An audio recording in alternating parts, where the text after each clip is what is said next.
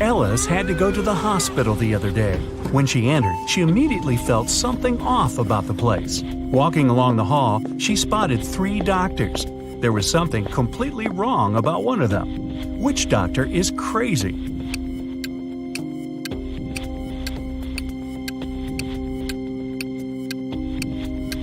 The one on the left, he's got wolf eyes and teeth, and there's no badge on his uniform. Stay away from him, Ellis.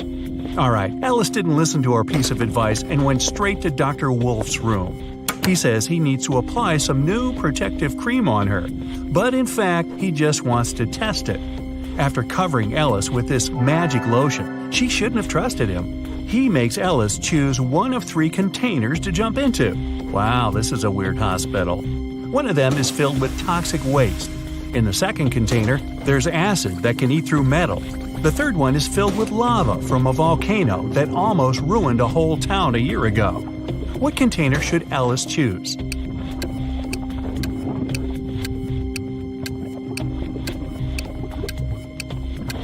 At least this time, Ellis made the right choice. She picked the container with lava. The volcano erupted a year ago, so the lava is already completely solid and cool. Okay, she nailed the first experiment, and Dr. Wolf gives Ellis a choice of 3 pills. He says the red one can help see the past, the blue one can help see the future, and the yellow one can help read other people's minds. Which one should Ellis choose?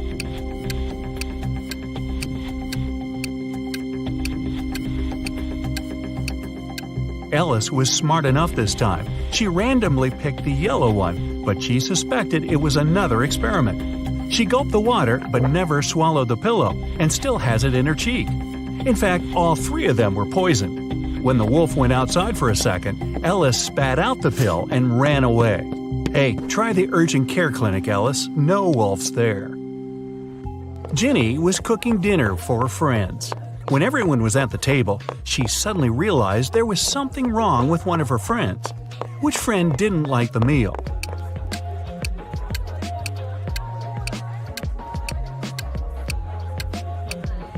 It's Mike.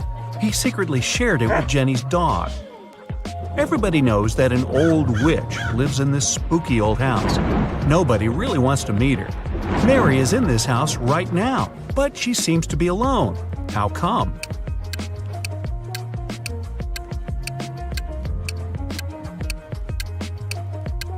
Who said witches can't have a name Mary? She was once young and beautiful too, but then that darn spell happened. One town had a weird law that said all the men had to be cleanly shaven, but no man was allowed to shave himself. The only person who was licensed to shave them was a 40-year-old hairdresser. But who shaved the hairdresser?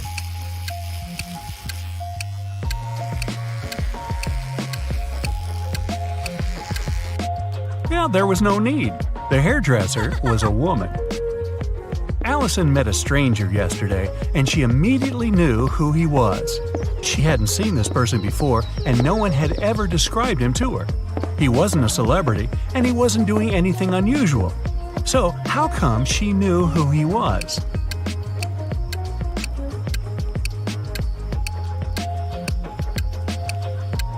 The man was the twin brother of one of Allison's friends. Bill is a shoe shiner. He offers his services to passers-by for free. Still, people who accept it end up paying him of their own will. How so?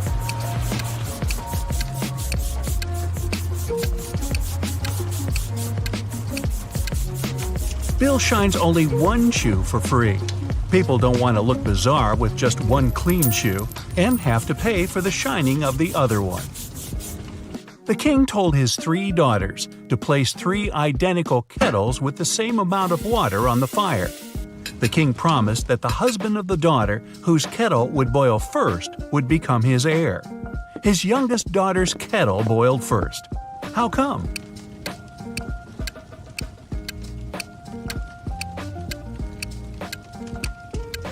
While the other daughters kept lifting their kettle's lids to check if the water was already boiling, the youngest one kept it closed.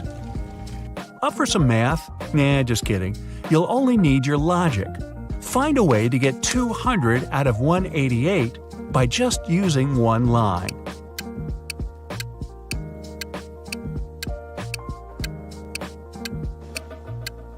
use the line to cut 188 horizontally. This way, you'll get two 100s.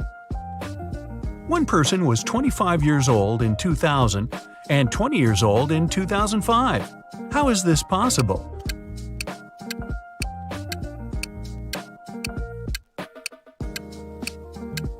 This person lived before Common Era. One man went to his friend's party and told his wife he'd be back before sunrise. He shaved and left home.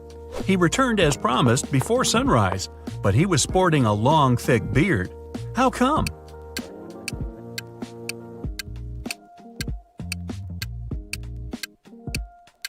The man and his wife lived in a place with polar nights that can last for several months. A man was driving his car all the way from New York to Boston. Only at the end of the trip did he discover that one of his car's tires had been punctured from the very beginning. Still, he managed to reach his destination successfully, and his journey wasn't affected by this problem at all. How is it possible?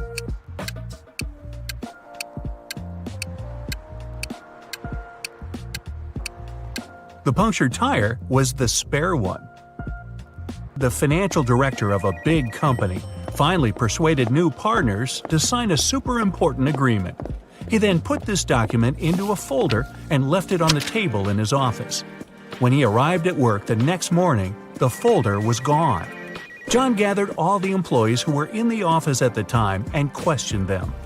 The cleaning lady said that she had been busy washing the floor and hadn't paid attention to anything around.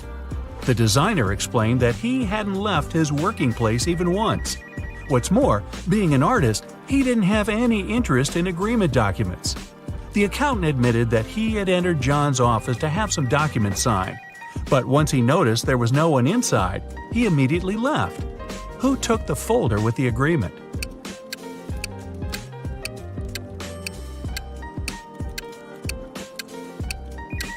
It was the designer. John never mentioned which folder was gone. How would he know that the missing folder had an agreement inside? Eric wears either only black or only white socks. One morning, he was in a hurry getting ready for an important meeting with new partners. Suddenly, the power goes out. The guy has 10 white and 10 black socks in his drawer, but all of them are mixed. He doesn't want to look silly at work wearing different socks. If it's completely dark in the room and Eric can't see anything, how many socks should he pull out of the drawer to get himself two matching ones?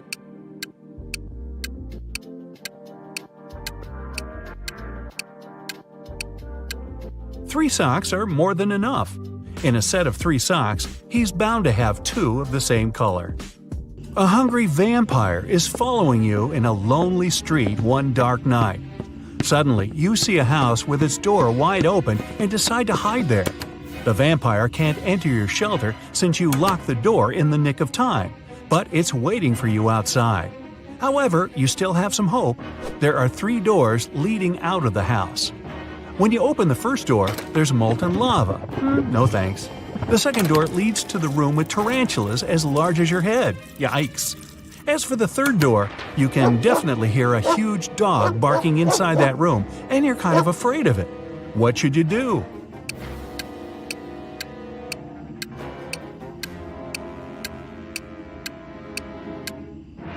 Just wait till morning. Vampires can't stand daylight, and your pursuer will have to leave you alone. You're trapped in a room that's slowly getting filled with water coming from a faucet on the wall. There are no windows in the room, and the door is sealed shut. You have a mop and a big bucket. So how are you going to get yourself out of this one?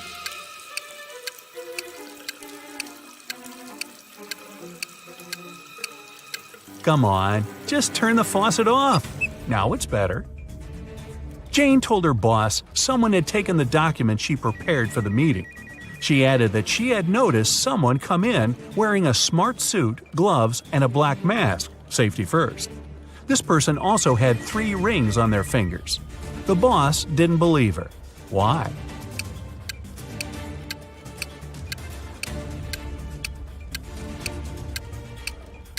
She said the person was wearing gloves. Then how did she see 3 rings on their fingers?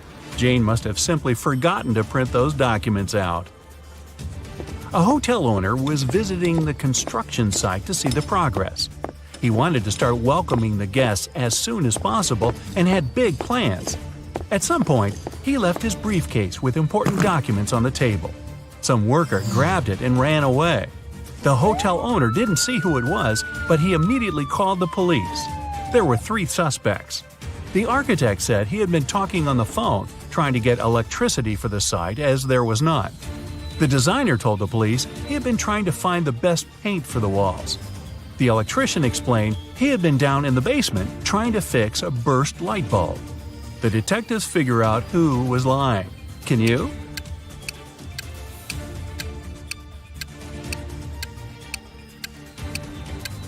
It was the electrician. How could he fix the burst light bulb if there was no electricity at the construction site at all? Ah, liar, liar, pants on fire. A police officer noticed a criminal getting out of a window. The officer followed the criminal, but he was running too fast and managed to hide in one of the neighboring houses. Help the police officer identify where the criminal is hiding.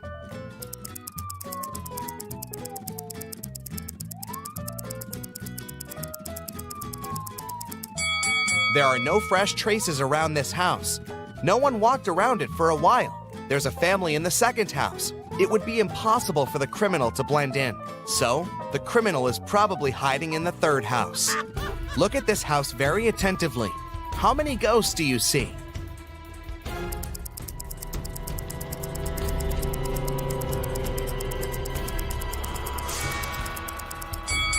That's right, 13. Susie decided to do a huge cleaning in her house. When her brother Tom returned from the gym, he screamed, ran out of the house, and began to dig in the garbage.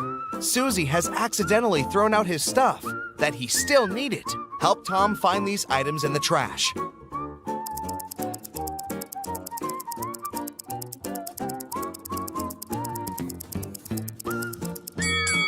That's right, here they are.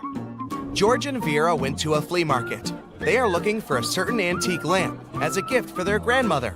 Help them make the right choice and avoid cheating.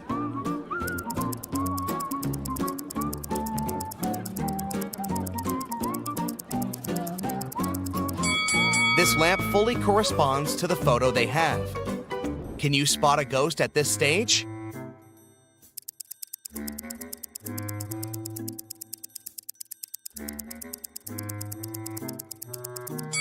It's hiding behind the curtain. Fred got a puppy and brought it to his home, which he shared with 4 other people. 6 months later, Fred left for a weekend to visit his parents. When he returned, the puppy was gone. He questioned his roommates. Lily said she had spent the entire weekend at her boyfriend's place. Jack said he'd been allergic to animals and couldn't stay around them even for an hour. Henry, who was to take care of the puppy, just couldn't find the pet in the morning. Who's lying?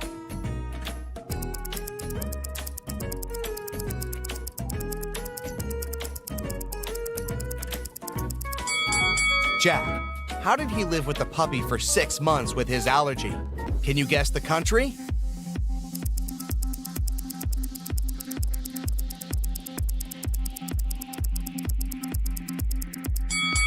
China. Can you guess the country?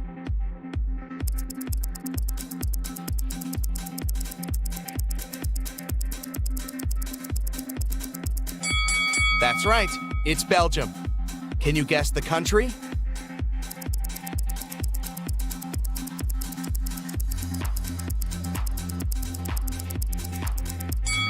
It's Spain. Can you guess the country?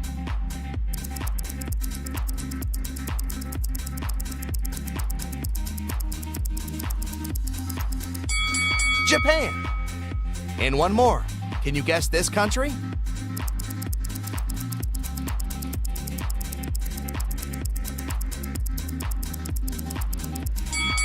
That's right. That's Iceland. Lisa and Mia are 2 sisters who usually spend their vacation together on the beach because they adore surfing. But this time, they decided to go on a secret snowboarding adventure in the mountains right after Mia's birthday. The sisters didn't say a word to their family and friends. Soon after, they arrived at the ski resort. They disappeared. The police examined the car and found some gifts for Mia. Which gift is suspicious?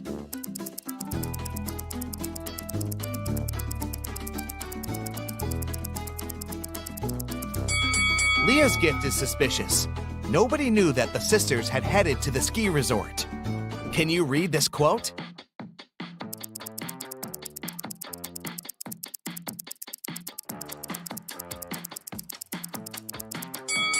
It says, either you run the day or the day runs you. Tim woke up in a creepy house. The Wicked Witch was making a potion in the kitchen. She saw Tim and said, "Here's my dinner. Take a seat. I'll be back in a minute." Tim began to look for the exit and found 3 doors, but there's something dangerous behind each of them. A hungry wolf hid behind the first door, an evil vampire was standing behind the second door, and the third way was covered with fire. Help Tim escape safely.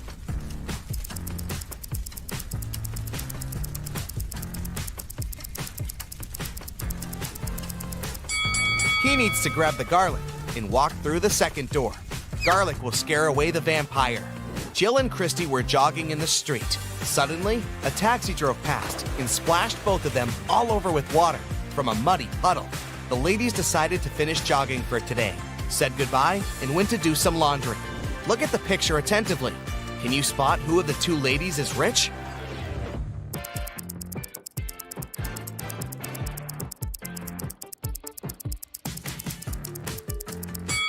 Jill is rich. Her clothes say Prada, while Christy's clothes say Brada. Can you see any number in this picture?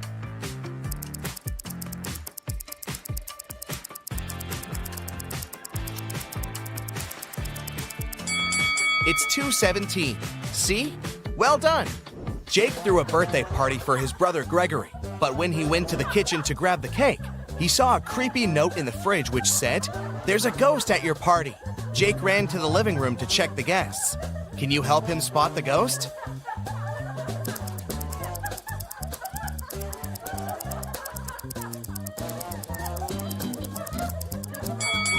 This woman over here doesn't stand on her feet. Can you read this?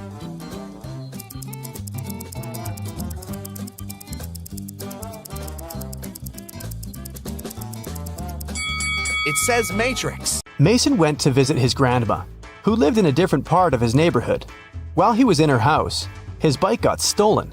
Mason called the police. He said that he'd seen the bike had been taken by Mr. Jones. It was the neighbor the guy had always been arguing with.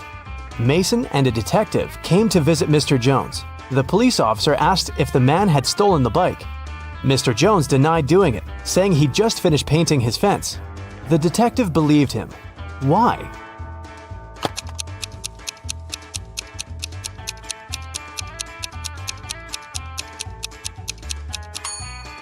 His story seems true. There's fresh paint on the grass by the fence, which proves that Mr. Jones indeed painted it just recently. When Quinn returned home after walking her dog, she found out someone had stolen her favorite bracelet from her room. Oh no! Her sister, Belle, also liked it. So Quinn went to find her and asked if she had taken the accessory. The girl ran into Belle as she was leaving the bathroom. Belle denied taking the bracelet, saying that she'd been in the shower this whole time. She didn't even have time to enter her sister's room. Quinn sneaked a peek into the bathroom and realized Belle was lying about taking a shower. How did she understand it?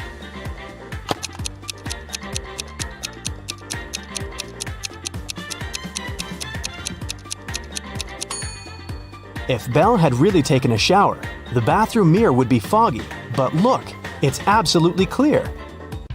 The city's richest lady, Mrs. Anderson, came to watch a football game. She was sitting on the best seat in the first row. In the middle of the game, she noticed that someone had stolen her diamond necklace. Luckily, a detective was sitting right next to her. He started to observe people around. One person became his main suspect. And who do you suspect?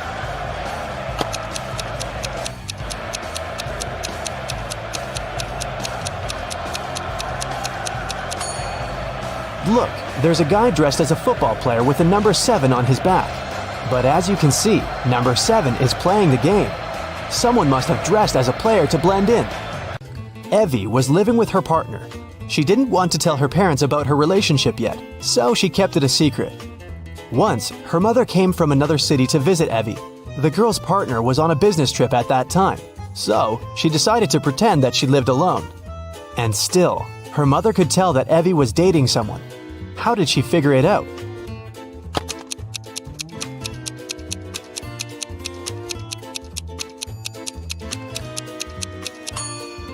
There are 2 toothbrushes in the bathroom. One of them is likely to belong to someone else.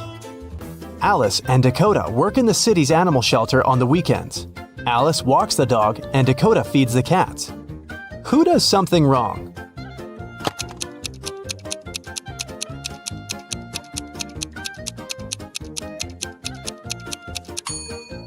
Dakota. She gives the cats dog food. Sophie and Ever are having a picnic in the park. Sophie is talking to her brother on the phone, and Ever is eating berries from a bush. Who is not smart?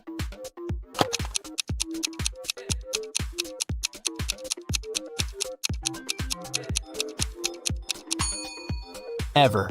There is a warning sign saying the berries are poisonous. A family is working in the backyard. Atlas is mowing the lawn, and Cassidy is watering the flowers. Can you tell who is doing something wrong?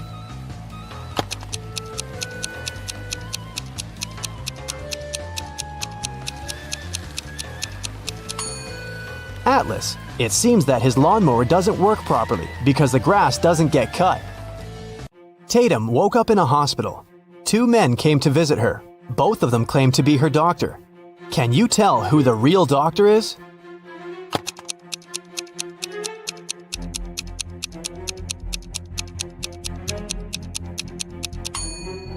Look, this man's name tag says Olivia, which means the real doctor is on the right, and the one on the left must have stolen someone else's uniform. 2 students, Elsa and Isla, are spending the afternoon in the park. Elsa is having lunch sitting on the grass, and Isla is reading on a bench. Who is less smart?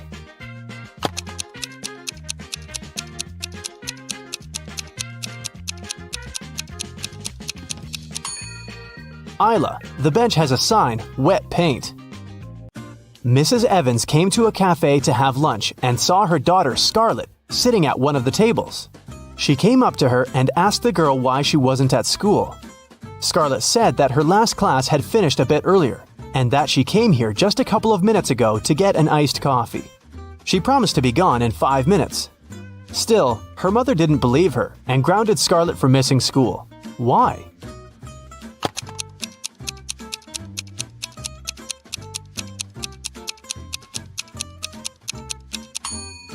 The ice in Scarlett's coffee had already melted.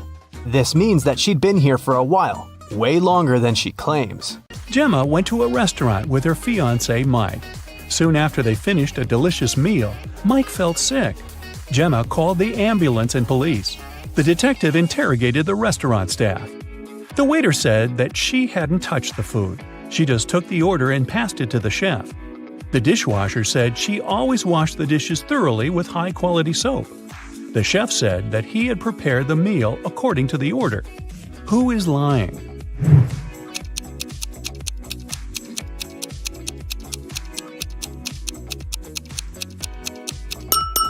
The chef. Take a look at his locker and his tattoo. He is Gemma's ex-boyfriend. He poisoned Mike out of jealousy.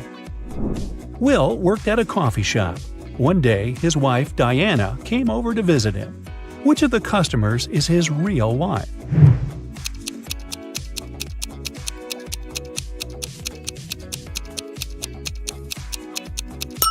Will is married to the woman on the right. They have similar tattoos on their necks. Other girls are random customers who just happen to have the same name.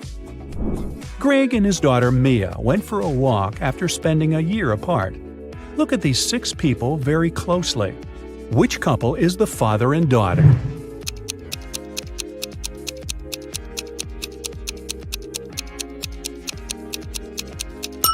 Right you are! Mad scientist Fred accidentally revived a mummy. His creature escaped from the museum. Following the mummy, Fred ran to the park. Look at this image. Can you help Fred find the mummy?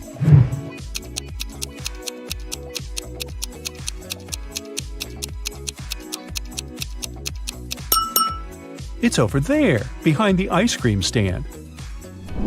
George dreams of being in a relationship, so he's downloaded a dating app. 3 girls have caught his attention. Lily is an artist who loves cooking and traveling. She has a cute cat. Jane is a yoga teacher and vegan enthusiast. She's afraid of heights and loves old movies. Nancy is a teacher. She loves reading and dancing and often goes hiking with friends. Which profile is fake?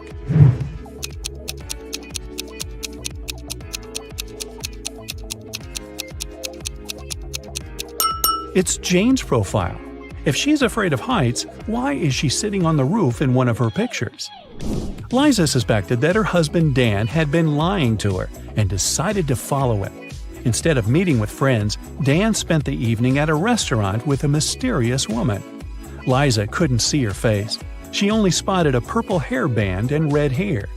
When Dan left, Liza entered the restaurant. She wanted to talk to the woman, but she saw 3 ladies with identical hairbands. Which of them had dinner with Dan?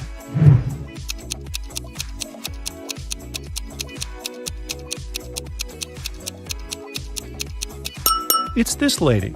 The bun was on the right side of her head and her hair didn't stick out.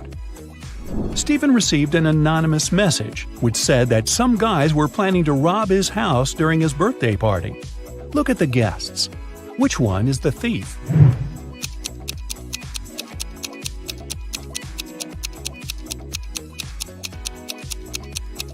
It's the woman on the left.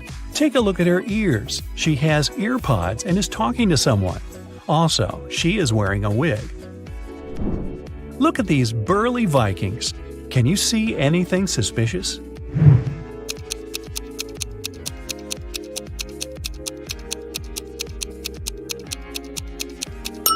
This big guy is wearing sneakers. These shoes are from a different era. Can you spot an alien among the customers of this cafe?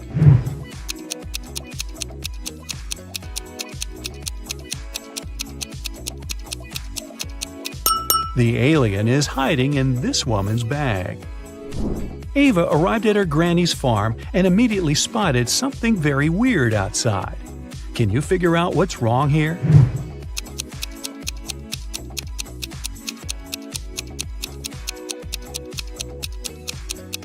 Look at the spots on the cow's body. Those are butterflies. Tim and Claire had been planning their wedding for ages because they wanted everything to be perfect. Finally, their dream came true, and they got married. But something's not right in this picture. What is it?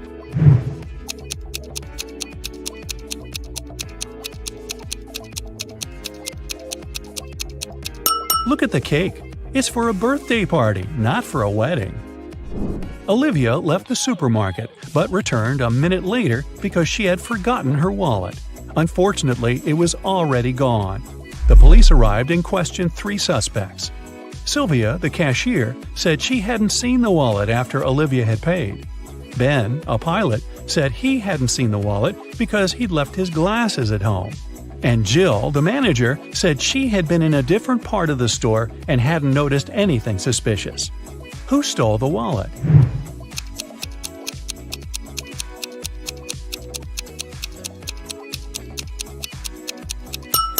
It was Ben. He doesn't seem to see much without his glasses, so he can't be a pilot. But why would he lie about that? Billy and his mother entered a pet store to choose a puppy. But Billy noticed something very weird right away. Can you spot what's wrong here?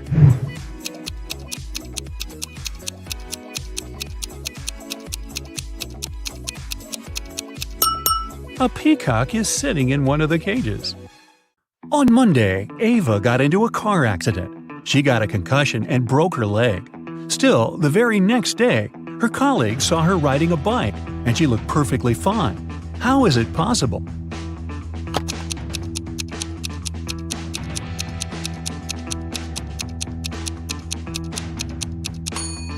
Look, the girl who got in the car accident has a tattoo on her ankle. The girl on the bike doesn't have one. The girl on the bike is Ava's twin sister. Elio is a student living alone in his college dorm room. One Friday night, there is a party in the dorm, and everyone from campus was invited. In the middle of the party, Caden found Elio poisoned in his room. A detective arrived for investigation. The three main suspects were Amelia, Giselle, and Max. All of them denied entering Elio's room. Who is guilty?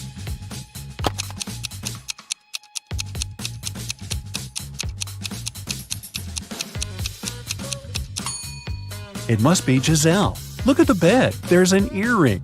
And Giselle is only wearing one earring that looks the same. Looks like she'd been in the room. Ayla stayed after classes to finish a project with her classmates.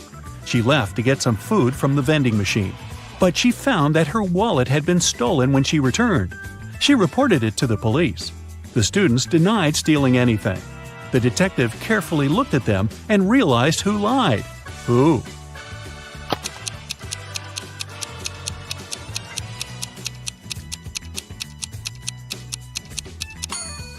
Ayla.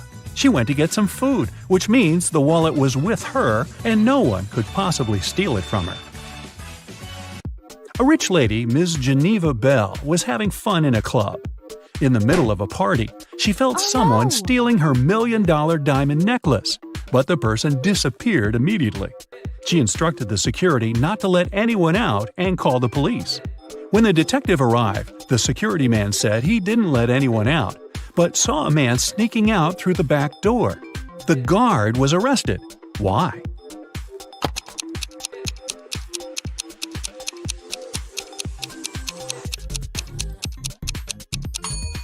Look, there's a huge lock on the back door.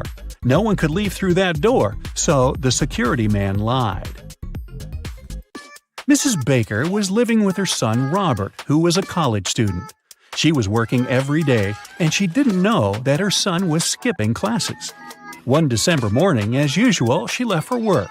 When she returned, she realized that her son didn't drive to college, but she knew he had classes that day. How did she find it out?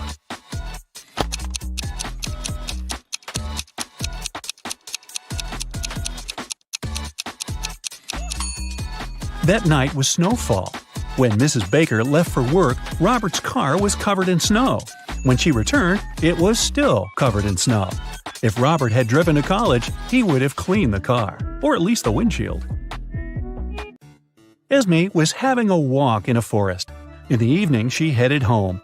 There was one path that would take her home, but she took the other one leading to the witch's house. The witch and her grandson, who was staying at his grandma's, welcomed Esme. This time it was Esme's turn to make up a riddle. If they don't solve it, they'll have to give her the cat. I have two classmates who are identical twins. Inez was born in 2003, but Betty was born in 2004. How is it possible?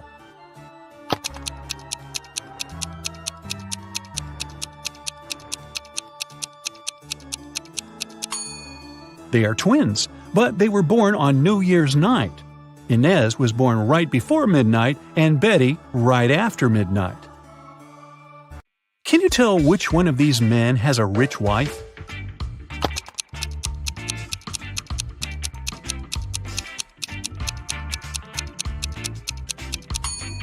The one on the left doesn't even have a wedding ring, so I'd say it's the man on the right. Okay, now look at these two. Who do you think has a dog?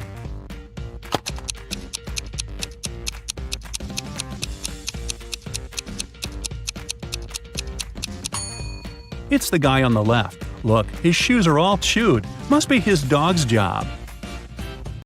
Kaylin and Juliet are going to their friend's house to work on a group project. At least, that's what they told their parents. In reality, one of them is going on a date with her secret boyfriend, and she's going to meet him instead. Can you tell who?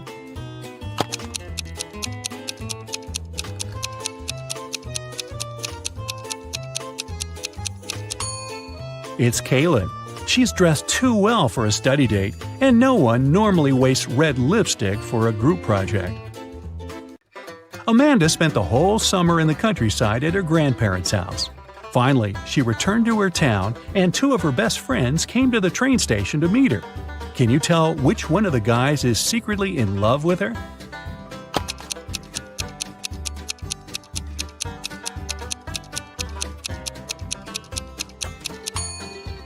Well, considering that the one on the left has flowers and candy for her, I'd say he probably likes her. Erica works at the Railway Security Service. This morning, she received an emergency alert. There's a person with fake documents trying to escape to Canada by train. Erica and her colleagues found 3 suspects who look almost the same. Can you identify a criminal just by looking at one's passport?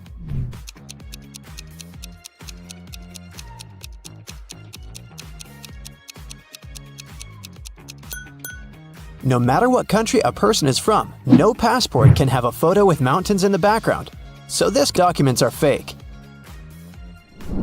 Bob is a college teacher. He invited his worst student, Dan, for a conversation. Bob wants to test the guy's logical thinking. He says, "If you tell a lie, I will expel you from college, and if you tell the truth, I'll still expel you." What should the student say to stay in college?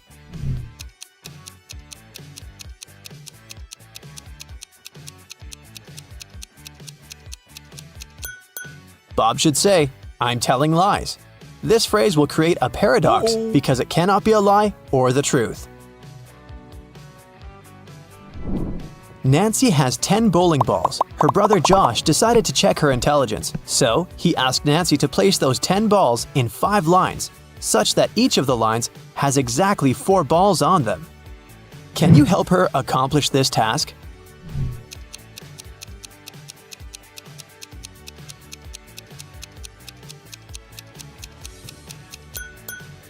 She should draw a 5-point star and place the 10 balls occupying the corners and the intersection points. Voila! 5 lines with 4 balls in each row. Kevin has been hitchhiking in a desert for hours. Finally, one driver stopped and said, "I will give you a ride wherever you want, but first, you gotta crack my riddle. Which letter can make the road larger?" Can you help Kevin solve this task?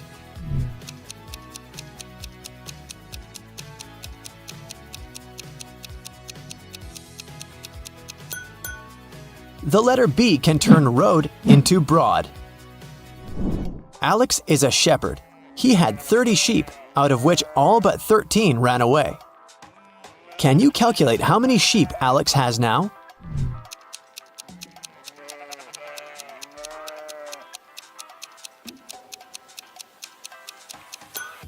He has 13 sheep. The phrase "all but 13 ran away" actually means that all except the 13 escaped. Take a look at these 3 prisoners. The first guy pushes the iron bars. The second guy shakes muscles with dumbbells. The third guy sits and reads a book. There's a picture hanging on the wall. Can you say for sure who's likely to escape?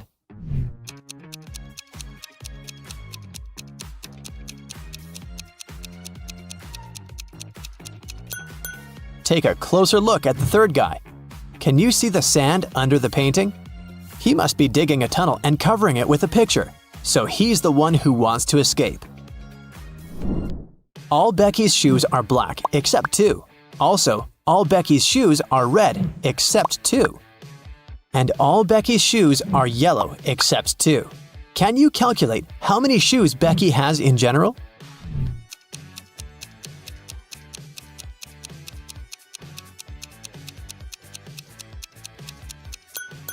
Just 3, one of each color.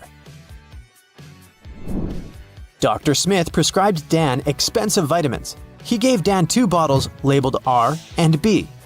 The pills are entirely identical. The doctor asked Dan to take 1 pill daily from the R bottle and 1 pill from the B bottle. He can't take more or less than that. One morning, Dan was taking out the pills. He took out 1 pill from the R bottle as usual, and then, by mistake, he took out 2 from the B bottle. Now Dan has no idea which pill is which. He can't just throw away the expensive pills. What would you suggest?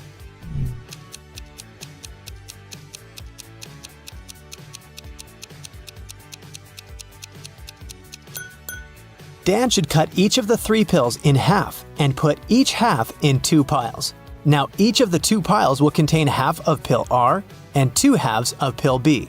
Now, Dan should take 1 more pill from the R bottle, cut it into half, and put the 2 halves in 2 different piles. This way, we'll know that each pile will have 2 halves of pill R and 2 halves of pill B, or 1 complete R pill and 1 complete B pill.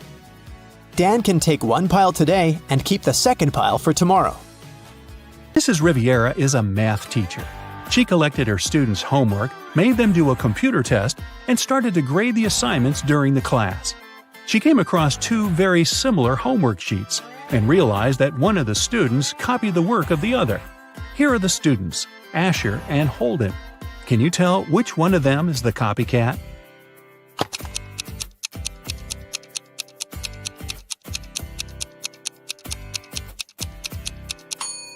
It's Asher. His hands are covered in fresh ink, which means he probably just did his homework right before the class. Mr. Reed came back home at night after another long shift. His wife was still up. He kissed her and went to bed. Mrs. Reed had been suspecting that her husband was cheating on her for a while already, and this time she wanted to know for sure. She decided to check his pockets. The next day, she told her husband that she knew he was cheating on her. Why?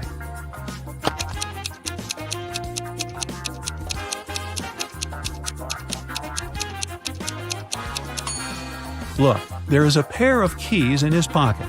His keys are hanging on the wall, so these are the keys from someone else's house. Ashley had a birthday party and she invited some friends over. Liliana didn't want to go, so she lied that her mom grounded her and made her clean the room. Ashley was sad but understanding about it. To make it up to her, the next day Liliana invited Ashley to her house to study together and to watch a movie in the evening. Ashley agreed, but at Liliana's house, she understood that she had lied to her. How?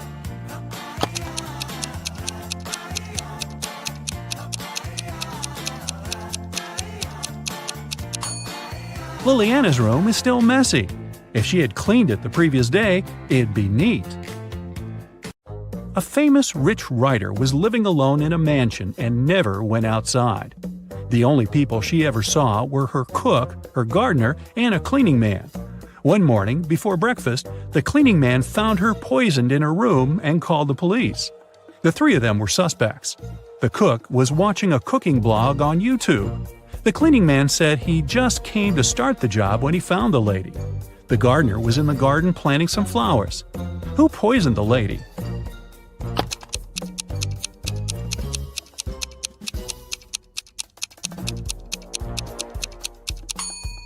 It must be the cook. It happened right before breakfast, but he wasn't cooking anything.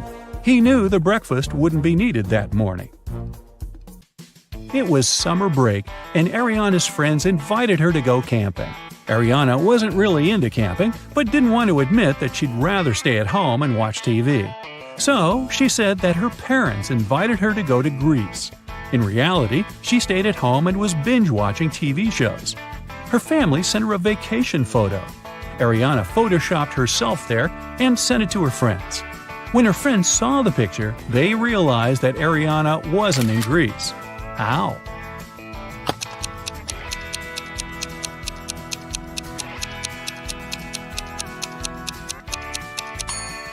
Ariana photoshopped herself, but her friends noticed that everyone in the picture except for her cast a shadow. Hallie works at a gas station in a city suburb. It was calm and quiet there. One day, she only had 3 customers. The first one got something to drink. The second one got some chocolate bars. And the third one just paid for gas. One of them was a criminal, and Hallie reported him to the police. Who was the criminal, and how did she understand it?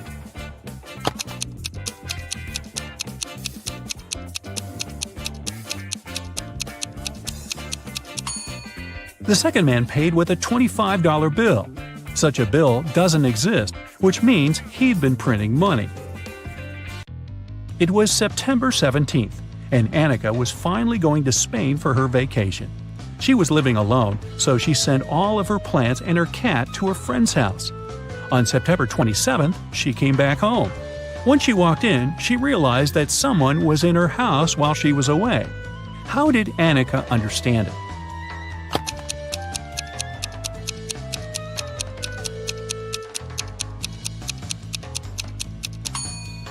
Annika lived alone, but look, there's a tear-off calendar hanging on the wall. When she left, it was September 17th, but now it shows September 27th. This story happened a couple of centuries ago. Henry and Caroline were dating, but their families were against it. One day, Caroline's family decided to take her away to another city, but they didn't tell her which one. Henry and Caroline knew it was one of the two big cities nearby, Paris, which was on the left, or Berlin on the right. They agreed that Caroline would throw her scarf away when the train took off, and Henry would find her wherever she was. So here's where Henry found the scarf. Which way did the train go?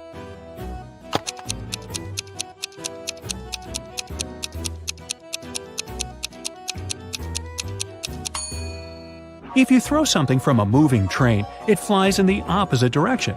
Henry found the scarf on the right part of the train station, which means the train headed left to Paris. Spoiler, a couple of months later he found Caroline there, and they lived happily ever after. There are 3 ladies waiting in line for a manicure, but one of them cannot get her nails done. Can you tell who?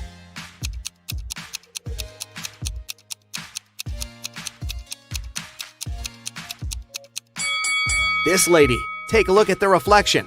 It's just a cardboard cutout. The working day is over at 8 p.m. All the employees go home, and Mary remains alone. She puts all the cash in the safe locker and goes home too. In the morning, she returns and finds out that all the cash is gone. She calls the police, and they question 3 suspects. Nina, the hairdresser, says, "I finished with my last client at 6 p.m. and left right away." Emma, the cleaning lady, says, "I cleaned all of the studio after Mary left. Then I locked the door and went home.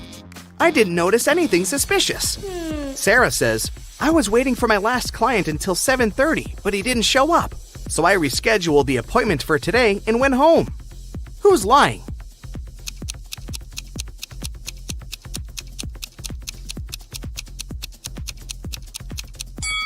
Emma. Mary was the last person to leave the workplace yesterday. Mary goes on a date to a restaurant. Her boyfriend brings her flowers and chocolates. In the morning, she wakes up with a severe allergy. She goes to the hospital. Doctors find out that she was poisoned, but they don't know what kind of antidote she needs. Mary needs to identify the source quickly, so she hires a detective. He questions everyone who could give the allergen to Mary. Steve, the boyfriend, says, "We had the same food and drinks in the evening. I don't understand how it could happen." Pizza guy says, "I brought her pizza yesterday, but it was all right for sure. No one else complained about anything." And Bella, Mary's bestie, says, "I think it's her boyfriend's fault. He called me and asked what kind of flowers Mary liked. Who caused Mary's allergy?"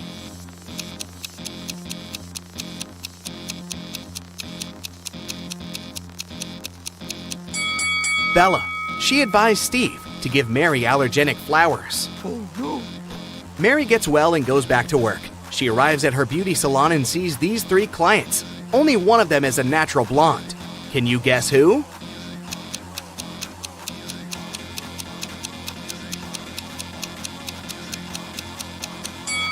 The first lady has black armpit hair, and the third lady has dark roots and eyebrows. Therefore, they are not natural blondes. And this elegant lady with green hair has light eyebrows and eyelashes, which means she's the only natural blonde among these 3 people. Suddenly, all the lights in the beauty salon turn off. Thankfully, in a few seconds, the light is back again. But Emily yells, "Someone stole my chocolate bar!" Mary interrogates 3 suspects. Emily's client says, "That wasn't me. I just got nail polish applied. And I'm still waiting for it to dry." Nina says, "I'm afraid of the dark, so when the lights went out, I just froze." And Angela says, "Someone pushed me in the dark and I fell on the floor." Who took the chocolate bar?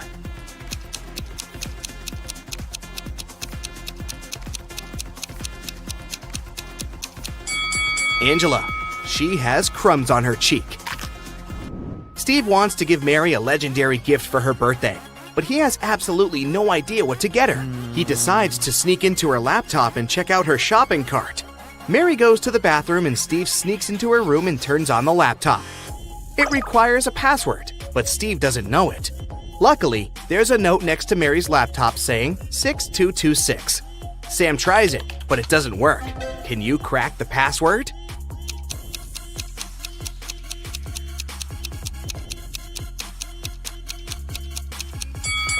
Steve should try 222-222-66. Mary puts her stuff in the storage room and leaves for a while. When she returns, she notices that someone has stolen her bag. The manager calls the police and locks the doors. A policeman comes over and identifies 3 suspects. The hairdresser had a live stream with her Instagram followers. The manicurist says that she was focused on her work. And the cleaner says that he was washing the floor and he didn't notice anyone suspicious. Have you guessed who the thief is?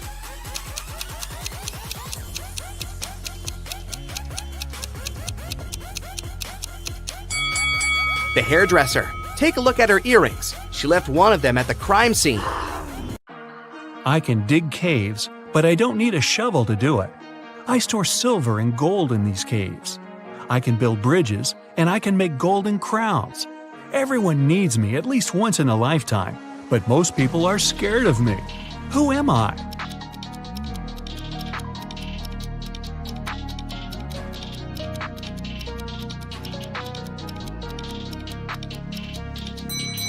I'm a dentist. The mystery of growth. When Mike was 15 years old, he hammered a nail into a cherry tree in his grandmother's garden. He wanted to mark his height. 10 years later, he returned to see if the nail was any higher. If the tree grew 1 inch taller each year, how much higher would the nail be?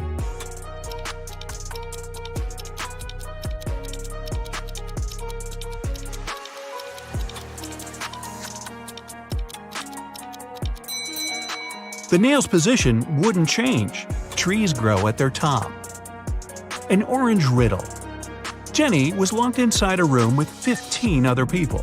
Each of them could see the entire room and everyone inside. To do it, they didn't need to turn their heads or bodies or move in any way. To get out of the room, Jenny had to place an orange in such a way that everyone but one person could see it. The girl managed to do it, but how?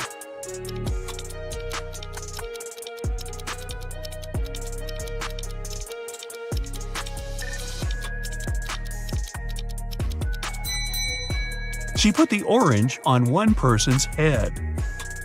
Which one is more expensive? Eric went to the supermarket and took 2 oranges and 1 watermelon. They cost him $6. Helen went to the same supermarket. She opted for a lemon, an orange, and a watermelon.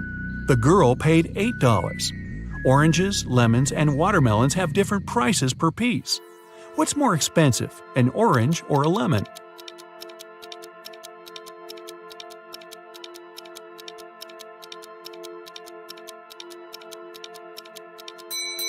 Eric had 2 oranges and a watermelon, which cost him $6.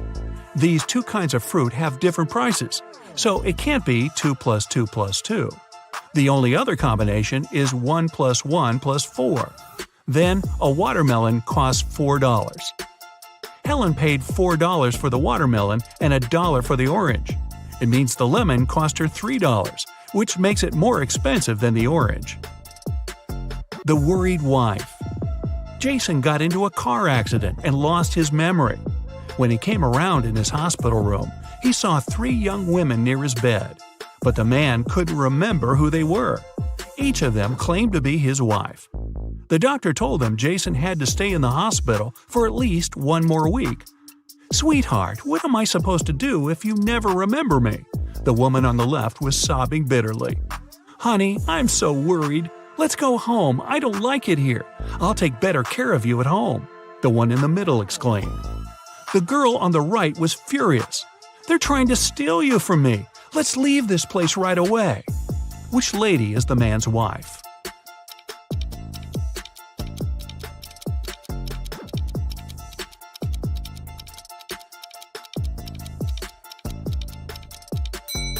She's the one on the left. She's the only one who's worried. The other 2 want to take Jason away from the hospital, but he's injured and needs medical care. The inheritance. Jim's uncle Archibald was a wealthy man who loved playing pranks on his relatives. That's why, when he passed away, no one could find his will. But one day, a few years later, Jim was looking through some old papers. Suddenly, his breath caught in his throat. The document he was holding was his uncle's will.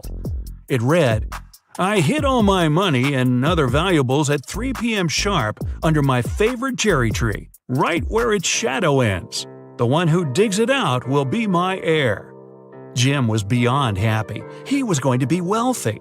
He drove to his uncle's posh villa and found the cherry tree. He waited till 3 p.m. and started to dig. But try as he might, his efforts didn't pay off. Confused and upset, he had to return home. Why didn't he find anything?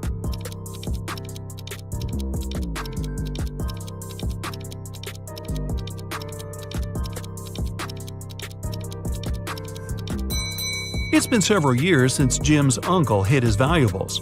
The tree has grown taller, and its shadow has become longer too. Mary runs a beauty salon. Hello. She arrives at work in the morning and sees one odd thing. Can you spot what's wrong with this place?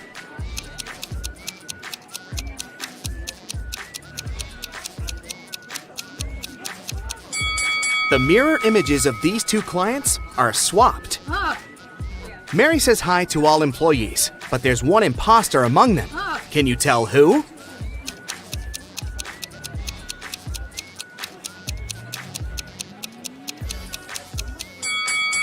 This guy over here. Cutting hair doesn't require kitchen ladles. One of the clients is unhappy about her haircut. She approaches Mary and demands her money back. Mary asks two of her best hairdressers, "Ladies, who did this haircut?" Nina says, "It was Sarah." And Sarah blames Nina. Can you guess who actually did the haircut?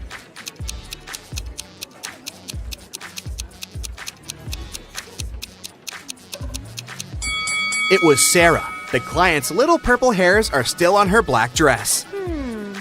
Mary is taller than Sarah, and Nina is shorter than Mary. We know that only one of the following statements is correct. 1. Sarah is taller than Nina. 2. Nina is taller than Sarah. 3. It cannot be determined if Nina or Sarah is the tallest. Can you guess which one?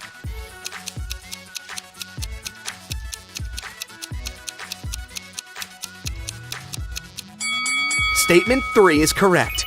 The only thing that we know for sure is that Mary is the tallest. If Nina and Sarah have different heights, one of the other statements is also correct. But if Nina and Sarah have the same height, none of the other two statements are correct. Mary walks around the beauty salon to check if everything's fine. Can you find any odd details in this picture?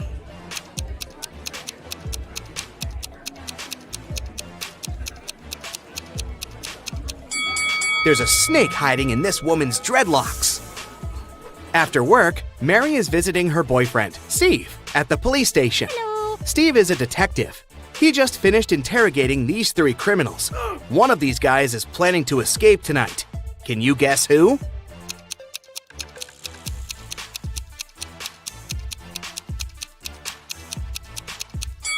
There's a nail file in this guy's cake, so he's the one who's planning to escape. Mary and Steve are having a romantic walk in the park late at night. Can you see anything weird here?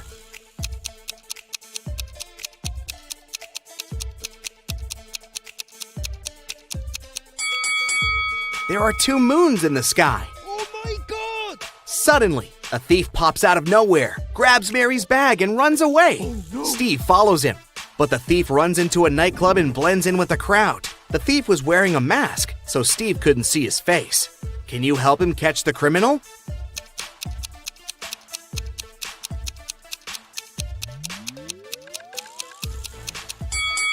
The thief was wearing a gold watch on his right hand, just like this guy.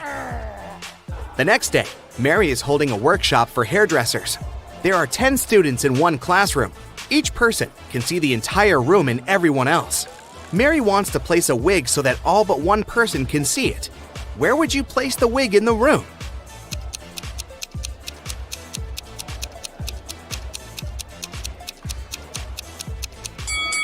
She should put the wig on anyone's head.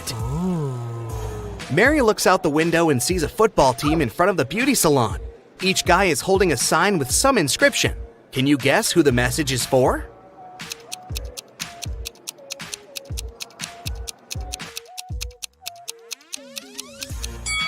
One of the football players is asking Emily out on a date.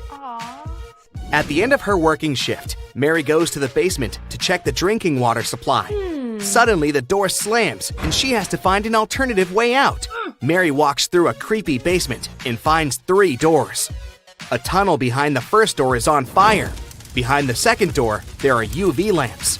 And behind the third door, there are angry tigers waiting to jump on Mary. Which door should she choose?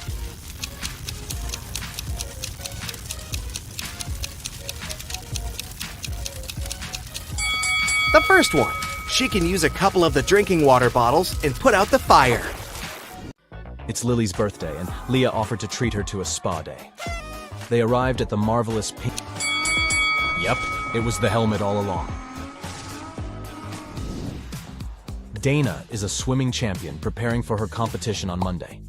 24 hours before the big day, she disappears. Nobody can find her.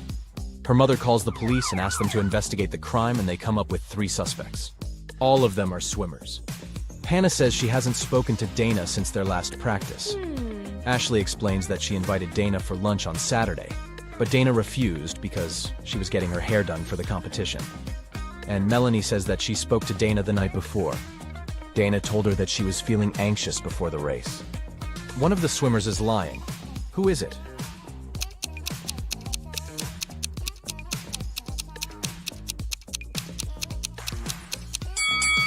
I mean, it's definitely Ashley. It doesn't make sense for a swimmer to get her hair done before a swimming match. It will get wet anyways. Daniel is a sailor on a large cruise ship.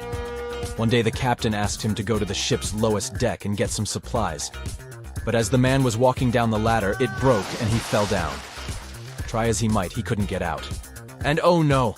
The situation was worse than he thought. There was a hole on the ship's hulk, and water was starting to fill the lower decks. Take a look around. Is there anything Daniel can do to save himself?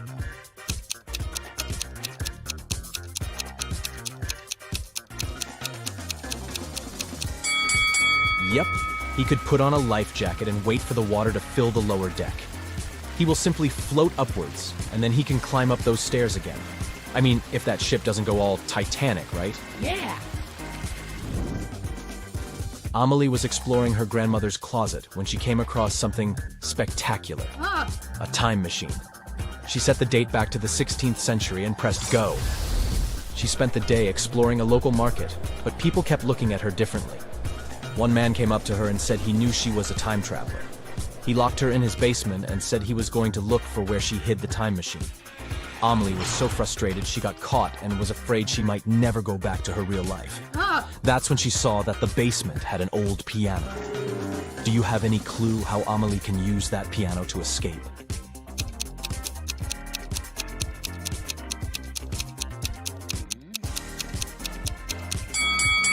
That's a tricky one, but she should play it until she finds the right key. You decided you needed to go on an adventure, so you packed your backpack and went hiking the Appalachian Trail. The thing is, since this was your first hike ever, you planned poorly. Your water only lasted for a day, and you needed a refill. Oh, no. There are 4 sources of water before you: a pond, a lake, a juicy cactus, and a stream. Which one should you drink water from?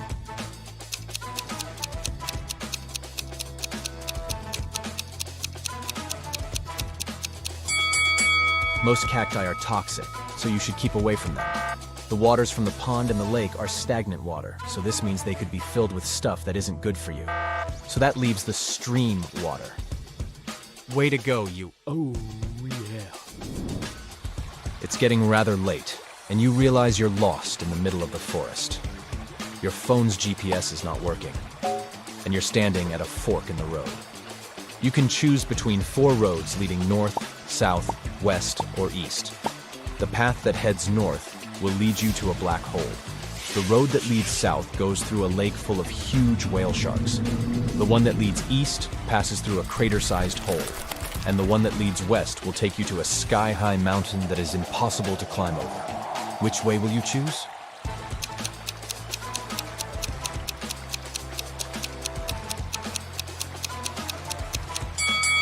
You should head south.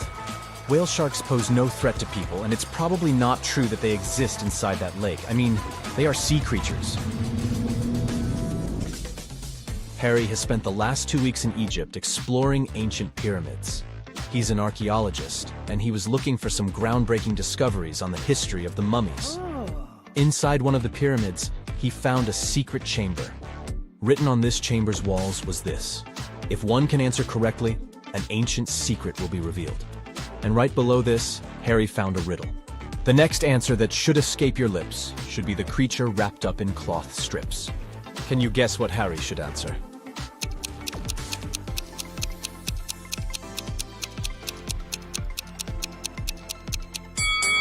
Mummy! He should simply say the word mummy. Tom escaped from prison by digging a long tunnel in the floor of his cell. He had been crawling through the underground tunnel for 3 hours when he saw that the main tunnel was divided into 3 smaller ones. The first tunnel was on fire. The second tunnel was home to a nest of venomous snakes, and the third tunnel was filled with explosives. Which tunnel should Tom take to continue his prison break?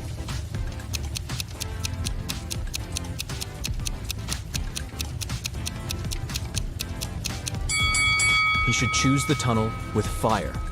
He can put the fire out with the dust from the ground and make his way to freedom. Yeah! Sierra wanted to go to her favorite band's concert, but she didn't have enough money to buy the tickets. Her local radio station was putting on a contest, and the winner would get tickets to the show. All she had to do was answer their riddle correctly. She called the radio station, and they asked her, "Every night I'm told what to do, and each morning I do what I'm told. But I still can't escape your scold. What am I?" Sierra won the tickets. Can you guess what she answered?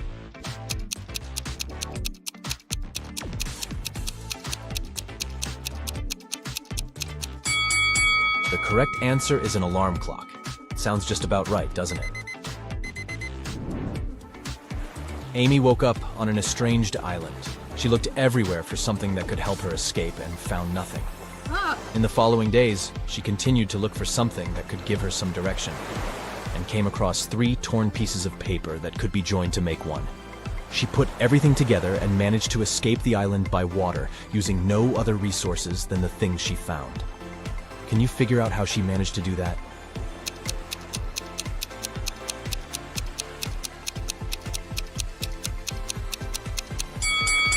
This one is tricky. Nothing was the name of the boat she found abandoned on the island. Ooh. Then she found torn pieces of paper that together made up a map. The map helped to guide her to the nearest inhabited island, and the boat helped her get out by water. Yes! Mirabelle walked into her father's deli and asked for a sandwich to go. When she looked to her right, she noticed something extremely out of the ordinary. Take a look at this image. Can you tell what it was?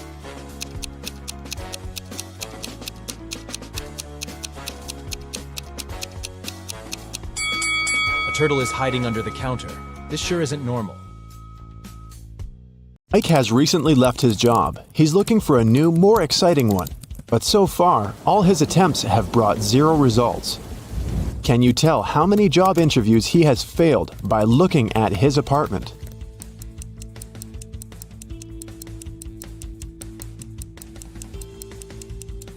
Take a look at this schedule on the wall. In the previous month, Mike marked all working days with green color, and the weekends were red. At that time, he most likely still had his job. And the current month has 6 stickers with the letter I. Mike has most likely attended 6 interviews. Mike was losing hope when he found a weird letter in his mailbox. An elegant little note said, "If you manage to figure out our phone number, call us. We'll offer you a dream job." Can you help Mike see the number?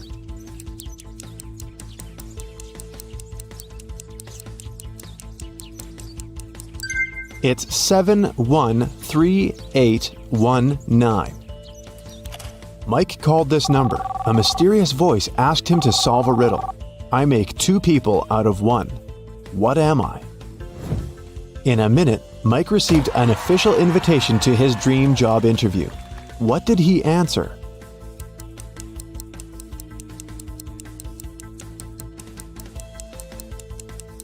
A mirror. When Mike arrived at the meeting location, he found a large, gloomy building in the middle of nowhere. The door slammed shut behind the guy's back as soon as he got inside. Mike found himself in a hallway with 3 doors. He noticed a boat, an insect spray, and an astronaut suit on the floor. The same mysterious voice said, "You can choose only one tool and one door. Good luck." There are venomous spiders behind the first door. A hungry lion is waiting behind the second door. And finally, there's a swamp emitting toxic fumes behind the third door. What should Mike choose to pass this test and stay alive?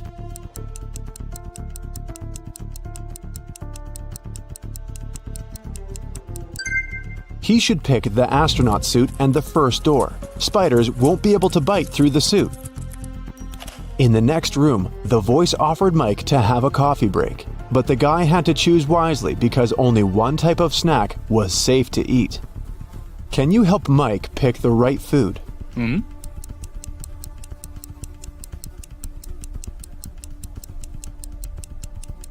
There are human nails in the cupcakes and cockroaches in these chips. The color of the meat in this burger is very suspicious. This sushi set looks rather edible, but its smell attracts too many flies. Mike should choose these donuts. They look fresh and appetizing. The cafeteria was filled with people. The voice told Mike to find a thief among them. Can you help Mike get some bonuses for his attentiveness?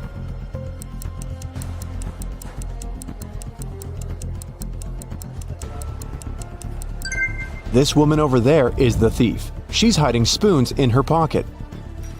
After lunch, Mike headed for the next room, but before the guy got inside, he had to solve a riddle to open the door. Some will use me, others will not. Some remember me, others forget. I can't be picked up off the ground or tossed into the sea. You can only gain me with time. What am I?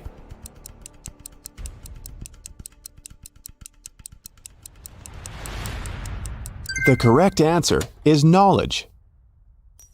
Mike entered a beautiful party hall filled with people in costumes and masks.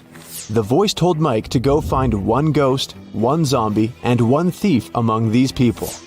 Look at this crowd very attentively. Can you see them?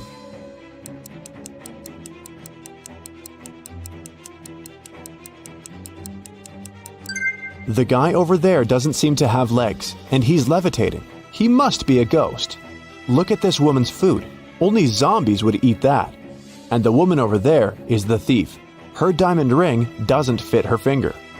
Also, the ring is very similar to this lady's jewelry set. Mike tried to open the next door and receive a new question immediately. I look flat, but I'm deep. Hidden realms I shelter. Lives I take, but food I offer. At times I am beautiful.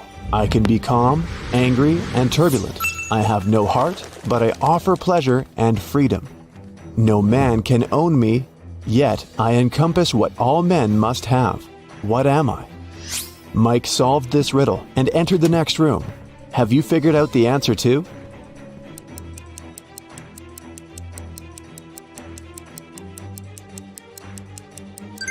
The correct answer is, I'm the ocean. Mike saw the next door, but whatever he did, he couldn't open it. He spotted an electronic lock on the door and a map of a maze on the wall. The voice said that Mike must solve the riddle to open the door. Can you help?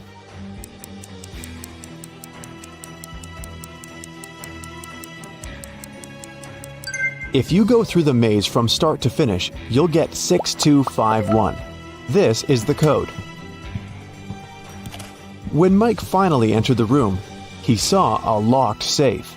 The voice said that Mike's task was to open the safe. What buttons should he press?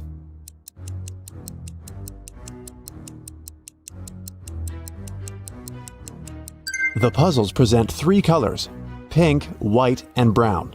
Mike pressed the correct buttons and unlocked the safe, but he only found one small coin inside. The next room was empty, except for an old vending machine in the corner.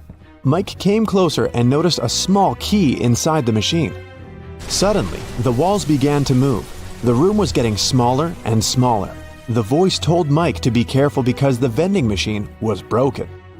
Some wires were torn and mixed up. Which button should Mike press to get the key out and get out of the room before it's too late?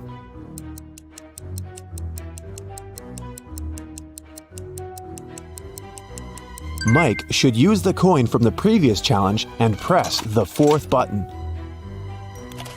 Then the voice asked Mike to find the odd image in this pattern. Can you help the guy?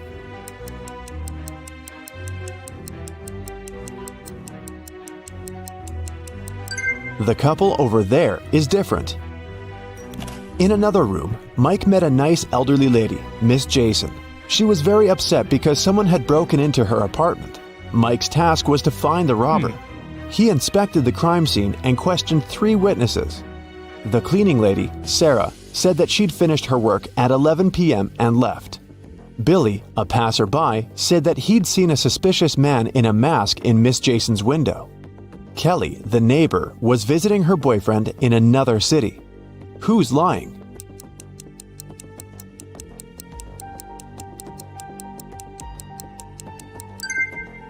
Billy. He's a passerby and just met Miss Jason. Then how come he knows which window is hers? It got very dark outside, but Mike's weird quest continued. He entered a jewelry store and its owner explained the guy his next task. Someone had broken into the store and taken the most expensive diamond jewelry. But luckily, the robber left their fingerprints on the shards of broken glass. There are 3 suspects: a werewolf, an elf, and a zombie. Can you help Mike find the real robber?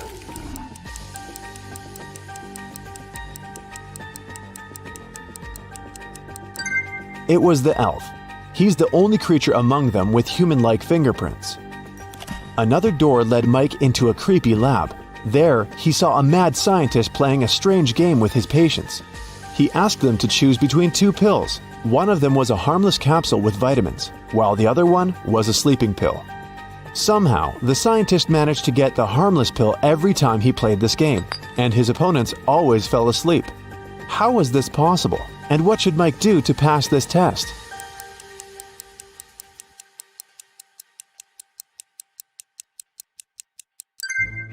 Both pills were actually harmless. The scientist added a special substance to the glasses of water he offered his patients to wash down the pills. So, to stay awake, Mike should switch the glasses or simply refuse to drink any water. The next door was locked, but Mike saw 6 buttons with the images of a candle, fire, gloves, scissors, an apple, and a light bulb. The voice said, "I was carried into a dark room and set on fire. I wept, and then my head was cut off. What am I?" 1 minute later, Mike was already walking towards his next challenge. What button did he press to open the door?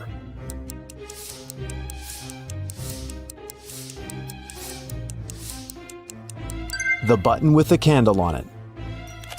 Suddenly the lights went out. Mike slipped and fell into a swimming pool. Someone turned the light on again and Mike saw 3 identical ladies in the pool. All 3 of them looked like ordinary women and claimed to be human. But in reality, 2 of them are mermaids. How can Mike find the real woman among them?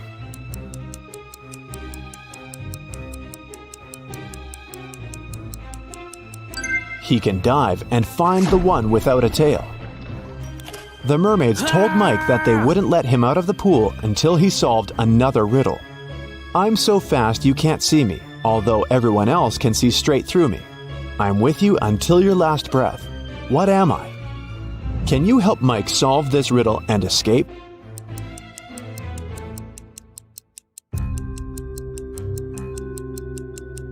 The correct answer is the blink of an eye.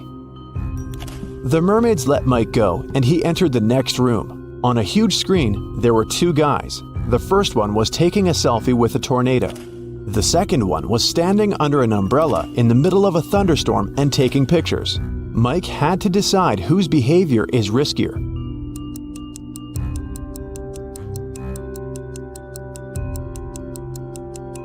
The tornado is very close. Therefore, the first guy is in greater danger. At the same time, the second guy will have enough time for another couple of shots. In the next room, Mike saw 5 zombies behind bars. All those guys were suspected of stealing a car. Mike had to decide which of them was the thief. Have you guessed?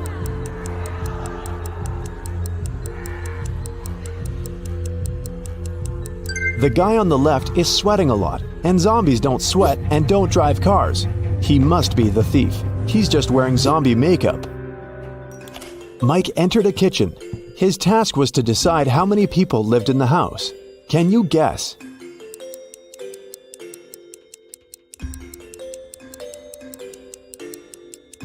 Three people. There are 3 different drinks on the table and 3 chairs. Now look at this bathroom. How many people live in this apartment?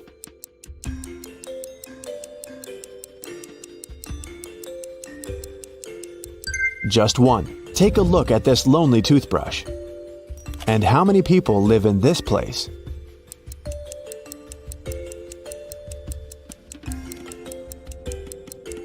Two people. Look at the family portrait. Mike saw 3 musicians rehearsing for a performance in a garage. The voice announced his next task: to find one suspicious detail. Have you already spotted it?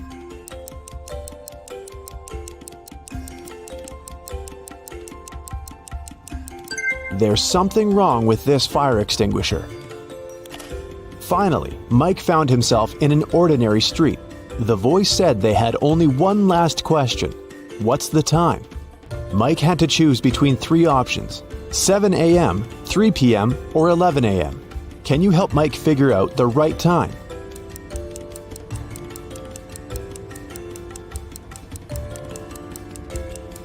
The correct answer is 7 a.m. The streetlights are still on, but the sun is casting shadows from the east. Congratulations, Mike, you're hired. In a city's museum, an expensive golden egg covered in diamonds went missing. The museum workers noticed it in the morning, and, of course, they immediately reported the theft to the police. The city's best detective started investigating the case. She carefully looked through the footage and identified 3 main suspects. Then, she saw a handprint on the glass the egg was placed behind. Take a look at these handprints and at the suspect's hands. Who is guilty?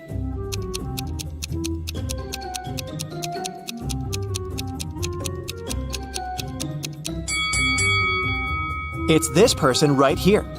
Look, the prints of the fingers aren't full because something came in the way. This person is wearing rings right there, so it's their print.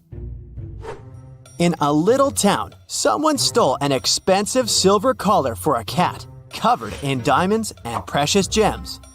The shop's owner called the police, and the investigation started. There were 3 suspects. Mr. Johnson said, "I came to look for earrings for my daughter's birthday. We don't have any pets." Mrs. Martin said, "I got a bracelet for myself. I didn't steal anything." Mrs. Tanner said, "I have no idea what you're talking about."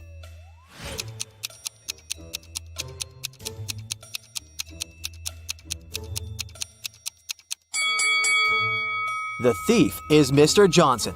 There are cat footprints in his garden, so the family obviously has a pet.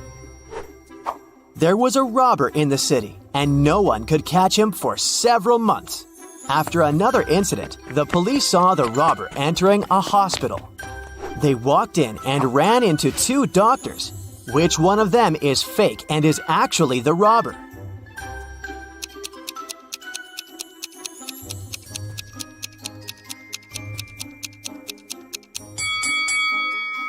It's this guy, the one who's wearing headphones instead of the stethoscope. Mrs. Stevens went on a 3-month vacation, but had her workers coming regularly to maintain the house. When she returned, she realized that one of the workers was skipping quite a bit of work once in a while, going on an unplanned vacation themselves. Who was it?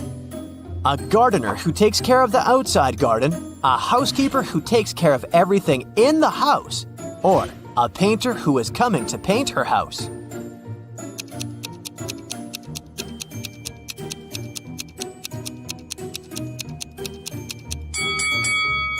It's the housekeeper. Look, the houseplants dried out.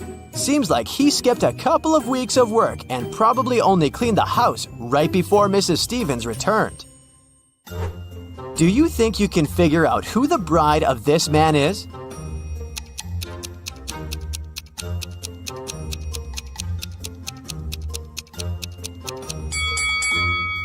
It's this woman right here. Look, she has the same tattoo as this guy. A small city's police got a message that monsters silently flooded the town and now live among humans. It's not a problem, but the police decided to identify them all to keep an eye on them. Can you help the police identify in which houses the monsters live? Here's the first task. You see two houses and a vampire lives in one of them. Which one?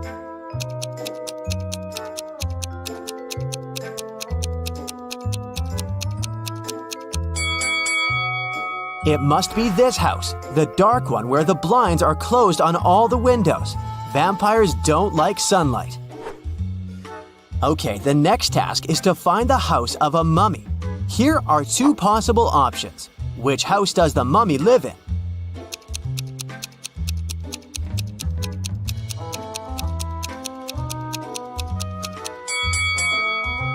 This one. Look, there are bandages around the house. The next creature whose residence we need to identify is a gnome. Take a look inside two houses. Can you tell where the gnome lives?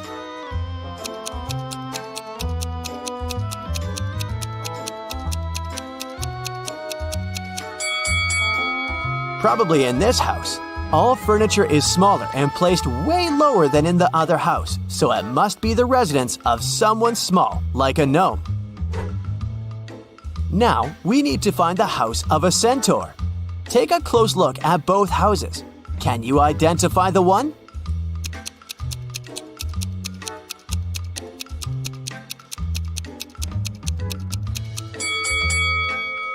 This one right here.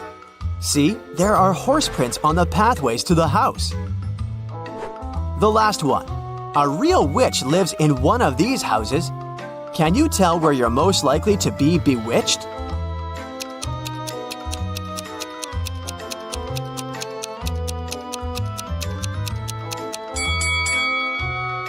Did you notice this cute black cat?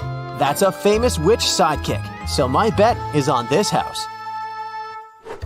On a cold January night, Delaney was found unconscious in the cloakroom when her best friend Jane came looking for her.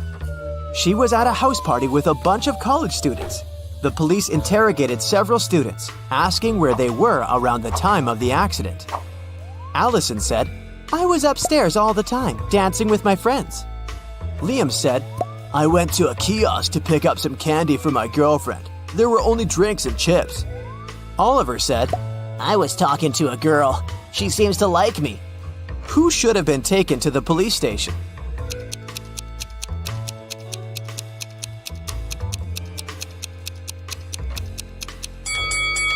Liam. It's a cold night, and he would need a jacket to go to a kiosk. And if he needed a jacket, he would go into the cloakroom to get it, and would have found Delaney instead of Jane. So either he lied or walked past an unconscious girl.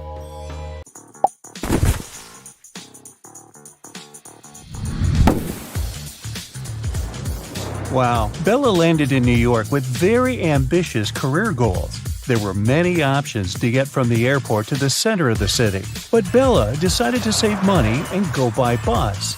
She had to purchase a ticket for $10, but a handsome guy popped out of nowhere and offered her a better deal. "Hey, my plans have changed and I don't need my bus ticket anymore. Want to buy it for $6? Bella agreed and gave him $6. It was a big mistake. Why?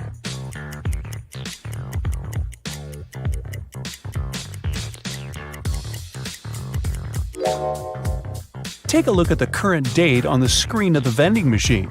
And now check the date on the ticket. It expired a decade ago. Finally, Bella arrived in Manhattan and found her hostel. She had booked a bed in a dormitory room. Bella had to share it with 3 other women. She left her backpack on her bed and went to take a shower. When Bella returned, she found out that someone had stolen her laptop. She questioned her roommates. Sarah said, "I was drinking some coffee in the lobby. Ask the manager." Kelly said, "I was sleeping with my earplugs in and my sleep mask on, so I didn't see or hear anything." And Chelsea said that she had been taking pictures on the roof of the hostel. Who's lying?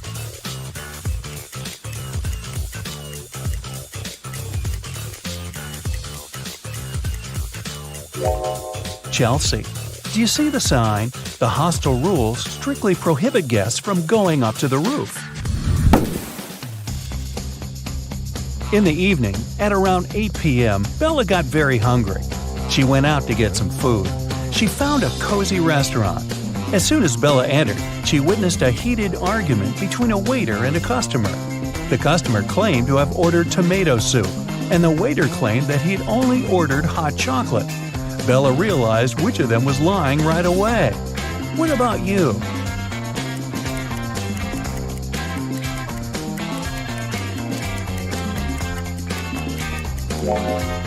The client is lying. This advertisement on the wall says the restaurant only serves soups from 1 to 4 p.m. This means that the waiter simply wouldn't have accepted such an order. Bella ordered dinner. While waiting, she looked around and noticed one weird detail. Can you spot it too?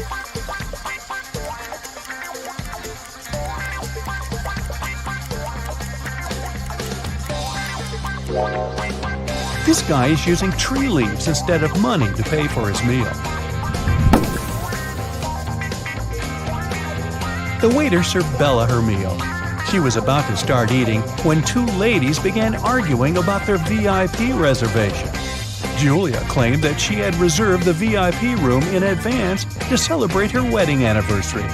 And Letitia said, "No way! It's my birthday party tonight. I called the manager yesterday and he promised me the VIP room." The manager said, "Ladies, I'm so sorry, but the booking system crashed and deleted both of your reservations. The VIP room is unavailable today. Can I do anything else for you?" Who's lying here?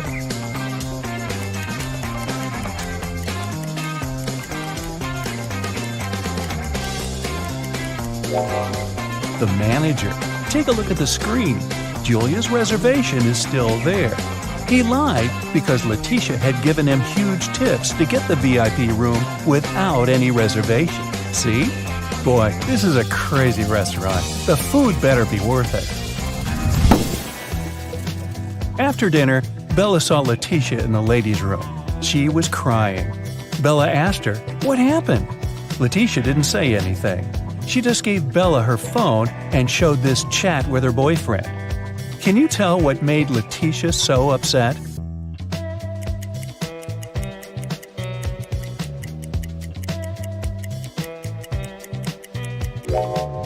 Her boyfriend didn't come to her birthday party. Even worse, he lied that his mom was ill to visit a pool party. Take a look at the reflection in his sunglasses. It seems that he's having fun. Letitia was so grateful for Bella's support that she gave up her VIP opera tickets. The performance was scheduled for the next day. Now, Bella needed to find an evening dress. She headed to a shopping mall with Kelly and Sarah. But as soon as they arrived, they noticed something very weird. Can you see it too?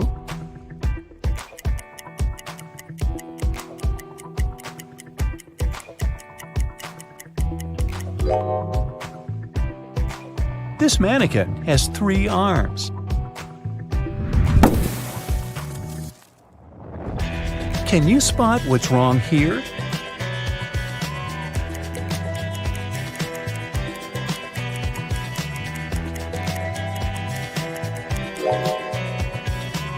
The outfit sizes don't match the sizes on the hangers. What about the dressing room? Any odd details?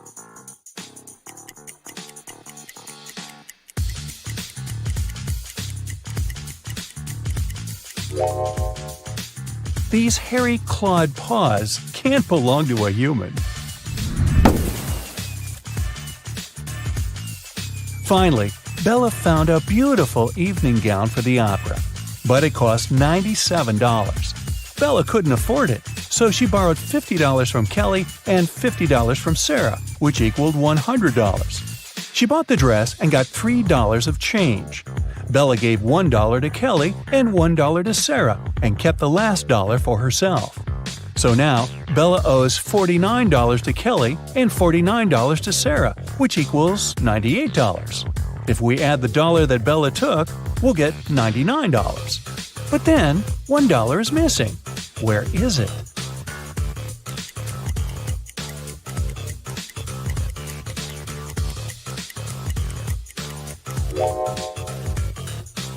First of all, we're led to believe that $1 is missing. According to the conditions of the riddle, Bella took $50 from Kelly and $50 from Sarah. So the sum of her debt was $100. After that, she bought a dress for $97 and got $3 of change. The total indeed equals $100. But the question itself offers us a mathematically impossible puzzle. In fact, there is no missing dollar. Bella's debt remains $98 because she had already given $2 to her friends. And it's incorrect to add Bella's $1 to this debt.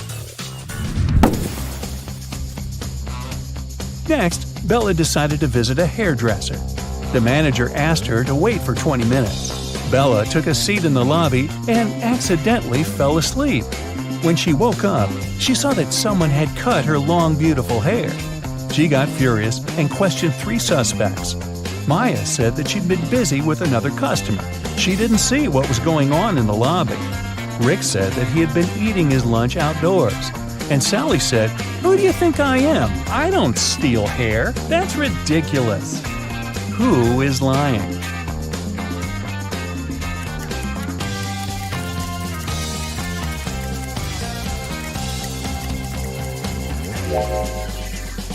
Both Maya and Sally have some cut hair on their clothes, but that doesn't prove their guilt. But Rick's lunchbox is full of food, which means that he was busy with something else during his lunch break. Very suspicious. Bella's evening dress was too long and classy. She couldn't go to the concert hall by subway. So the hostel manager, Fred, offered Bella to give her a ride if she cracked his tricky riddle. I have no neck and no head. 2 arms, but no hands. I'm with you at school, I'm with you at work. What am I?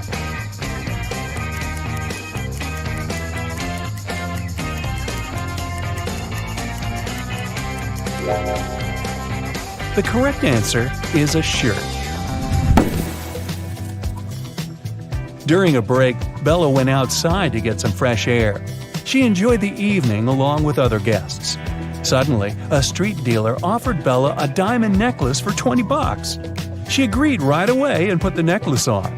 Soon, 3 guests came over to Bella to claim the necklace. Pam said, "How dare you? This necklace has been in my family for ages. I lost it in the ladies' room." Diana said, "This piece looks very similar to my necklace. Someone stole it as I was moving through the crowd today. In any case, my jewelry collection is insured." And Sheila said, "I noticed that the necklace was gone after visiting the buffet on the 6th floor. Can you help Bella return the necklace to its real owner?"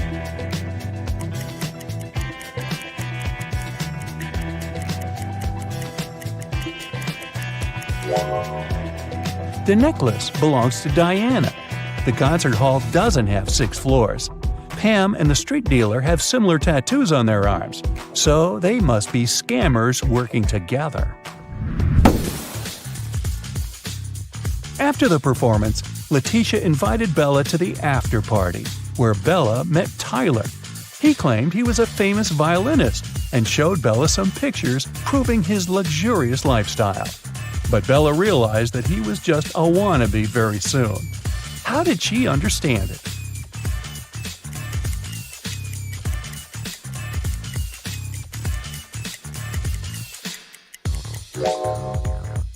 Take a look at the trees in this picture.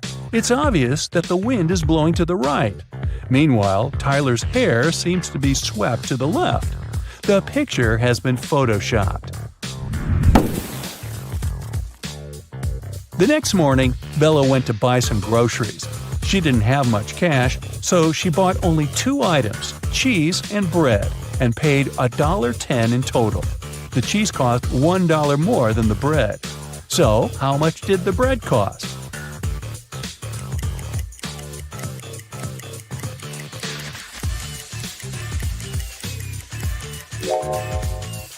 The most obvious answer would be that the bread cost 10 cents.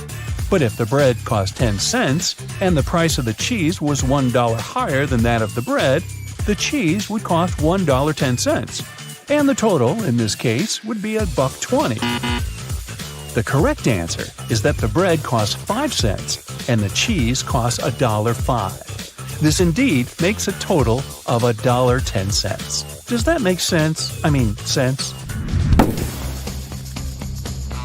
After breakfast, Bella went to a job interview.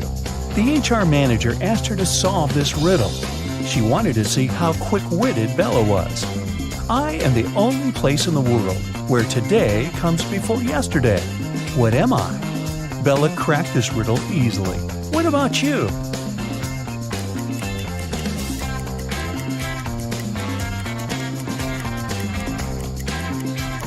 The correct answer is the dictionary.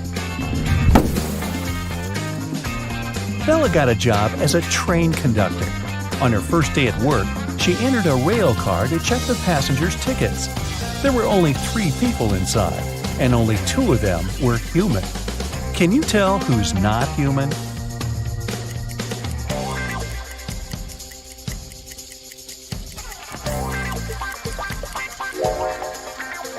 The first guy is dressed up too warmly for the summer, but he could be going to a place where it's very cold. That lady over there is drinking some green liquid. It's a bit strange, but there are plenty of colorful drinks in the world. As for this guy in the middle, he doesn't cast a shadow, so he's not human. Uh-oh, Allie was missing for days when her husband Orson called the police to report it. Detective Wells arrived at the scene and found her purse buried in the garden. Inside, there was a note that read, "It's a sign, you're mine. I redesign your new life." The police had 3 suspects with unusual names: Orson, her husband; Ryan, her best friend; and Atlas, her brother. Who took Allie?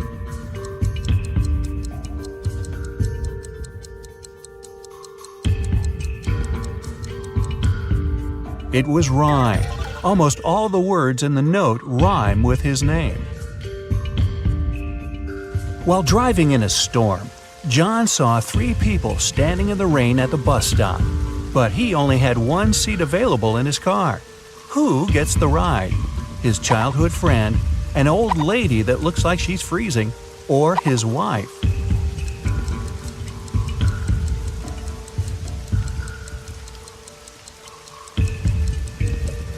John asked his childhood friend to drive the old lady to the hospital and then take the car back to his house, and John himself will wait for the bus with his wife. Mark is locked in a 30-foot-tall cell with an earthen floor and a window near the ceiling. There's nothing else in his room but a shovel and a bed. The entrance is blocked with concrete. How can he get out?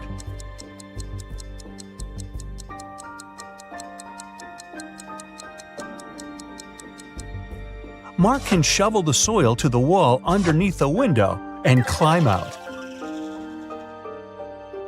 Detective Jones was called one day by Border Control about a suspicious pickup truck. Every day, the vehicle went back and forth between 2 countries with a large sack in the back of its truck bed. When the detective opened the sack, it was filled with sand. What was the driver smuggling?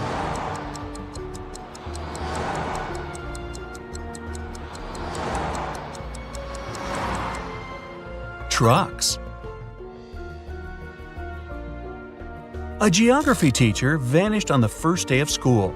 When the police arrived, they suspected 4 people who claimed to have alibis. The landscaper was mowing the front lawn. The English teacher was giving students a surprise test. The principal was preparing for his welcoming speech. And the coach was meeting new students who wanted to join the football team. Who was lying?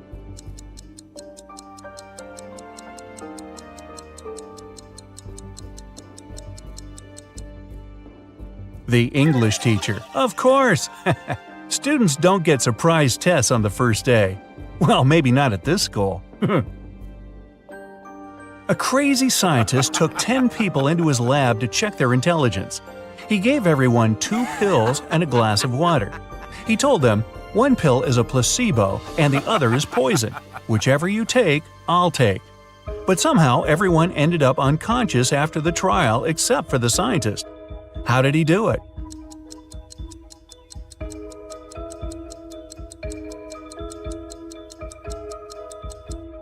Both pills were placebo. The poison was in the water. Shane and Mia went to Japan for their honeymoon. Only Shane came back, and Mia's family called the best detective in town. What should be the detective's first move? Inspect Shane's suitcase.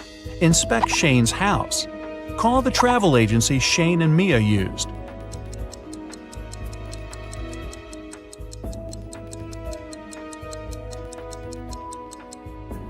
Call the agency to see how many return tickets Shane had booked.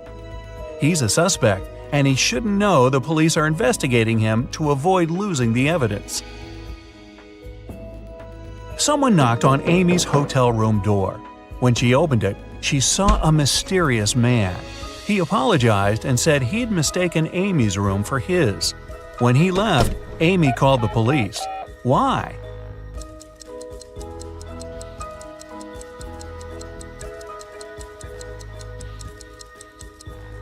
Nobody knocks on the door of their own room. This is a technique used by people who want to break into someone's home. A worker was found unconscious near the entrance of an abandoned building. He has no memory of what happened, but seems to have fallen from the building. Detective Marks is assigned to this case, and he must figure out whether the worker fell or was pushed. He goes to the first floor, opens the window, and throws out a small rock. He does the same on the second floor and all the way to the top. When the detective comes back down, he's sure the worker was pushed. How does he know?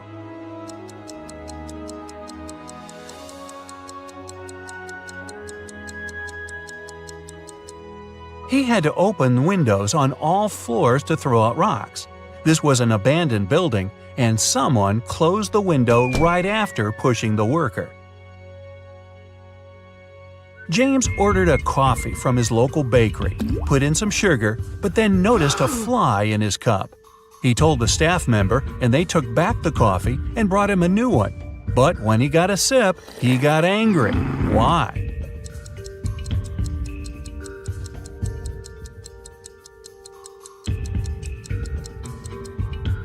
His new coffee was already sweetened. The staff member only removed the fly. Tom was walking in a snowy park at 10 p.m. when he got attacked from behind. He didn't see who knocked him out, and he immediately went to the police. The detectives questioned 4 suspects. Adam said he was at a suit fitting for his dinner later. Daniel said he was hosting a party at his place. Susan said she was working out before going to work.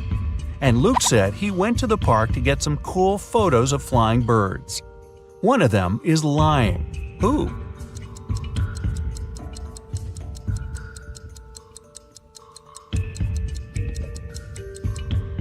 It's Luke. It's next to impossible to see birds at night in winter. Right before the final soccer match, the team's goalkeeper went missing. The police arrived and they had 3 suspects from the rival team. Mike said he was signing autographs for his friends. Jake said he had broken his ankle and he was getting a massage. John was training at the gym before the match. The police immediately knew who did it.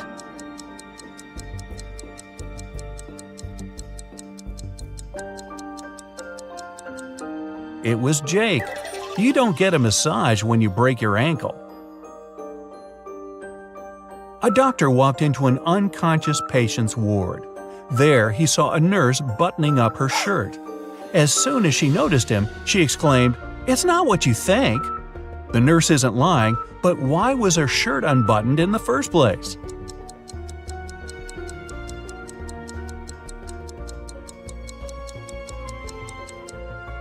She got locked out of the changing room and knew that the patient was unconscious. So she went to his ward to change into her uniform. Yeah, I believe her. A group of 6 friends decided to check out an abandoned house in their neighborhood. When they arrived, Mark, one of the group, warned his friends not to go in. But all of them ignored him and walked in anyway. Mark stayed outside, but his friends never came out. What did he see that stopped him from going into the house?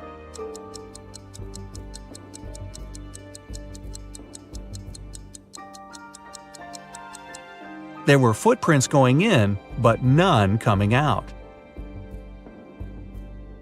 Detective Stevenson is taken by some of his mean supervisors who want to test his intelligence. They put him in a room with 2 doors. One leads to freedom, while the other opens onto a bottomless pit. There are 2 guards, either responsible for one door. One of them always tells the truth, while the other always lies. Stevenson doesn't know who's the honest one, and he can only ask one question to one of them. What should the question be to save his life?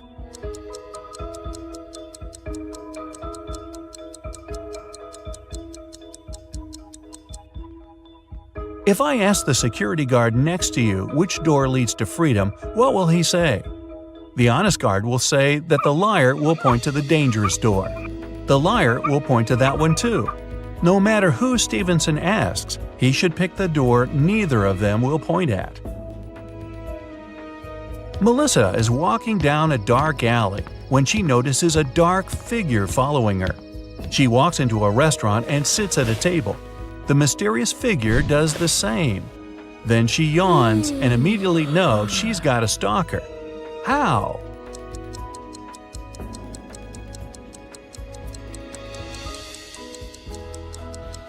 When she looked up, the mysterious figure was also yawning. It means they had been watching her. The director of a large company was found unconscious in his office. The police showed up, saw the messy office, and realized that a fight had gone down. They went to his secretary and asked to see the list of visitors that day. Immediately, they knew who did it. How?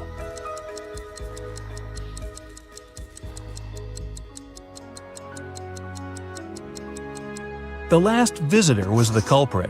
During the fight, the wall clock also stopped because it got hit. It showed the exact time the last appointment took place. Sarah wanted to get some money from her brother for a house. She couldn't tell him the truth and asked him for an expensive gift. After a week, her brother gave her a glamorous tiara.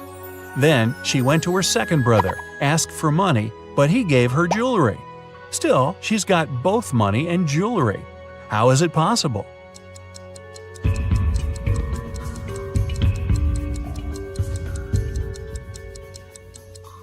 She asked for a similar jewelry item and sold one of them. Susie went on a dating website and found 3 guys that she liked, all with some very impressive backgrounds. But only one of them is telling the truth. Can you guess which one? Shane said he was an astronaut. He went to Mars and enjoyed a beautiful sunset. Chris said he was a scientist and went to the North Pole. He enjoyed being on floating ice and seeing both Arctic foxes and penguins. Dylan said he was a pilot, and once he flew his helicopter so fast he broke the sound barrier.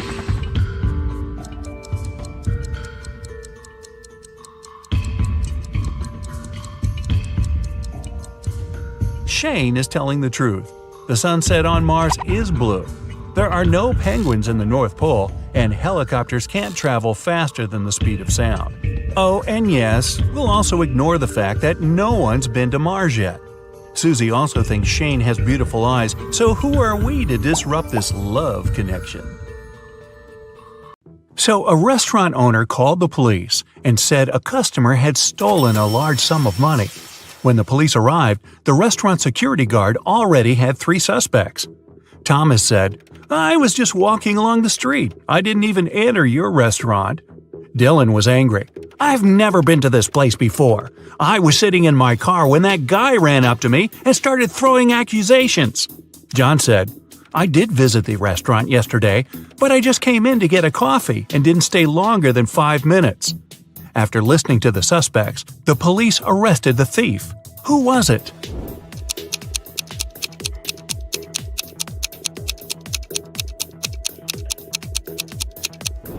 It was Dylan. His car was parked in the place reserved for regular clients, but he claimed he'd never been to the restaurant before.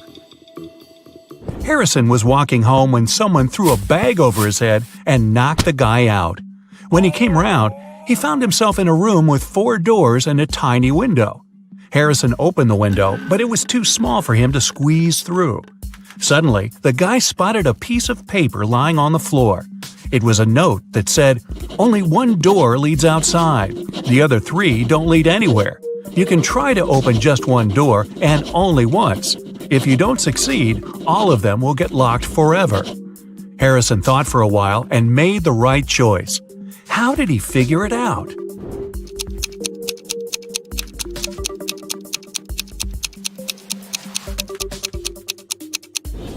He opened the window. This created a draft. The guy checked the keyholes and felt some cool air coming from one of them. It was the door to freedom. It was Sunday morning when a submarine captain found one of his sailors lying unconscious on his bunk. Someone had hit him on the head. It could only be another crew member. The captain had 3 suspects: Mateo, David, and Owen. He questioned them, and that's what they said. Mateo: "I couldn't do it. I was checking the equipment in the machinery compartment." David: "When it happened, I was washing dishes left after dinner." Owen: "At that moment, I was busy posting a new video on TikTok." Who was lying?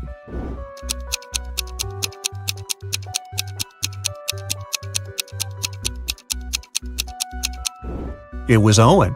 People can't use the internet for personal purposes on submarines. Leo studied art in college and rented an apartment together with his friend Andrew. Leo had bad eyesight and was wearing his glasses at all times.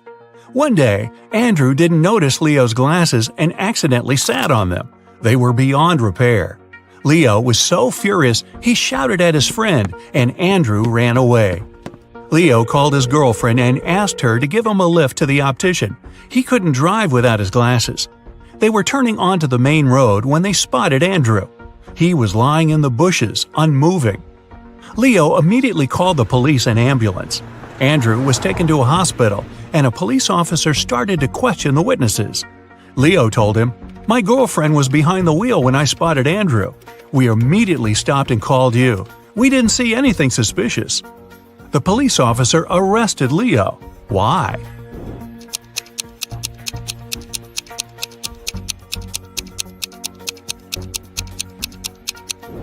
With such poor eyesight and without glasses, how could he notice Andrew lying in the bushes? Lily called the police. She found her neighbor, a famous artist, on the floor of his apartment. The unconscious man was quickly rushed to a hospital. The police had 3 suspects. Lily said, "I live next door. I heard some shouting and loud bangs. I went to check on what was going on and found him on the floor." Zachary told the police the artist was his friend. "We agreed to meet at the restaurant, and I came to give him a lift." And Cooper said, "I ordered a painting from him, but when I came to pick it up, I saw the police." Who's guilty?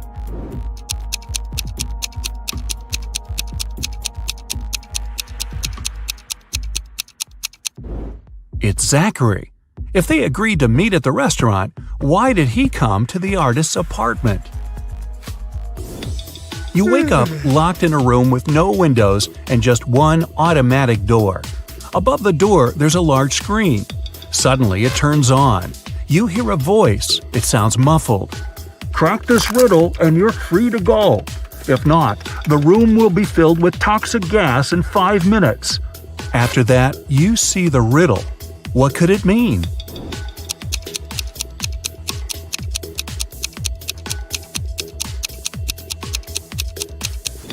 Hopefully, you'll realize in time that it means sitting on top of the world. The queen went to the king to complain about her lady-in-waiting. In the morning, the queen put her amethyst necklace in a jewelry box to protect it from sunlight. No wonder, this stone tends to fade in the sun. She spent the day in the library reading books. At one point, she looked out of the window and noticed her lady-in-waiting. She was sitting in the garden, wearing the queen's necklace. The lady-in-waiting began crying and said this was not true. She would never steal from the queen. The king opened the jewelry box and found out that the necklace was still inside. Who is lying?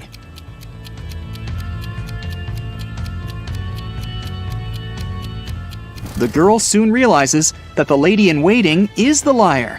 Have you noticed that the amethyst is now much dimmer than before? That means that the lady-in-waiting really wore the necklace outside. The girl solves the riddle. 3 gemstones appear at the bottom of the jewelry box: citrine, garnet, and alexandrite. There's also a note that says, "Figure out the weight of each stone without using scales. This riddle will help you."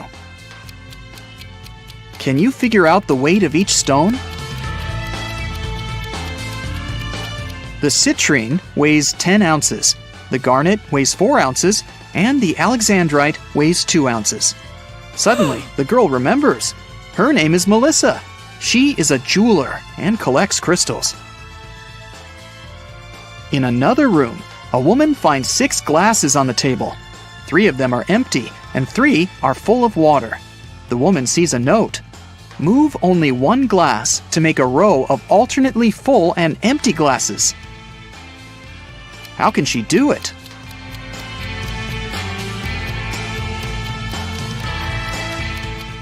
She should take the 5th glass and pour the water into the second one. Suddenly, the glasses disappear. Instead, 2 sets of different ingredients and a note appear on the table. The note says, "Find 3 differences." Can you spot all of them?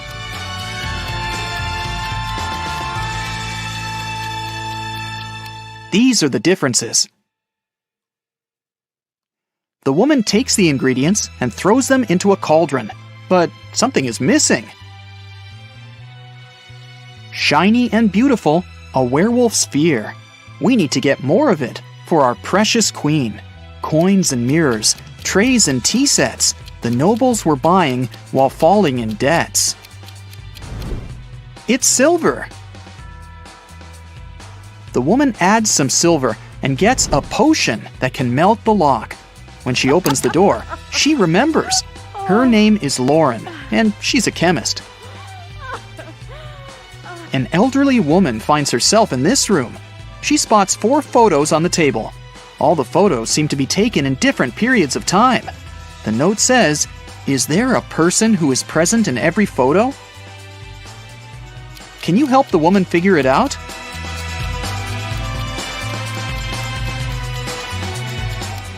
Here she is. Despite the signs of aging, you can see that this is the same woman. Look, she has this mole above her lip. A mirror appears in front of the elderly woman. Wait, is that her? The woman from the photos? The mirror shows her with a guy in a suit. He looks confused. There's a maid on the left and a bride on the right. "Don't listen to her. I'm your wife," says the bride. "You're lying. I'm his wife," the maid cries. Can you guess who is lying?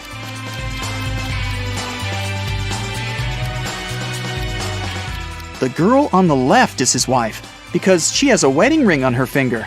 Wait, she also has the same mole above her lip. Is this our elderly woman when she was young? The letters appear in the mirror. IVTCBOE. What does that mean? I'll give you a hint. Try to think outside the box. It's husband. Each letter in this word is replaced by the next letter in the alphabet. And suddenly, the woman remembers. Her name is Brienne. She's a witch, and this is her castle. Brienne opens the door. Everyone else has already gathered outside. "I'm your mother," she says. "We know," Thomas replies. "Another witch tried to steal our father. She erased our memories and put a spell on him. I deciphered the recipe for the potion that can help him remember, but I'll need your help. There is a large cauldron in the hall. Everyone uses their knowledge to prepare the potion. Now Brienne must cast a spell. Solve the puzzle to find out the magic word.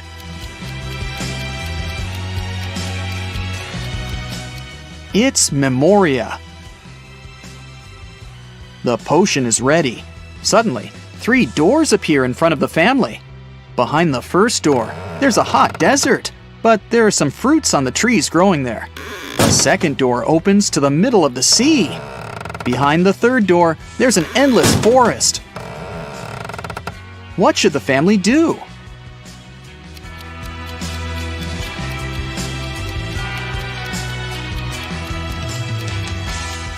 They should use the trees to make a raft and pick up the fruits so that they don't starve. Now they can cross the sea. Meanwhile, Brienne uses a spell to chain the witch. Solve another puzzle to learn the spell she uses. It's Sigillum. Now the witch won't bother them anymore.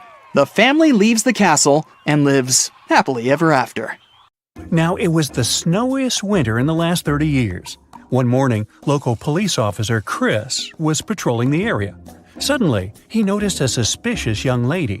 She was walking towards the road and carrying 2 heavy bags. Chris asked her what was in the bags. The lady said she had broken up with her boyfriend and packed his stuff to get rid of it. But Chris knew for sure that she was a burglar. How?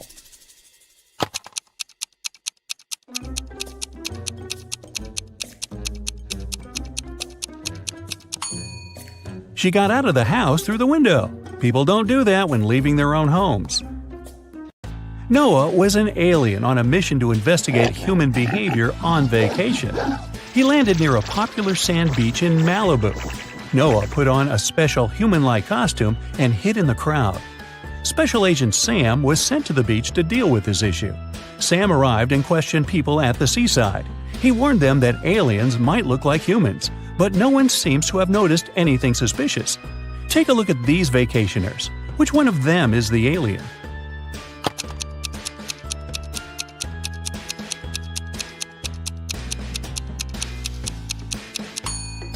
That's right, the guy on the left has 4 arms. Yeah, that's a clue. Agent Sam caught the alien, but Noah changed his appearance and managed to escape. Sam noticed a weird figure jumping inside a train. The man decided to stop the train to check all the passengers. Look at the picture attentively and help Sam find the alien.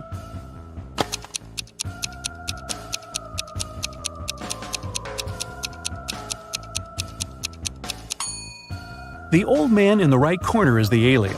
He's holding a book upside down. Vicky was working on her laptop in a coffee shop. At one point, Vicky needed to go to the bathroom. She decided it'd be safe enough to leave her stuff unattended and headed to the bathroom. But when the girl returned, she found out that her backpack and her laptop were missing. Oh, no. Vicky ran outside and saw 3 elderly ladies with picnic baskets sitting in the park. The girl asked them if they had seen the thief, but all 3 of them assured her they hadn't noticed anyone. Ms. Green said she had just joined her friends. Ms. Smith was eating her sandwich and reading a newspaper, and Ms. Jackson was taking pictures of birds. Vicky called the police because she knew for sure who the thief was. How did she figure it out?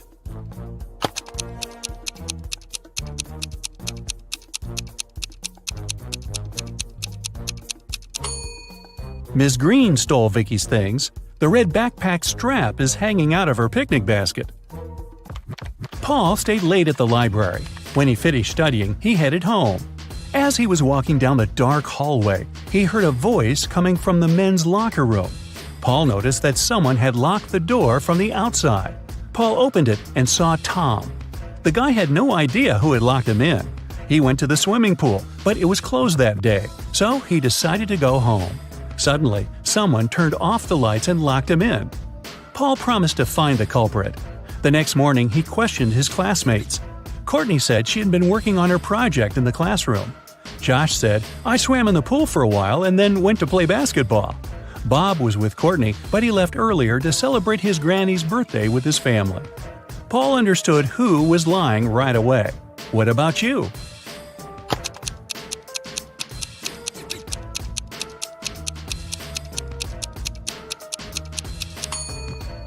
It was Josh. The day before, the swimming pool was closed. Andrew is a photographer. He was walking alone in the wilderness and met a puma. The guy was very lucky and managed to escape, but he found out that his filter water bottle opened when he was running away from the animal. Now he didn't have any water left. Some time passed and Andrew got very thirsty. He had 3 options. The first one was to drink from a salty lake, the second to drink cactus juice, and the third option was to get water from a muddy stream. Help Andrew make the right choice.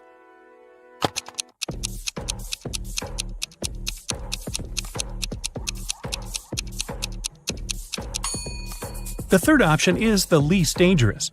You can't drink water from a salt lake, it won't quench your thirst. If Andrew drank cactus juice, he would get poisoned, but his filter bottle can easily clean muddy water.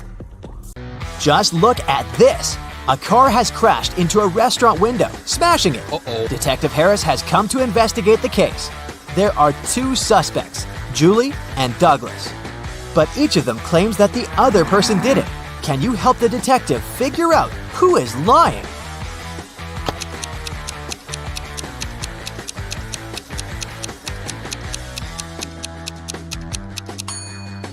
It's Julie. The tire tracks on the ground belong to her car.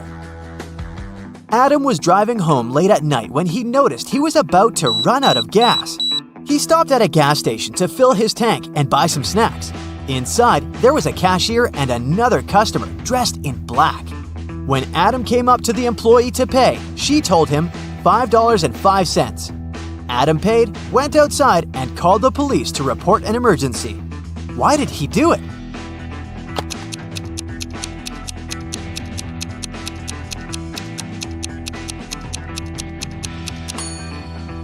The cash register showed $18.35, but the cashier said $5.05, which looks like SOS. Detective Harris was walking along the street when he heard some noise. He decided to check out what had happened. It turned out that some man had grabbed an elderly lady's bag and run away. The detective ran in the direction the witnesses showed him. After he turned the corner, he saw 3 doors. He knocked on the first one. The apartment owner, Patrick, opened the door. The man told the detective he'd just returned from a long run. Another man, Jerry, opened the second door. He said he'd been playing basketball behind his house. The third apartment belonged to Raymond, a musician. He had just finished composing a new piece of music. After talking to all these people, Detective Harris understood who the criminal was. Have you figured it out?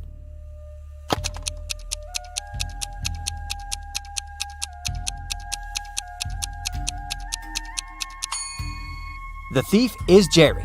He claimed he'd been playing basketball, but he was holding a football while talking to the detective. Sarah and her sister Mary were doing some shopping. When they were leaving a grocery store, Sarah pointed at some young man and exclaimed, "Look, my nephew is over there!" Her sister replied, "Oh right, but it's not my nephew." How is it possible?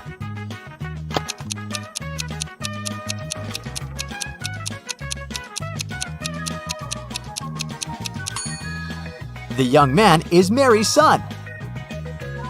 Gemma returned from Asia and brought a precious porcelain figurine. She organized a party and invited all her friends to tell them about her journey. They had a great time, but after her friends left, the woman realized the figurine had disappeared. She called the police and showed them the photos she had taken at the party. One of the officers immediately realized who had stolen the figurine. Did you understand it too?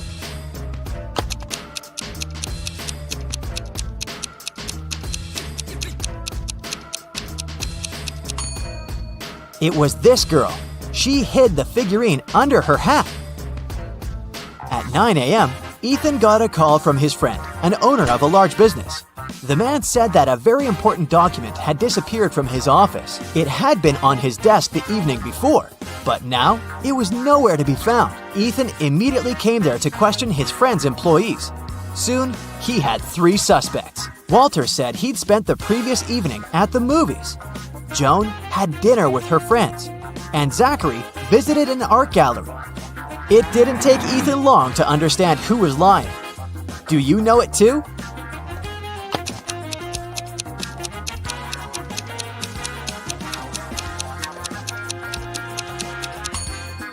It was Walter. His ticket isn't torn. It means he didn't enter the movie theater. Now, look at these hands and try to figure out which person is married.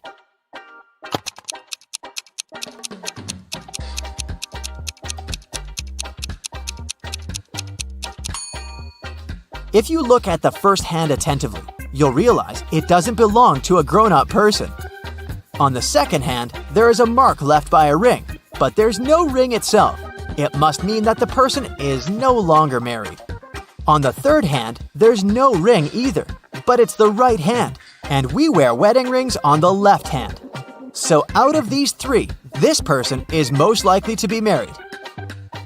Okay, the next challenge is for you. Look at these 3 men. They're at the airport. Which of these guys is married?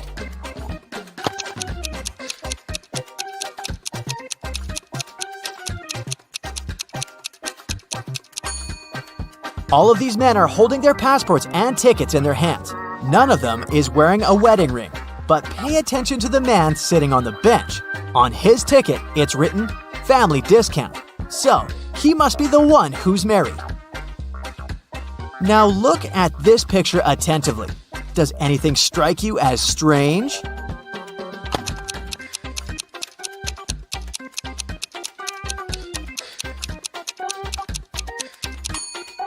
It's winter, but butterflies are flying around the snowman. Now, try to figure out what's wrong with this image.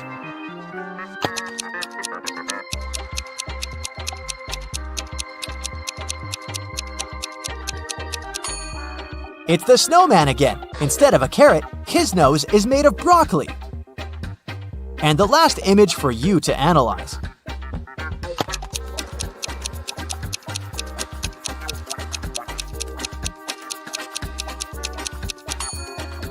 Why does the guy on the right need ski poles if he's going to snowboard?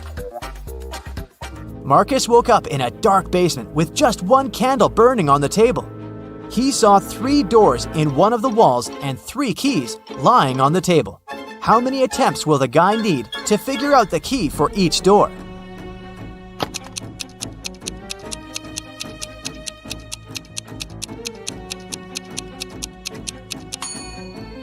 He'll need 6 attempts at the most. 3 of them for the first key, 2 attempts for the second key and 2 remaining doors, and just 1 attempt for the last key. But if Marcus is extremely lucky, he might need just 3 attempts. Alicia's mom asked the girl to do some grocery shopping. She gave her a shopping list and her bank card. But the woman knew her daughter was very absent-minded. That's why she gave Alicia a small note in case she forgot the card's PIN number. When the girl was at the register, she realized she had indeed forgotten the PIN. Alicia pulled the note out of her pocket and immediately remembered the code. Can you figure out what it was if the note had a fly, a cat, a person, and a snake drawn on it?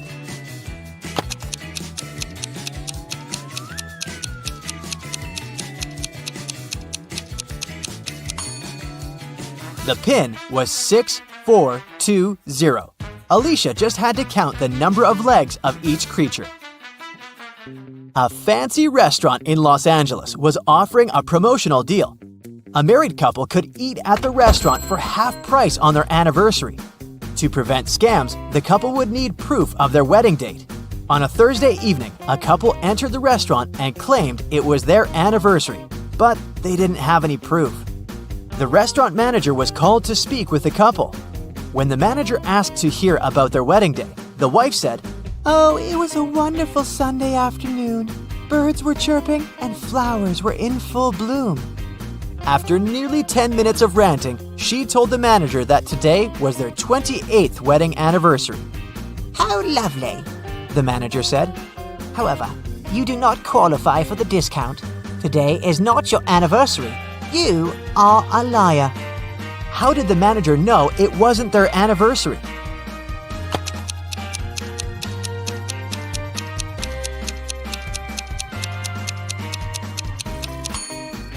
The calendar repeats itself every 28 years. So if they were married on a Sunday 28 years ago, the day they came to the restaurant would also have to be a Sunday. But since it was a Thursday, the manager knew they were lying.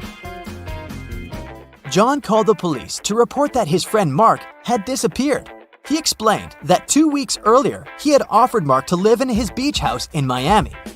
He wanted his friend to enjoy some summer heat, but when John returned from a half-month-long business trip to Chile, he found out that Mark was missing. The police listened to John's story and understood the man was lying. How did they figure it out?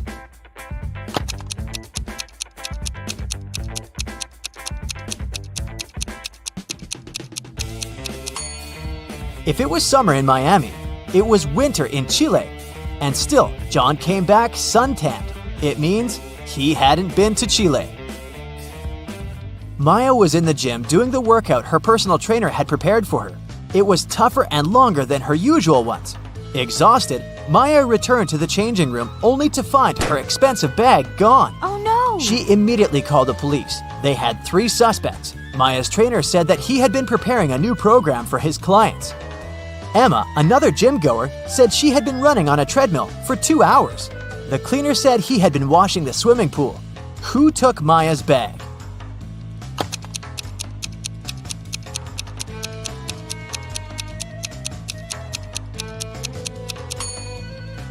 It was her trainer. He knew Maya was going to have a long workout and wouldn't return to the changing room anytime soon. You're tired. Oh, you'll just lie down on the edge of the bed, and a 10-minute nap will really help get your head on straight. As soon as you close your eyes, though, you hear a rustling in the sheets right next to you. Then you feel a cold hand on your neck. You keep your eyes sealed shut. You're way too afraid to open them, but you pinch yourself to make sure you're not dreaming. The fingers on your neck start squeezing ever so slightly. Oh, that's it. You bolt out of bed. As fast as you can, you whip out your phone and try to record the whatever it was. But there's nothing. Only an empty bed. Were you sleeping, or was it real? You noticed something. Phew. Oh, it's just a bad dream after all. What did you notice? I'll give you 6 seconds.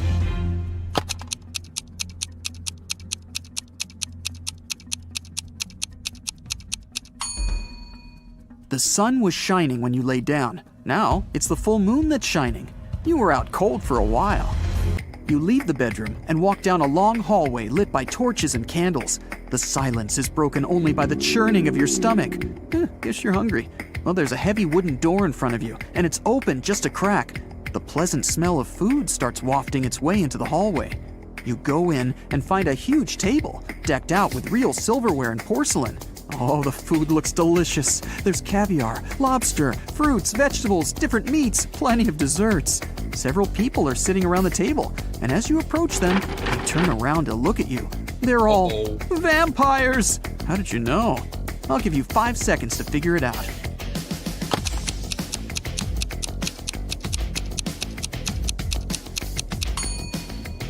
The food on the table is untouched. The vampires have been waiting for their most important dish. You run. You make it back out into the hallway, then dart down a dark corridor. The vampires are chasing you. They're screaming. You find 3 doors at the end of the corridor. The first one has a fire symbol on it. The second has a snake symbol. And the third just says, exit. You try to open it, but it's locked. The vampires are closing in. What are you gonna do? You have 4 seconds before you become vampire food.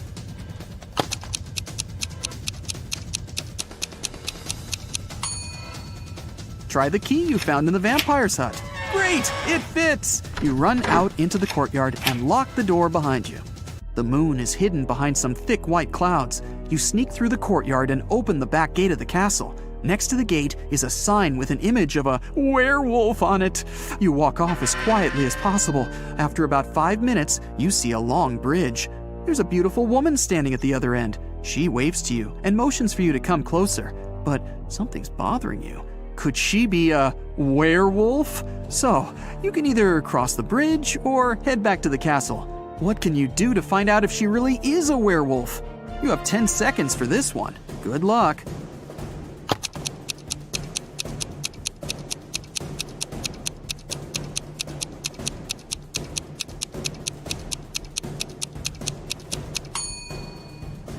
Wait until the moon appears from behind the clouds.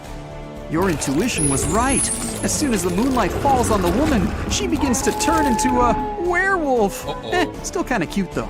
You run back into the castle grounds and close the gate behind you. Okay, reality check. You're in the courtyard. Vampires are inside the castle, a werewolf is waiting outside, and zombies are approaching. You're trapped. Why did you even come to such a scary castle? You pull out your phone and start recording a farewell video. You thank your followers for their views and comments. Thanks for subscribing. You admit that mystical creatures do exist and promise that you'll never set foot in a place like this ever again if you survive. The zombies are closing in and the werewolf is breaking down the gate. Oh, awesome.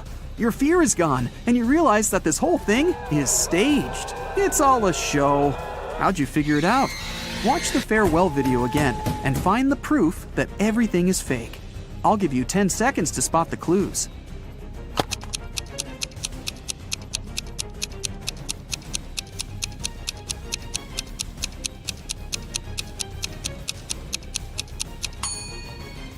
Do you see that big guy with a camera behind you in the tower window? The zombies stop growling. They scream, "Surprise!" They're not zombies. They're just wearing a whole ton of makeup. The gate opens and the woman takes off her werewolf costume and smiles. The vampires come out of the castle, carrying their fake fangs. This whole thing was set up by your fans. They wanted to scare you, and it worked. You're angry at them, but so happy that you're still alive. Okay, let's see how many you got right. 1 to 3 points. It'll be difficult for you to act in stressful situations. Watch more riddles and train yourself to be calm and focused. 4 to 6 points. Something really bad has to happen for you to lose control. Phantoms don't seem to scare you at all that much. 7 to 10 points. You don't even know what fear is, but you do know how to come out victorious in any situation. You have one question for your fans. How did they create that floating effect for those dancers? That was awesome. Your fans look at each other. What? What are you talking about? What do you mean? There were no dancers. A slight chill runs down your back. Okay, time for more riddles, the Parents Edition. There are 3 categories of questions: easy, which award 1 point each, average for 2 points, and hard for 3 points. We're going to start with the easy ones. Remember, every correct answer gives you 1 point. Jason and Steven are home alone with their kids. Jason is talking to his mother, and Steven is watching a baseball game on the TV. Who's being negligent?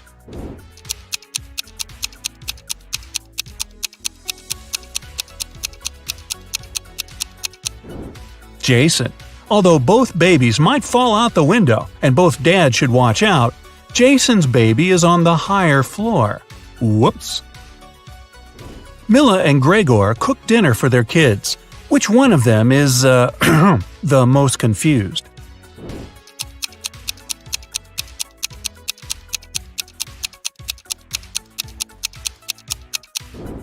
Mila.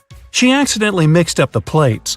She gave the dog her daughter's food and is about to feed her daughter dog food. Yum. Sabrina and her son went to the mountains to spend the day sliding. Adam is barbecuing in the backyard while watching his daughter. Who's not watching their child properly?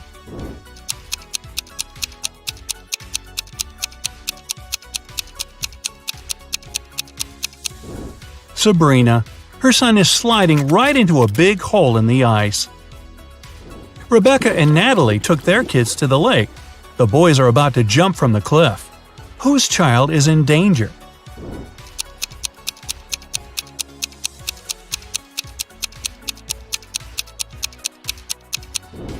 Natalie's. There's rocks under the cliff her son is about to jump from. Megan and Rachel were cleaning their kids' rooms.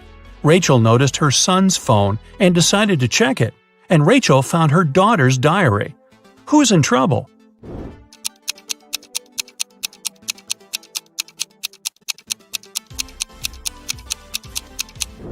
Rachel. It's bad to read a child's personal things, but she's also going to be busted because her daughter is about to walk into the room. Mary and her son are spending time on the beach. Chris and his children are watching a TV. Which parent is doing something wrong?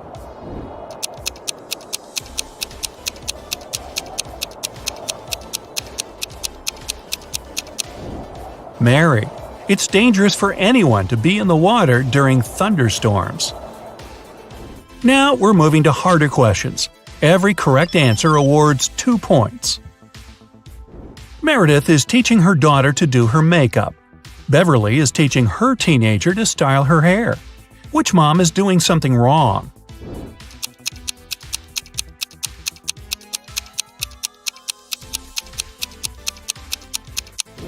Beverly. The hair straightener isn't plugged in. Nicole and Diana are spending time with their kids. Nicole is reading to her son, and Diana is watching cartoons with her daughter. Who is not behaving wisely?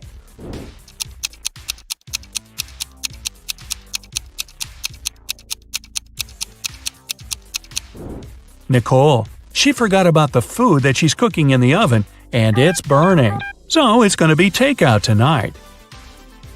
Bradley and Ryan's sons are blamed for painting a face on a neighbor's fence. Both boys denied doing it, and both fathers believe their sons. Who's been misled?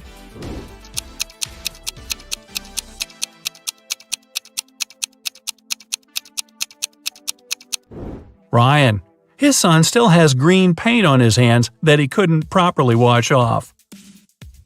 Jennifer went for a walk with her son, but she got distracted talking on the phone. Mark left his daughter in a closed car while he entered a store to buy garden tools. Who has made a bigger mistake?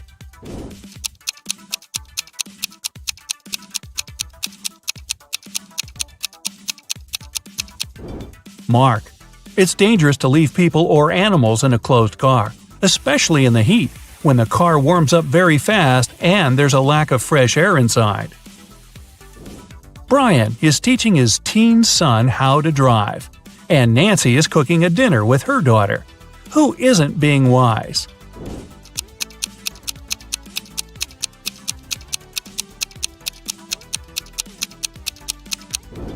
Brian. Nancy's daughter seems to be old enough to cut an apple, especially under supervision. But Brian can't control all of his son's actions in the car. Martha and her son went to the jungle, and she stopped to take some selfies. Peter took his son camping, and he's setting up the tent while his son is trying to light a fire. Who's not being smart?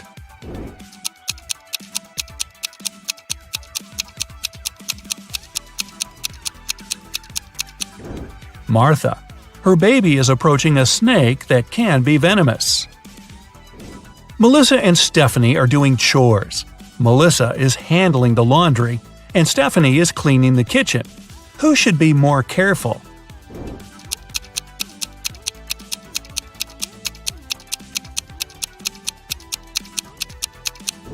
Stephanie.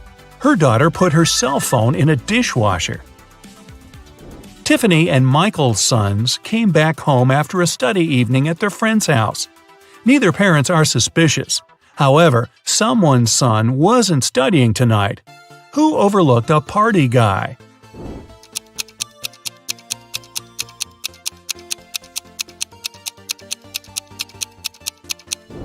Tiffany. Her son has a lipstick stain on his collar. Jack and Vivian took their kids to school. Now Jack is walking to work and Vivian is driving to a store. Who forgot something?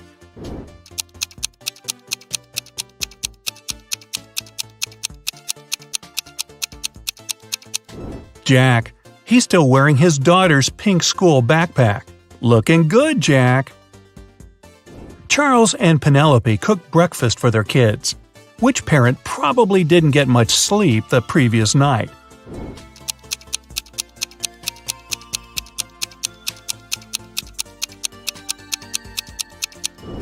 Penelope. She gave her daughter a raw potato and didn't even peel it. Sandra is doing gardening with her daughter. George is watching his child swimming in a pool. Who's being stupid?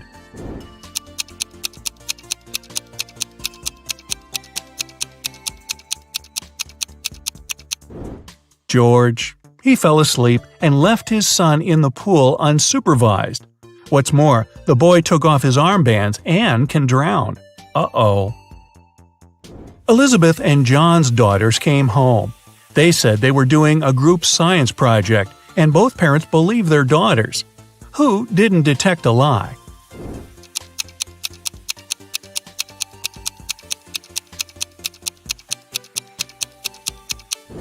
John. His daughter is wearing a sweater on a hot day, so she could be hiding something. Jessica and Aaron cooked a dinner for their families. Jessica cooked Thai soup, and Aaron made mashed potatoes. Who is a bad cook?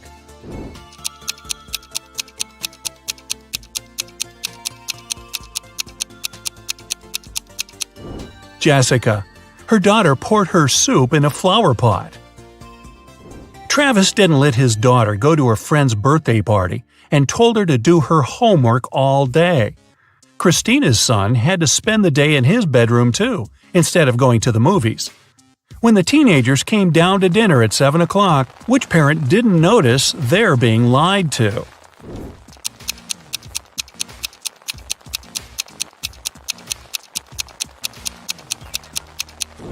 Travis. It's raining and his daughter has wet hair. It means she was outside and not sitting in her bedroom. And finally, the hardest questions for 3 points each. Dustin is cooking dinner with his daughter. Joseph is mowing the lawn while his child is playing nearby.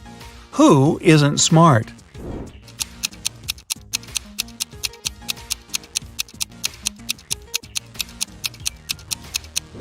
Joseph. Lawnmowers are very dangerous machines and should never be used if there are kids around. Sean is teaching his little son how to chop wood. Camilla is listening to music and washing the dishes while her baby is sleeping upstairs. Who's making a mistake?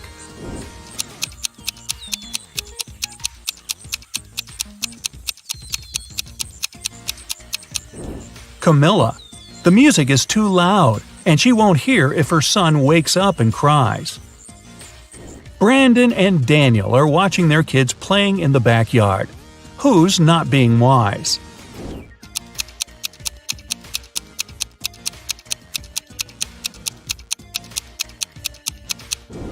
Daniel. His son is playing in the sunshine without a hat on and might get sunstroke. Pamela is getting ready for the meeting with her son's teacher at 12 o'clock. William is driving his son to a birthday party. Who isn't very attentive?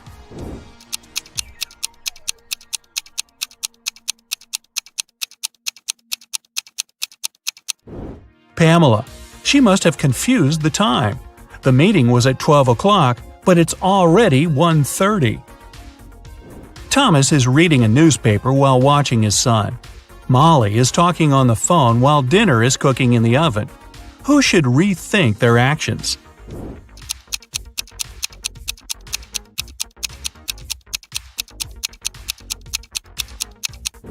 Molly. She forgot to turn on the oven. Samantha and Bob are sending their kids on a school field trip. Which of the parents forgot to do something?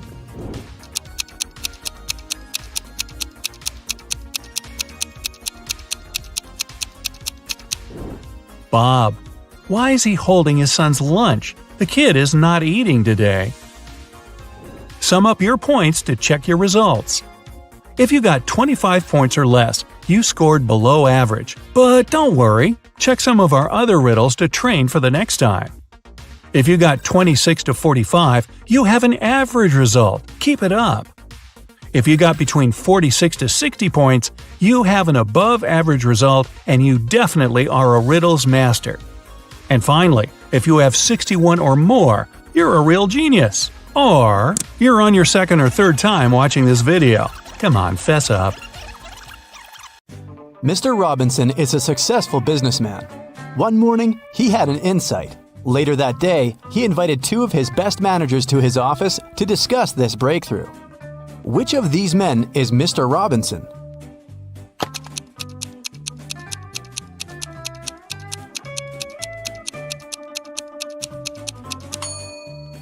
It's the man on the right. His suit jacket is on the boss's chair. It's an animal. Take away its last letter, and you'll get a water body where this creature usually catches fish. What is it?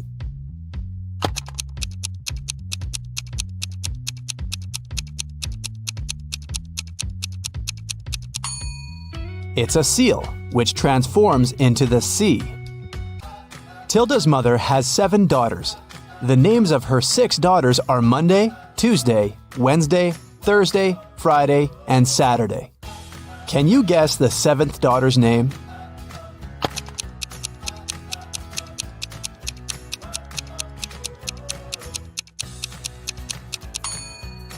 That's right, it's Tilda. It begins and ends with E, but only has 1 letter. What is it?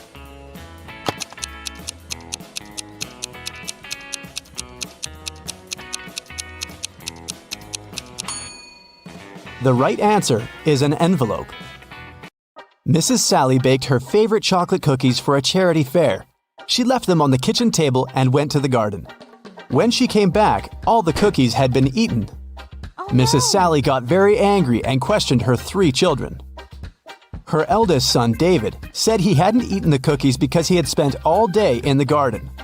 Her middle daughter, Shelley, wiped some crumbs off her face and said she'd just eaten a sandwich. The youngest daughter, Sarah, said she didn't eat sweets because she was on a diet. Mrs. Sally knew exactly who was lying. Have you figured it out too?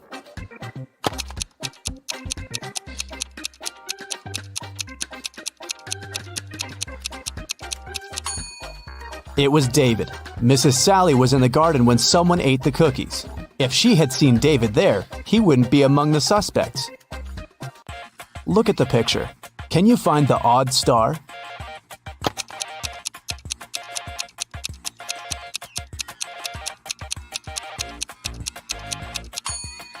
The star that's different is in the left corner. The middle of this star is smaller than that of the rest. Delivery guy Robert entered a jewelry store to pick up an expensive diamond necklace for his boss. Saleswoman Daphne took the necklace out of the safe and was about to pack it in a box. But suddenly, the lights went off in the entire store. When the lights turned on a couple of seconds later, the necklace was gone. The alarm went off and the store doors slammed shut. But only Robert, Daphne, and 1 other customer called Vicky remained inside. The police came over and interrogated all of them. Robert said he hadn't seen anything. Daphne said she had felt someone push her in the dark. They must have taken the box. And Vicky claimed she had been choosing rings for her upcoming wedding in the opposite corner of the store. The detectives immediately understood who the robber was. What about you?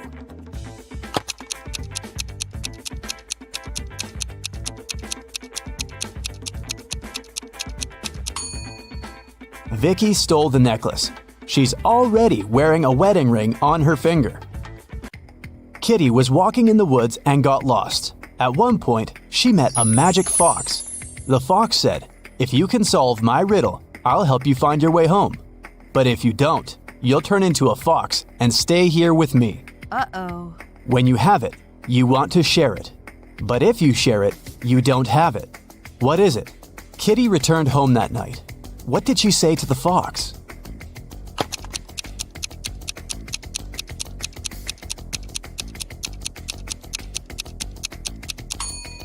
It's a secret. If you share a secret, you can't keep it anymore. Look at the picture. How many squares do you see? A, 10, B, 5, C, 3, D, 6.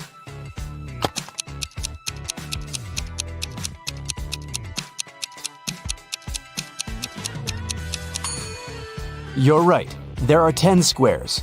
You're supposed to count all the colors. Stephen had a dream of becoming a successful geologist and traveling the world. That's why he took a very difficult test and answered all the questions correctly. Professor Smith said he had one final question for Stephen. If the guy answered it correctly, he'd go on an exciting mountain expedition the following week. Mount Everest was discovered in 1852. But what was the highest mountain in the world before that? The next week, Stephen was proudly walking in the mountains with his colleagues. What did he say to the professor?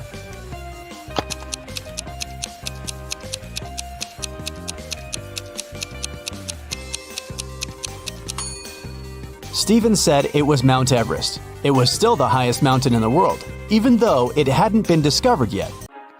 Hazel is a rock climber. She's packing bags for an expedition to Everest. Can you spot any extra items in her suitcase?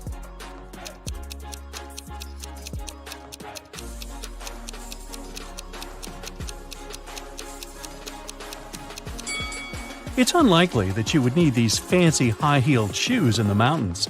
Also, this fragile vase is useless on a hike. Hazel orders a taxi to go to the airport. She's using this app. There are 4 free cars in her neighborhood, but only one of them can reach Hazel's home. Can you tell which one?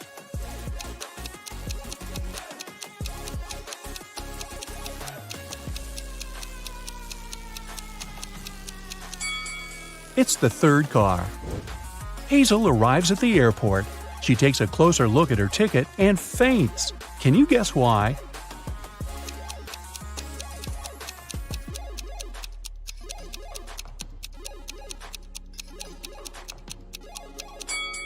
The name of the airport on the ticket doesn't match the airport that she's in. Hazel needs to go to the correct airport as quickly as possible.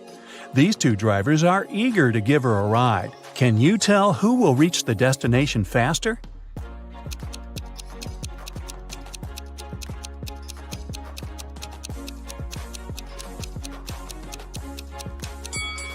Although the second car looks more expensive and chic, it has a flat tire. Therefore, Hazel should choose the first driver. Finally, Hazel boards her flight. She falls asleep right away. She wakes up in a while and realizes that someone has stolen her phone. Hazel questions 3 suspects. Bill says, "I've been watching a movie within the last hour. I didn't look around. Sorry." Kyle says, "I was sleeping too until you woke me up." And Sheila says, "I'm afraid of flying, so I listened to soothing music with my eyes closed."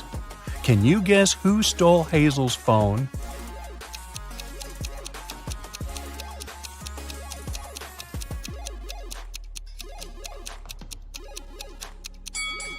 Nobody.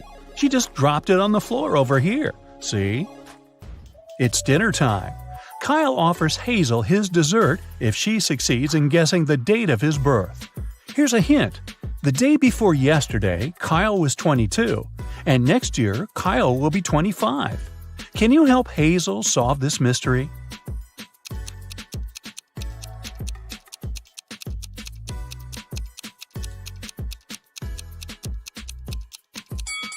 Today is the 1st of January, and Kyle's birthday was on the 31st of December. Therefore, Kyle was 22 on December 30th. Then he turned 23 on December 31st. This year, he will turn 24, and the next year, 25. Finally, Hazel lands in Nepal. She enters the baggage claim area and sees 3 odd things right away. Can you see them too?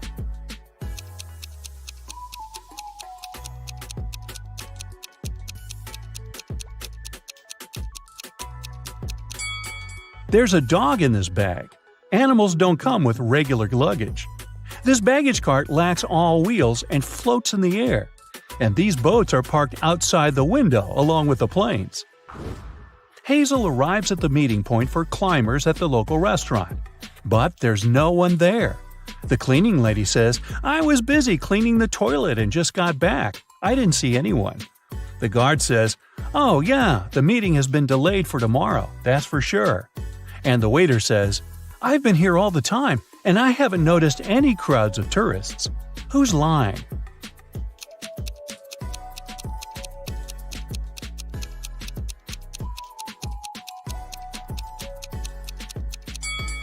The guard.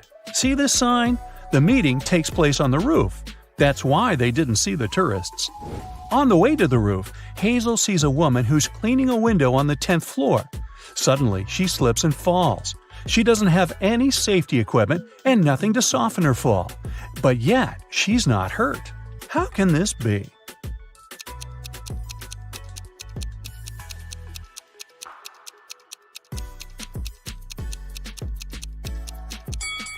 The woman was cleaning the window inside the building. Finally, Hazel meets her group of climbers. But one of these people is an imposter. Can you guess who?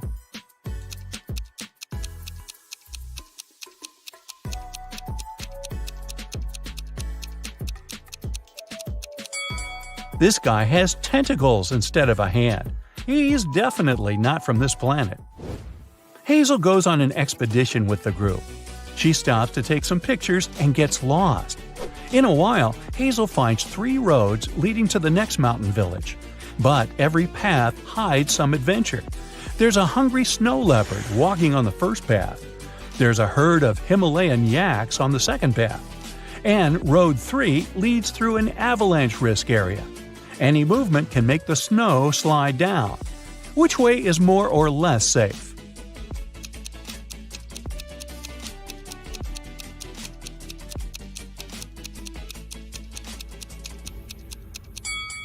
Hazel should choose the second path. Although these yaks look pretty scary, in fact, they're friendly plant eaters. Hazel checks into the local hostel.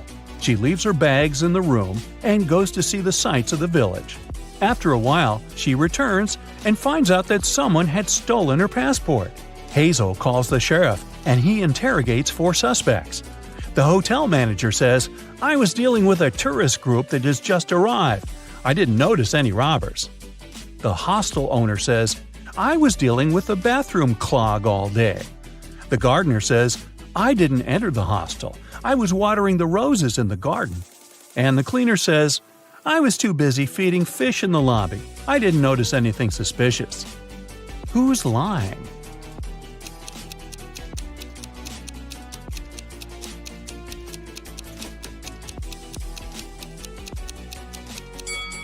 The cleaner. Can you see any aquariums in the lobby? Hazel visits a local restaurant. The cook offers her 3 meals to choose from. Can you help her pick the safest option?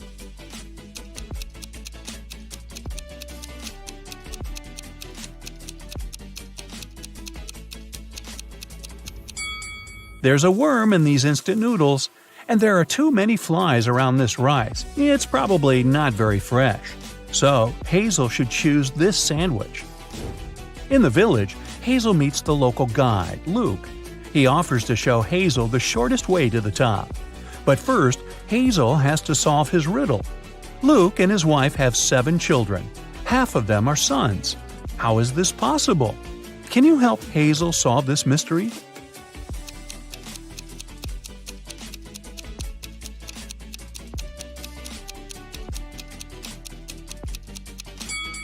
They are all sons.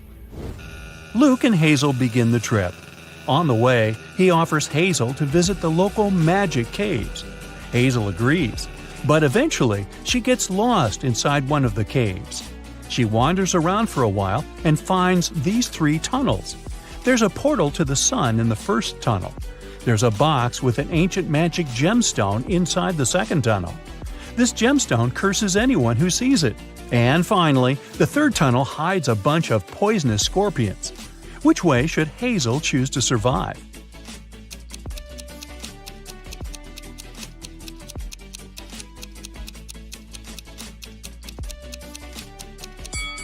The second one. The gemstone is locked in the box, so Hazel should just walk by it. Hazel needs to cross this toxic swamp to continue her trip. The only way to do so is to jump from one block to another. Can you help her choose the last stone wisely?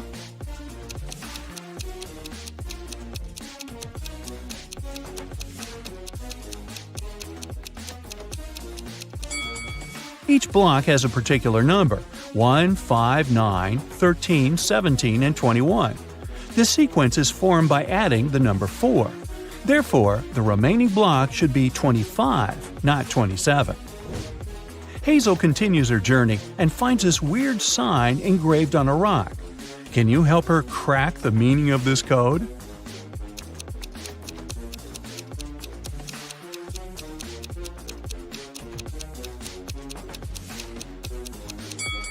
The arrow is pointing to the right. The message is mirrored. If the POT is on the right, it means that the TOP, or top, is on the left. Now Hazel knows the right direction. It's getting really cloudy. It'll rain soon. Hazel decides to hide in one of these 3 caves and have some lunch. Can you help her pick the safest place to stay?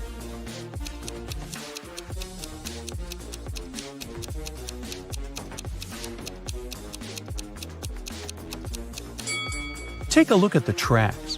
The first cave is probably home to a family of bears. Mother bears can get furious when it comes to their cub protection. As for the second cave, it's obvious that a human being has entered it and come back out, which is encouraging. And now, let's take a look at the third cave. A human entered it but never came out. Therefore, Hazel should choose the second cave. Finally, Hazel reaches the top of the mountain. Suddenly, a kind wizard pops out of nowhere and greets her. He suggests Hazel relocate to a hidden magic world. He says, "I'll show you the gates if you solve my riddle. So listen carefully. I'm very fragile, and even just saying my name could break me. What am I?" Any ideas what it might be?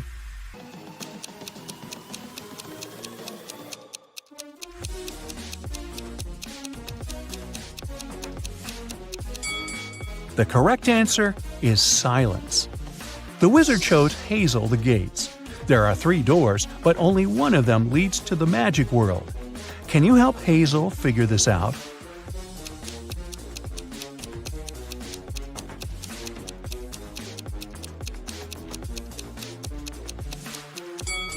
Only the second path leads to the final destination. Bye-bye! Samantha and her daughter Avery went to the lake to spend some time together. They found a nice spot and sat down there. A bit later, Samantha remembered she'd left her camera in the car and went to get it. When she returned, her daughter was gone. The woman called the police, and they started to look for the girl. There were 3 people nearby, and the police officers interrogated them all. Benjamin said, "I was walking nearby and saw a girl sitting by the lake, but I didn't do anything to her." Genevieve said she hadn't even seen the girl or her mother. And Victoria said she hadn't seen them either, but she heard someone screaming. Who should the officers arrest?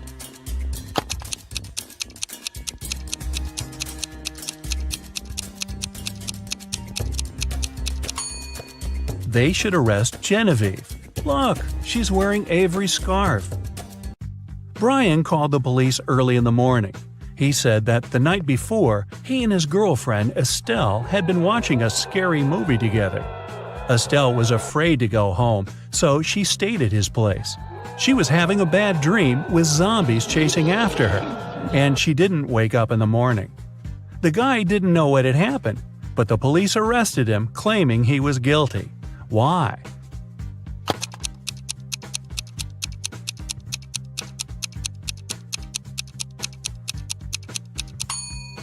The guy said his girlfriend hadn't woke up in the morning. Then, how did he know what she had been dreaming about? Theodore came from New York to his hometown, Chicago, to spend a week with his father. 3 days later, the father called the police and said his son had poisoned himself. The police examined Theodore's things to check if there was anything suspicious. After that, they took the father to the police station for further interrogation. What seemed suspicious to them?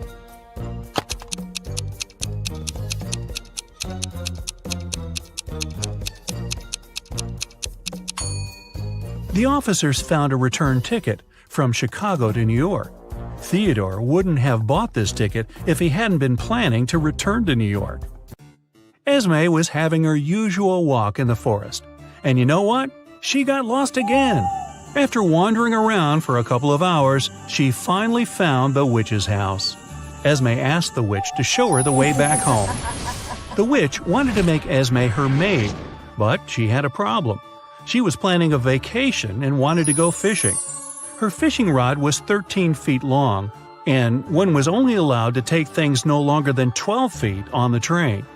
The witch promised Esme that if the girl found a solution, she'd let her go. What can Esme recommend?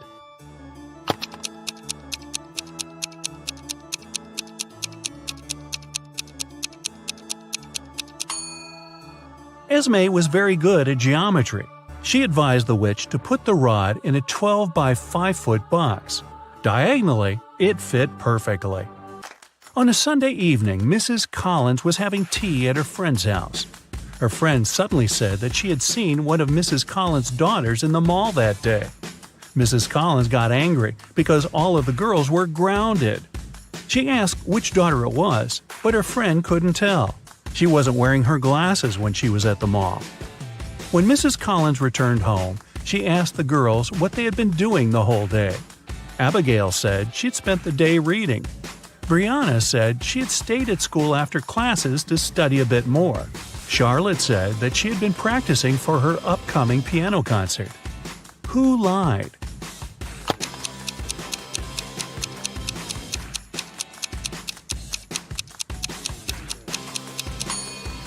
Brianna. It's Sunday. There's no school. A young girl, Tenley, was brought to the hospital after being poisoned. But the examination showed that Tenley hadn't eaten or drunk anything that day. Her sister, Kennedy, said she didn't know anything about the accident. Tenley's friend, Ruby, said, "We were at school when Tenley felt bad." Tenley's boyfriend, Archie, said, "I haven't even talked to her today." How was Tenley poisoned, and who did it?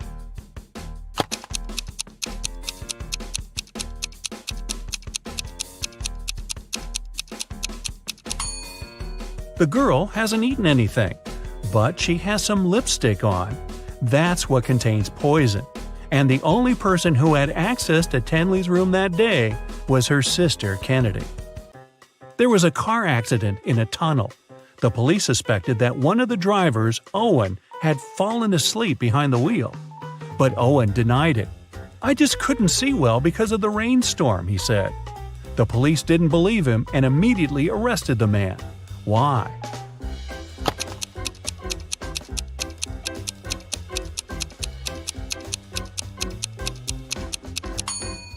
The accident happened in a tunnel. It couldn't rain there. Someone in the town was stealing cars. Every time a car disappeared, its owner would get a message from an anonymous number. In each message, there were 2 emojis that didn't make any sense. The police tracked the number, and the geolocation led to 3 houses. They questioned the owners, Mr. Walson, Mrs. Coleman, and Mr. Woolridge. Can you tell who the car thief is?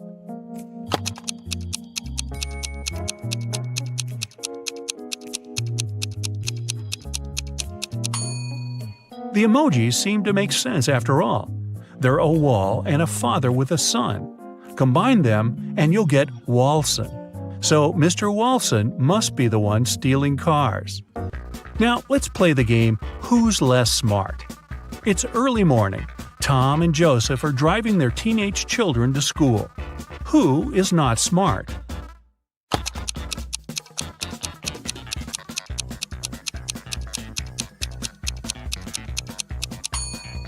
Joseph. His son is not in the car. His father has probably forgotten about the poor guy. 2 cars are driving through the city. They both started their journey at the same time. The green car is moving at a speed of 30 miles per hour. The yellow car is faster. Its speed is 50 miles per hour. And still, at one point, the green car comes across the yellow car. How is it possible?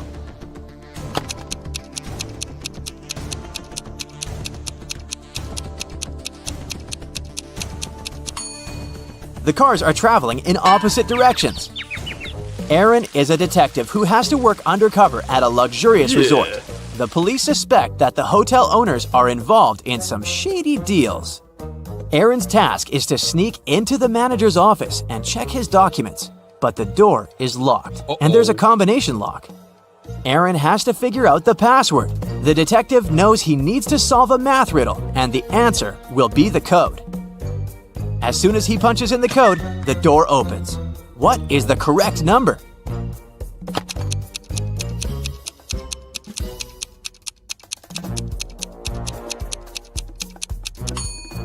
It's 30. There are no mathematical symbols at the end of the first and second lines. It means the whole thing looks like this. A very famous painting disappeared from a museum. Later, the police managed to find it, but there was a problem. They found not one, but 3 paintings. Only one of them is original. The others are just copies. Can you help the police figure out which is the original painting?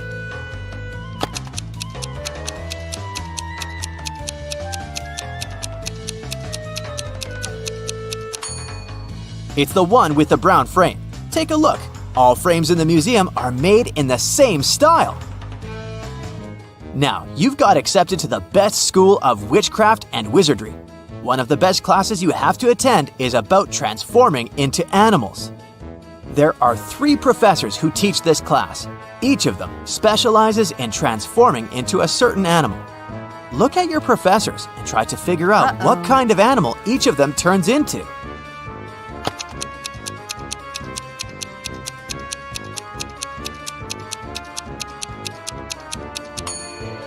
Have you noticed that the first professor has a forked tongue? He must transform into a snake. The second professor has a lion's tail. It must be the animal she transforms into. And the third professor has bear claws. He must turn into a grizzly bear. Maria was a princess and the heir to the throne. One day, an evil witch lured the girl into a magic forest. Maria got lost.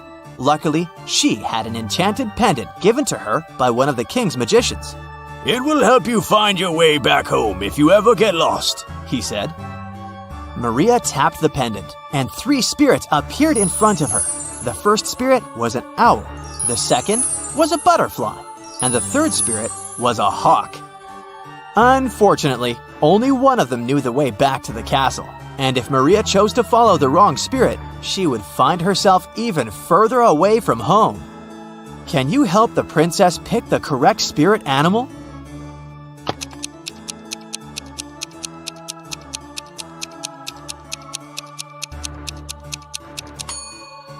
Have you noticed the banners in the throne room? There was a butterfly on each of them. It means the butterfly is the official symbol of the kingdom. Maria should follow the butterfly spirit. A man lives in a high-rise apartment building.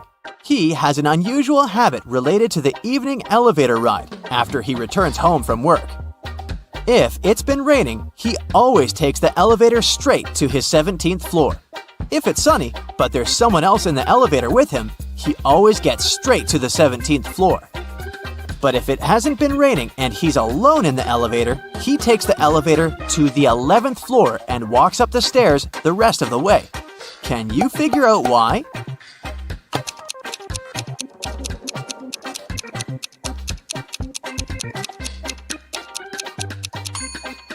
The man is very short. He can only reach the button for the 11th floor. If someone else is in the elevator, he asks them to press the button for his floor. And when it's rainy, he uses his umbrella to press the button. Johnny, a party clown, is carrying 3 pieces of gold. Each of these pieces weighs 2 pounds. While walking, the guy comes to a bridge. It has a sign saying the bridge can only hold a maximum of 180 pounds. Johnny weighs 176 pounds. Johnny reads the sign and still safely crosses the bridge with all the gold. How is it possible?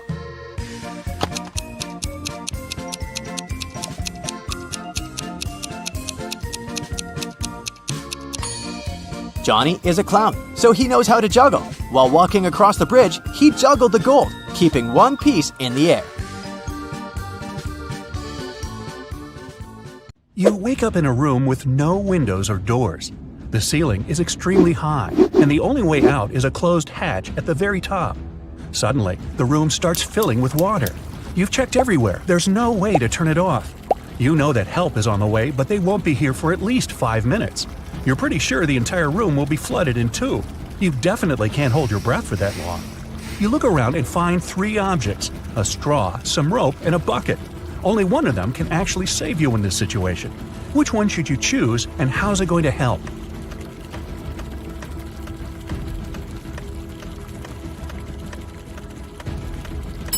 You should take the bucket, flip it over, and put your head inside when the water gets to head height.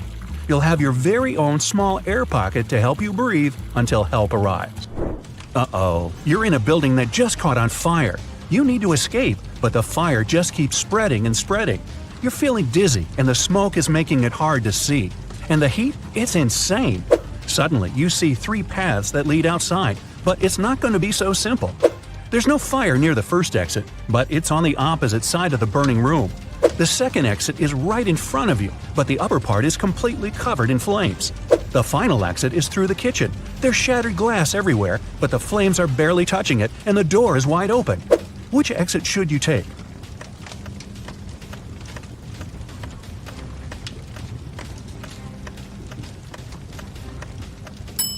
Even though the first exit isn't on fire, an indoor blaze is totally unpredictable. Flames can pop up out of nowhere. Going through a kitchen is never a good idea in a fire. There might be exposed gas lines in there. Your best bet is to go for the closest path and crawl your way to safety. Well, you're stranded in the middle of a desert and are in desperate need of water. You crawl along, trying to find any source to hydrate yourself. As nighttime rolls around, the wind gets stronger and it starts to get cold. You sit down next to a tree. How are you going to find water in the middle of a desert?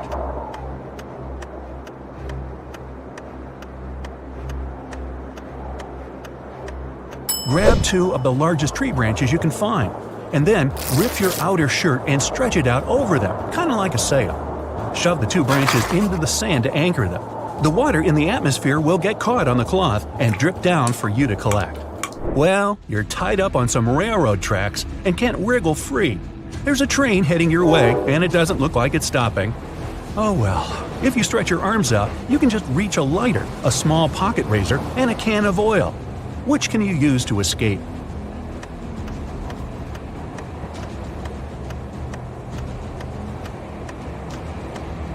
Pour the oil on the ropes holding you down.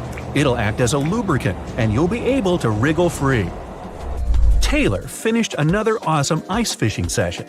He packed up his gear and walked back home with his dinner. Halfway back to the car, he realized he was being followed by a hungry cougar. It started chasing him.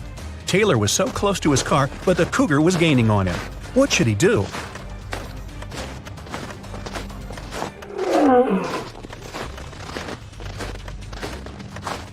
He should fling the fish to the side to distract the cougar. Then he should ditch all his gear. It's just slowing him down. That way, he's got a chance of making it to the car before he turns into cougar chow. Well, you find yourself in a pitch-black room. The room is huge and there are many hallways and corridors leading to unknown places. You need to find your way out before the room starts heating up like an oven. You only have 2 minutes. You can feel some pipes on the wall but nothing else. How can you save yourself?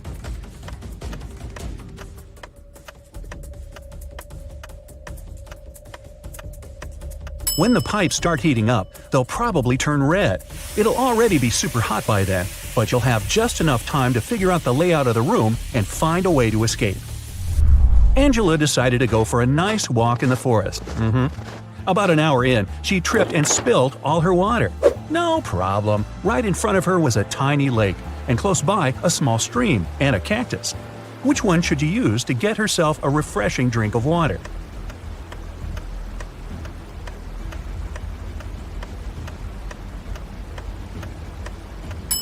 She should head for the stream.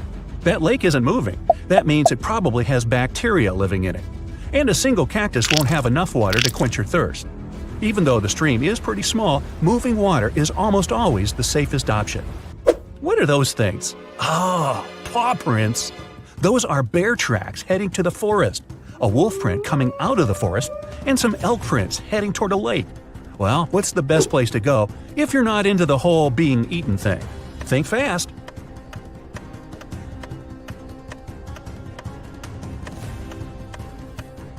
The bear going into the forest probably scared that large dog off. Oh, you thought those were wolf prints? Not likely. Wolves mostly travel in packs. The bear is most likely chasing the elk, so they'll both end up at the lake. That means the forest's safe for now. You're stuck in a well in a small village, and the water's already up to your knees. There's a rope leading to the mouth of the well, but it's definitely not strong enough to hold you. You look around and find a bucket, some clothing, and a lighter. How do you escape?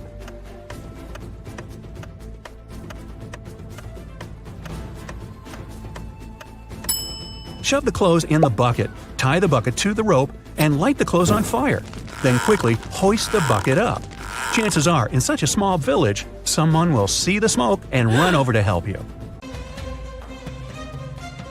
A man had a book that was worth $50,000. There were only 2 such books in existence. He threw the book into the furnace, reducing it to a pile of soot. Why did he do this?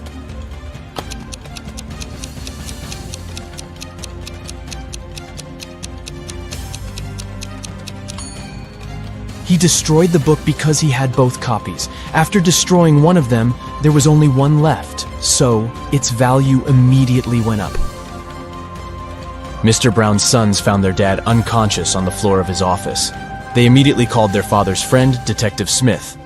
The detective knew that Mr. Brown was uber wealthy. His sons were going to inherit loads of money, but one of them must have needed money urgently. Smith questioned each of the brothers separately. David, the oldest, said, "I came in to feed the fish, and Dad was still fine." Marcus said that he had come in to discuss his business plans, and his father had given him some great advice. And Lucas, the youngest brother, said, "I entered Dad's office because I needed a favor. I wanted to take his car to impress the girl I like." Detective Smith immediately realized who was lying. And you?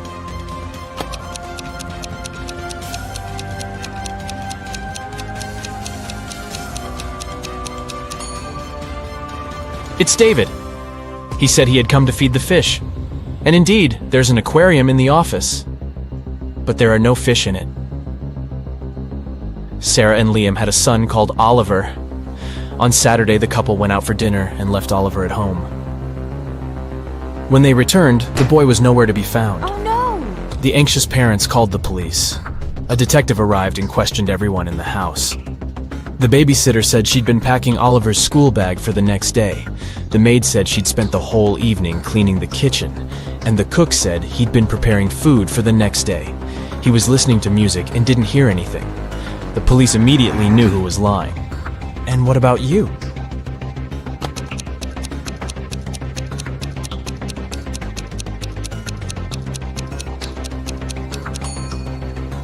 It was the babysitter. Children don't go to school on Sundays, so Oliver didn't need his school bag to be packed. Detective Adams arrived at the Museum of Modern Music because someone had stolen legendary shoes that belonged to Elvis Presley. A museum guard told the detective that they had reviewed the footage from security cameras and found out that all visitors had come in and left empty-handed, and the shoes were too bulky to put them in a pocket or under a t-shirt. Detective Adams examined the footage and said he knew who had stolen the shoes.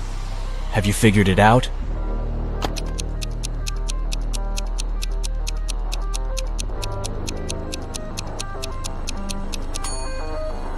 It's the red-headed guy.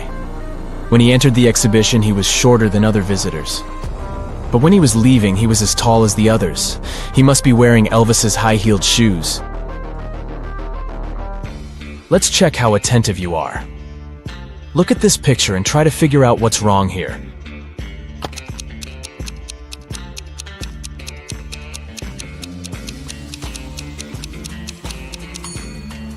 The teacher is very suspicious. She doesn't get reflected in the mirror. Now, how about these people? What are they doing wrong?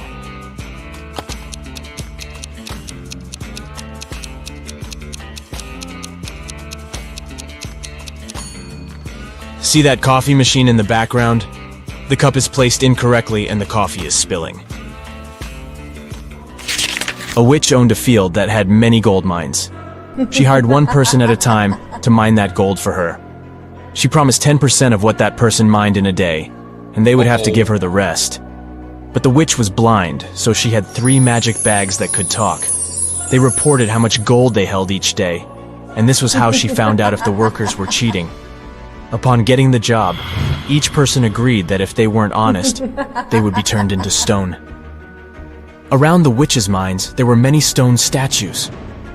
A man named Logan once accepted the job. The witch promised him, "If I wrongly accuse you of cheating, I'll be turned into stone." One night, Logan overheard the bags talking to the witch. The next evening, he submitted some gold and kept 1.6 pounds for himself. Later, the witch talked to her bags. The first bag said it held 16 pounds that day. The second one said it held 5 pounds. The third one said it held 2 pounds. The witch confronted Logan.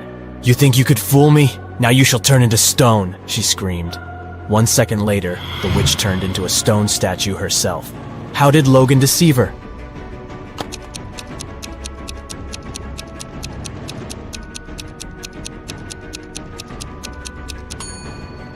Logan put 2 pounds of gold in bag number 1, 3 pounds in bag number 2, and 11 pounds in bag number 3. He then put bag number 2 into bag number 3, and bag number 1 into bag number 2. Each of the bags only felt the weight of the gold above it. Thus, they inadvertently gave the message that 23 pounds of gold had been mined. 2 cars are driving through the city. They both started their journey at the same time. The green car is moving at a speed of 30 miles per hour. The yellow car is faster. Its speed is 50 miles per hour. And still, at one point, the green car comes across the yellow car. How is it possible?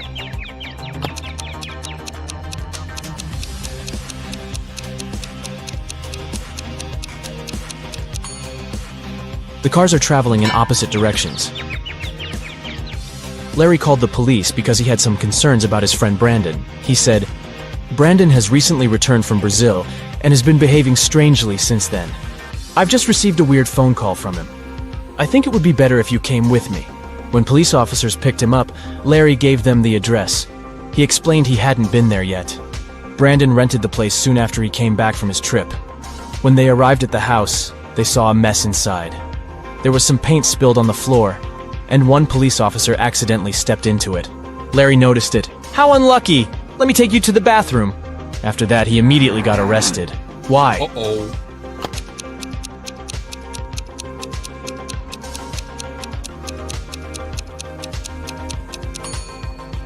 Larry said he'd never visited Brandon's new home before. Then how did he know where the bathroom was? John's mom got angry with the guy and locked him in his room. But she wasn't cruel. She left her son a chance to get out of there. To do it, he needed to find the answer to this riddle. Turn me on my side and I am everything. Cut me in half and I am nothing. What am I? Can you help the guy to escape?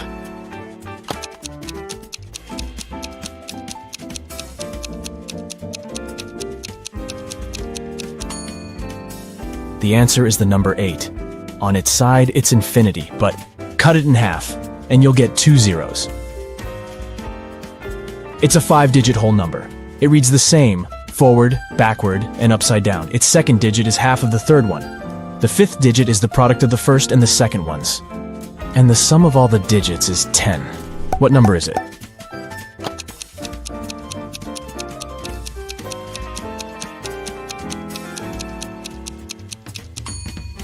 It's 10801. Eric got lost in a museum. While he was trying to find a way out, it got really late. All the doors were already closed. Finally, the guy saw 3 staircases. The first one was all covered in bizarre nettles with razor-sharp leaves and long spikes. The second had giant, stinking flowers with a stench almost impossible to bear. And the third staircase was an impassable jungle of cacti. Which staircase should Eric choose?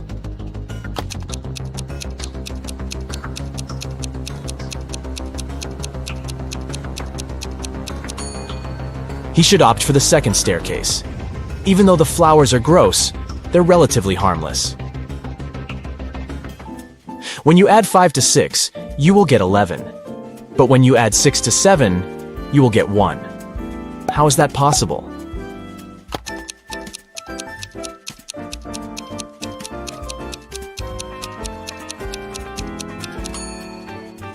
It's possible when you're looking at a clock. A coin is put into an empty bottle. Then this bottle is plugged with a cork. How can you remove the coin without breaking the bottle or pulling the cork out?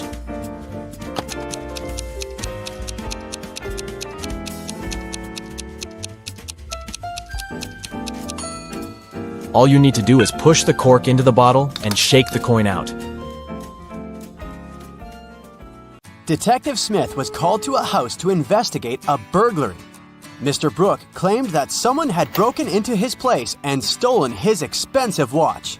When the detective arrived, he saw that the front door was open and there was muddy footprints leading to the living room. He also noticed that there was some mud on the staircase. After looking around the house, Detective Smith quickly figured out who the thief was. He went upstairs and arrested Mr. Brooks' son. Why did he do that?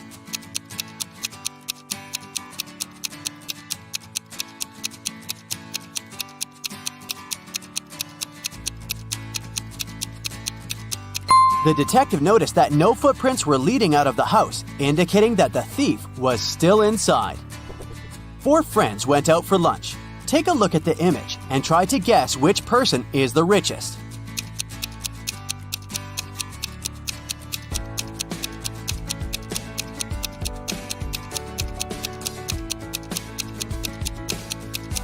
It's the one on the right. The first person has a fake iPhone, so they can't be it.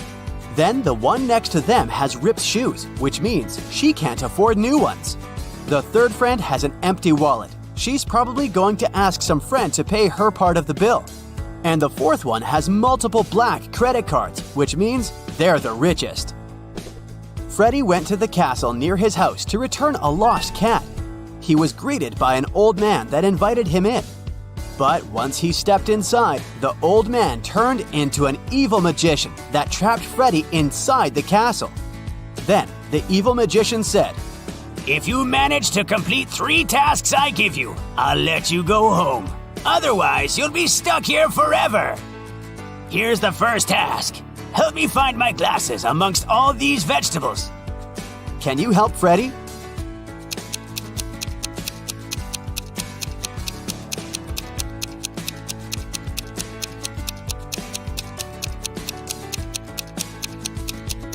Here they are, right next to the pumpkin.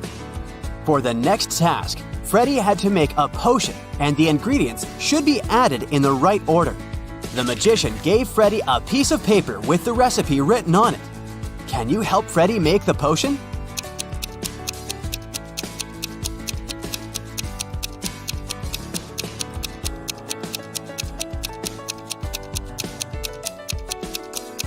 You got to follow the colors of the cauldrons. So first of all, you need to add curry, so the potion will turn yellow. Then you add some blueberries, and it will turn green. And finally, add some tomatoes to make the potion look brown. Well done, Freddy! Freddy's third task is to find a book in this messy room. Can you do it?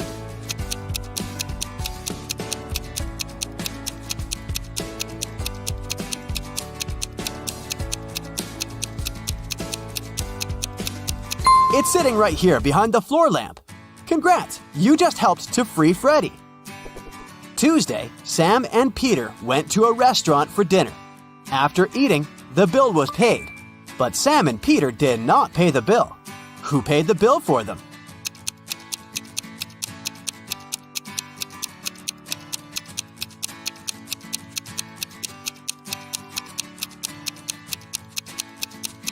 Their friend, Tuesday. I didn't see that one coming. Atlas woke up in the attic of an abandoned house. He tried to find a way out of the house, but all he could do was find a room with 3 doors. Each door hid a different danger. The windows and floor behind the first door were made entirely of magnifying glass, which meant that the sunlight would probably burn him if he entered. The second door hid a room full of poisonous gases. And behind the third door, there was a hungry lion. What should Atlas do to escape?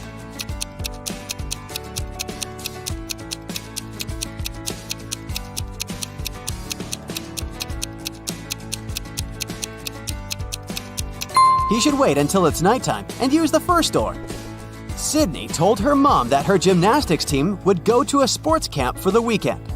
She asked her mom to help her pack for the trip. Her mother packed everything she thought her daughter would need. When Sydney came back from the weekend, she was telling her mother all about the trip. But somewhere during the conversation, she asked her mother why she hadn't packed a toothbrush.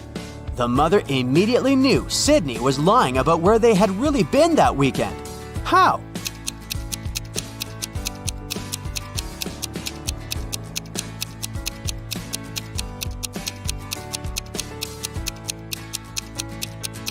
Because Sydney's mother did pack a toothbrush, but she put it under Sydney's gymnastics clothes. If Sydney had really gone to that camp, she would have used the clothes and found the toothbrush. Kimberly discovered 3 bags in an old attic along with a note. The note said that there was $1 million inside one of the bags. It also said that the 2 other bags were empty. She only had one chance to figure out which bag had the cash. Kim knew that only one of the messages written on the bags was true. On the first bag, it said, "The cash is not here." On the second bag, it was written, "The cash is not here." The last bag read, "The cash is in the second bag." If you were Kimberly, which bag would you choose?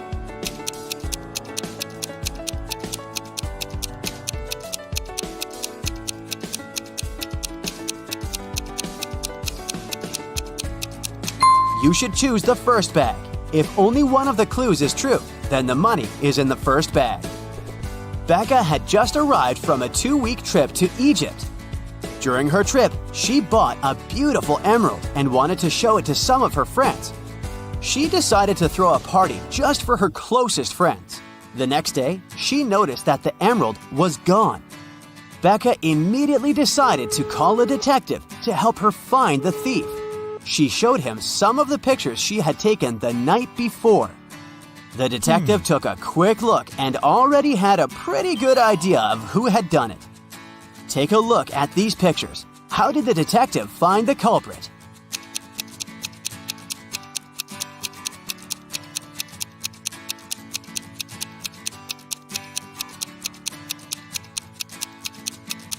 Look at that girl wearing a hat. At 1 a.m., her hat is flat, but at 2 a.m., her hat suddenly turned pointy, weirdly imitating the shape of an emerald. It must have been her. It's a rainy evening, and Dylan is driving back home. He passes through a bus stop where 3 people ask him for a ride. Dylan only has 1 seat in his car to offer, but he really wants to help all of those people. There's an old lady that looks very cold. There's a doctor who claims he needs to get to the hospital for a quick appointment. And a woman that Dylan has a crush on. What's the best arrangement Dylan can make to help everyone?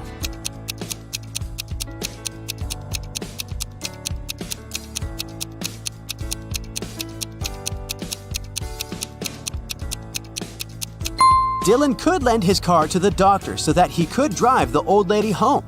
Dylan could wait at the bus stop with the girl he has a crush on until the doctor comes back and gives him his car back. Susan found out that her favorite pop band was playing a private concert for VIP clients in a luxurious club. She decided to sneak inside the club through the backyard. But unfortunately, Susan faced a strict guard behind the door. He refused to let her inside without a password. But luckily for her, there was a hint in the guard's t-shirt. The hint was 2, infinity, plus B, D. Susan deciphered the hint and was allowed in the concert. Can you guess what the password was?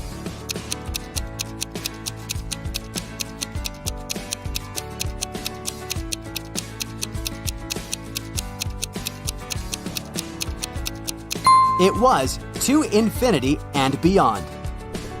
One afternoon, Nicole found her father, Frank, in the living room, really worried about an anonymous text he had gotten. Frank was a private investigator, and he had just received a message revealing the address of the town's most dangerous criminal, Dirty Jack. He decided to go check the area, even if he didn't know what the criminal looked like. The address turned out to be an old warehouse, and when he busted inside, he found 4 people sitting at a table playing poker. The 4 people were a carpenter, a truck driver, a mechanic, and a fireman. Without any hesitation or communication, Frank arrested the fireman. How did he know that he was a criminal?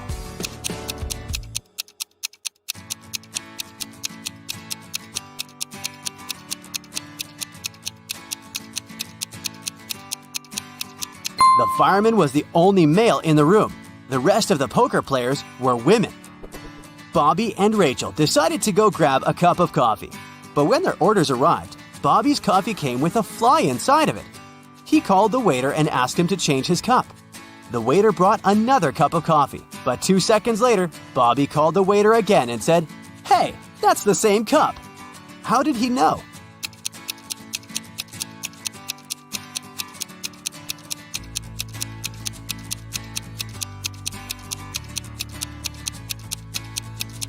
because Bobby had already put sugar in his coffee, and when he tasted the liquid inside the new cup, it already had sugar inside.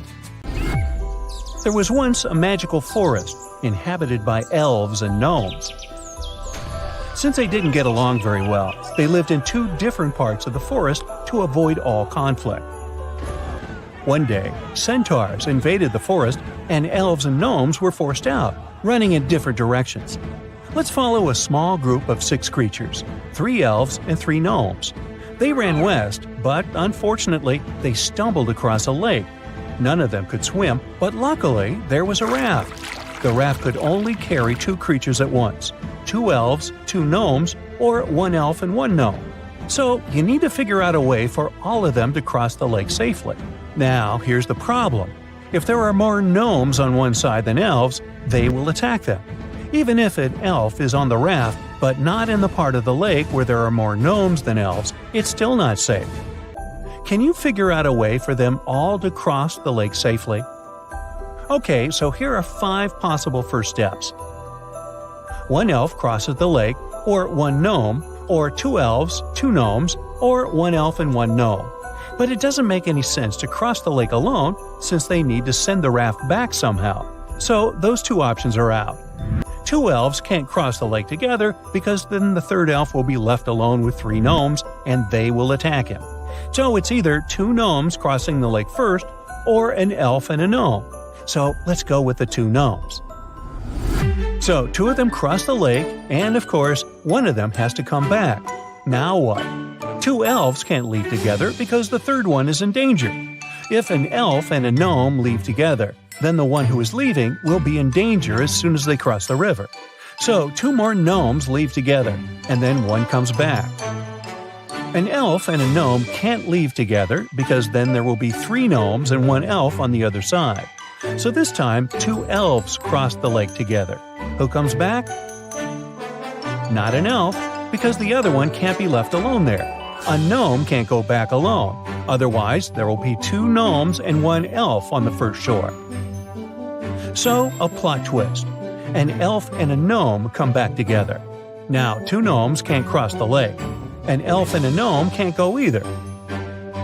So the 2 remaining elves go to the other shore together. None of them can now return since there are 2 gnomes left on that shore. So a gnome will return to pick up one of his buddies. Then another gnome will go to pick up the last gnome. But it's not the only solution. You could also succeed by sending a gnome and an elf together as a first move. Here's a graph of how it would play out.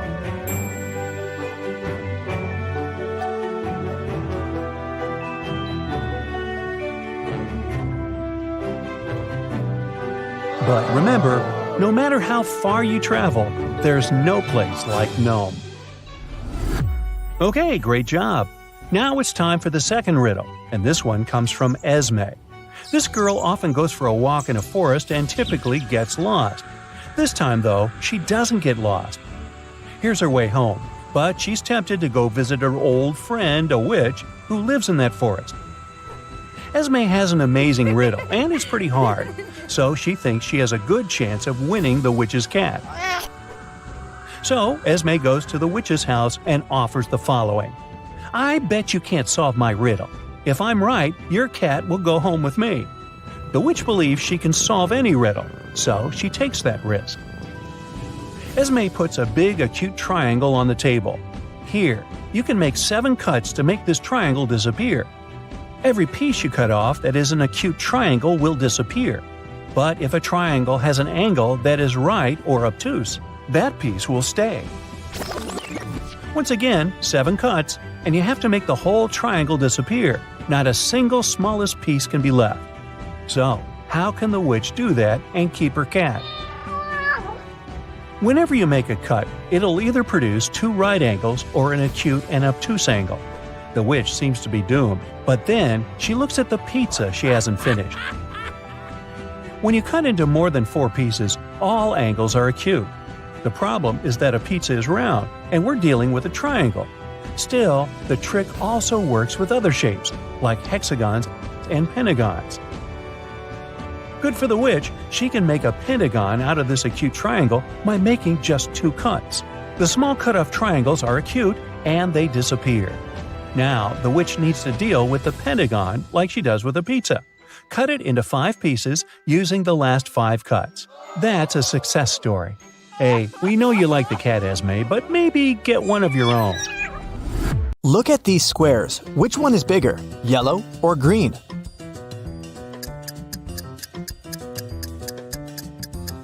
All these black and white squares usually confuse perception, but it becomes obvious that the green square is larger than the yellow one if we put them away. Eric is a police officer.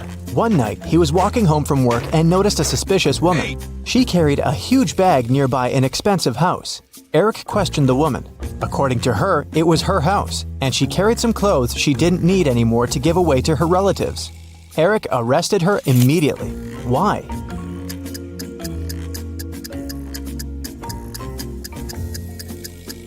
There are traces in the snow. Some footprints belong to Eric, and others to the woman. But the woman's footprints lead to the window. Why would she leave the house through the window if it really was her home? Therefore, she's a robber. Someone stole an expensive painting from a local museum. The guards locked all doors and windows in the building and called the police. Detective Roberts found 3 suspects among the museum visitors. George is an art student, and he was making sketches all day. Helen had a yoga class nearby and decided to check out the new exhibition, and Rick said he was just visiting the sights of the city as an ordinary tourist. Can you spot a robber among them?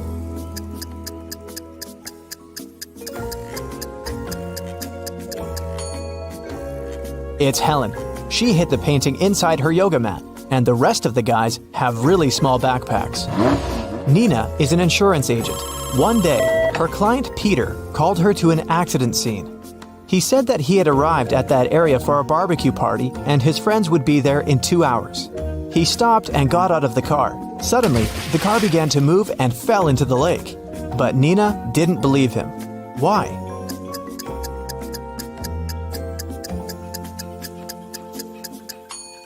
She saw the footprints. He pushed the car into the lake himself. After dinner, billionaire Rick felt extremely bad. Doctors said that he had been poisoned. His private detective interrogated the cleaning lady, his wife, and the cook. Each of them claimed that they had nothing to do with the crime. The detective searched the house and found a jar with poison and a glove stained with poison. After studying the evidence very carefully, he realized who had poisoned Rick. How?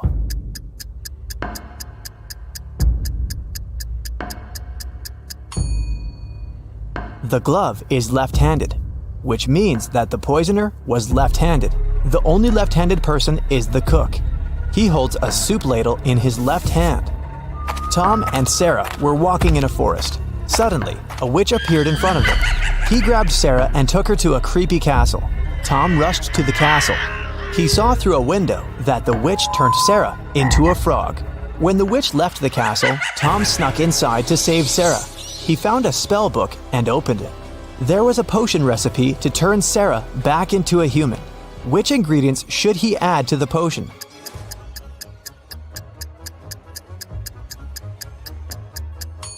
Snail. Take away an S letter and you get a nail. An orange heart without a letter T turns into orange hair. Mr. Green is an old artist. He used to live alone, but he hired 3 nurses to help him around the house when he lost his sight. One day, one of the nurses found him unconscious in his bedroom. She called the ambulance. Police officers also arrived and questioned all the 3 nurses. Wendy said that Mr. Green asked her to read him a novel, and then she left him to cook dinner. Amy said that she had played video games with Mr. Green, and he seemed pretty healthy. Diana said, "I came over and found him unconscious," and called the police right away. Who's lying?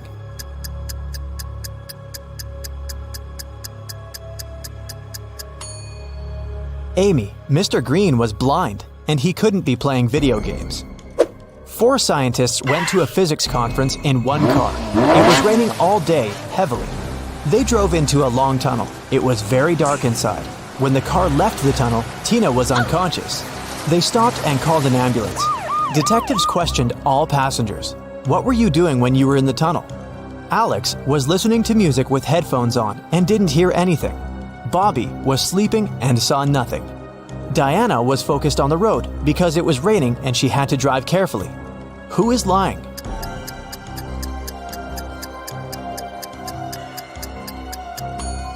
Diana. It wasn't raining inside the tunnel.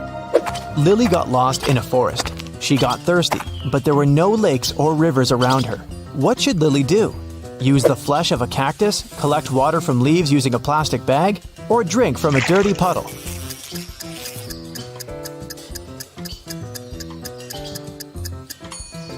Cactus flesh has toxic elements dangerous for humans. Plus, what a weird cactus it is. These guys don't really grow in forests.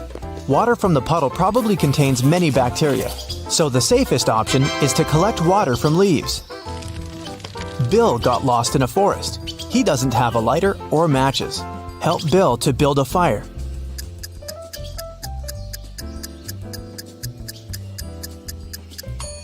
He should use his glasses as a lens, direct sunlight onto dry grass, and wait until it lights up.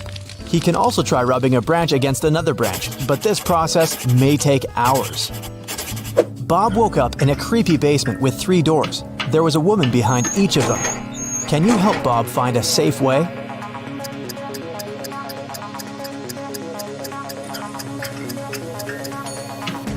Can you see animal claw traces? There's a wild animal behind this door. And the second woman doesn't look safe either. She has spiders in her hair. The third woman is the safest option, even though she looks like a witch. Kim and Stacy went hiking in a forest. They stopped for the night, and Stacy went to collect some berries. Suddenly, a witch appeared out of nowhere and turned Stacy into stone. Kim got nervous and went looking for Stacy, but she met the witch instead. I turned your friend into stone. Find the right stone and pour this potion. It will turn your friend back to human. The witch said these words and disappeared. Can you help Kim to save Stacy?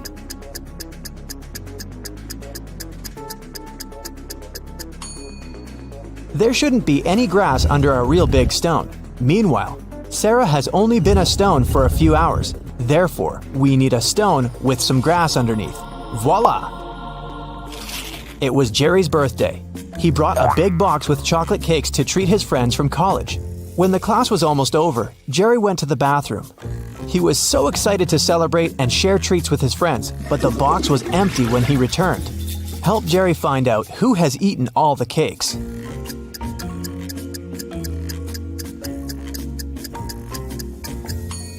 This lady over here seems pretty suspicious. Is this chocolate on her cheek? Let's challenge your color perception. What colors should you mix to get green? The correct answer is B. What colors should you mix to get orange? The correct answer is B. What color should you mix to get pink?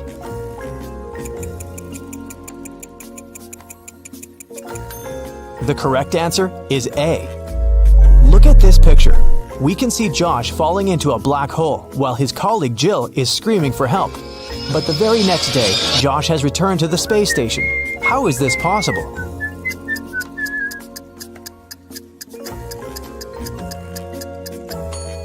It was April Fool's Day, and the astronauts decided to play a trick on Jill. Lisa told a police officer that her house had been robbed. The most expensive painting was hanging above the bed, but now it's gone. The officer asked, "Have you touched anything here?" And Lisa said, "No." The policeman recorded Lisa's story, and he looked around the house and arrested her for fraud. Why?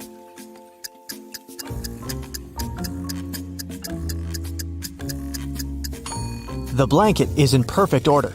If someone had removed the picture from the wall, they would have gotten on the bed. There are 3 options: a desert with a couple of cacti, a sunny meadow with an apple and a glass of water, and a sea beach with sharp rocks. 1 bucket, 1 glass, and some plastic bags. Which place would you choose?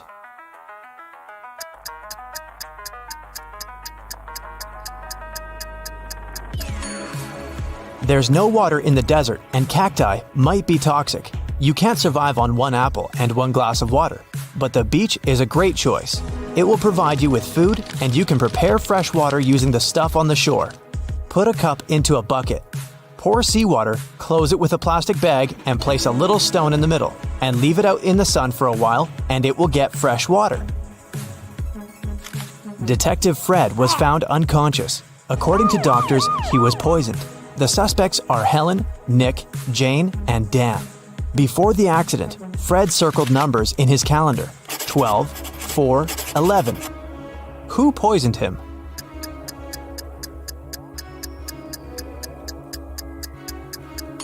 It was Dan.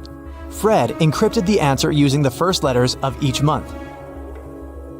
Kelly and Sarah gathered together for a cozy sleepover. Sarah opened a dating app and showed Kelly messages from 3 guys. She asked Kelly to help her choose a good guy. Andrew just bought a new car and offered Sarah to have a ride. Rick sent a picture from an airport and said his boss had sent him on a business trip. Will said he lived alone in a country house. Who is lying?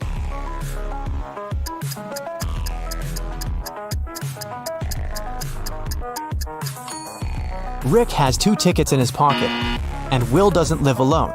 There are 2 phones and sunglasses on the table. Therefore, Kelly chose to date Andrew. A new ice cream parlor opens up in Matt's neighborhood. He goes there to check it out. It's pretty crowded because they offer 1 free ice cream serving to each customer. Matt meets a pretty lady named Kitty in the line. He falls in love with her right away, but unfortunately, she's already married. Can you find her husband among these guys?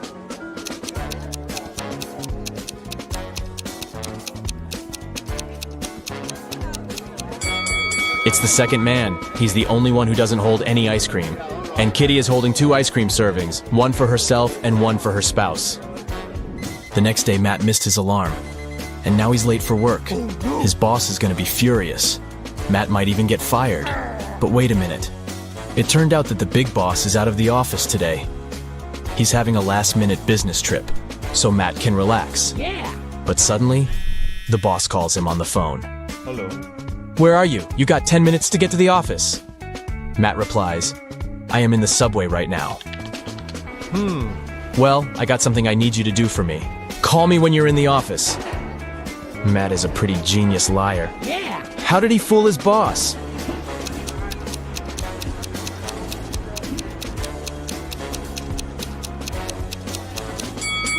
Matt had a subway noise track on his computer. He played it when he was on the phone with the boss. Clever. Matt enters the local bakery on the way to the office. Hello. The cook brings 2 trays with fresh tartines. Take your time and try to spot 10 differences between them.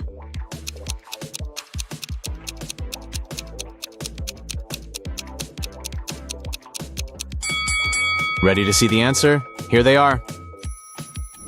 What about these 2 breakfasts? Can you find 10 differences?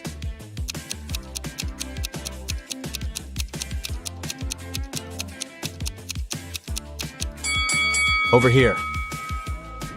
Matt arrives at the office. Oh no. Someone has changed the password on their corporate computer.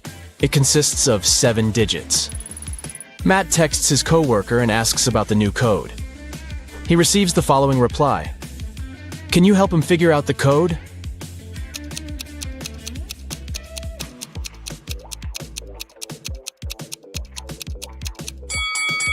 The number of fingers implies the right digit in the password. So Matt should enter 1, 0, 5, 2, 3, 1, and 0. Matt is an illustrator. His boss sends some files and asks him to separate the images and add some colors. Unfortunately, all the layers are merged. Can you spot 6 different objects in this picture?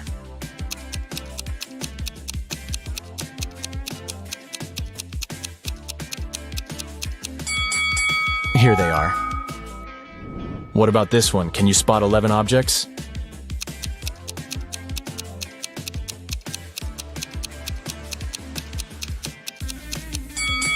Over here. Matt's sister, Ashley, is getting married. He arrives at the event, and she asks him to take a picture of her with some friends. But someone pranks the bride in the middle of the photo shoot and spills paint on her beautiful dress. Can you guess who did it by just looking at this picture?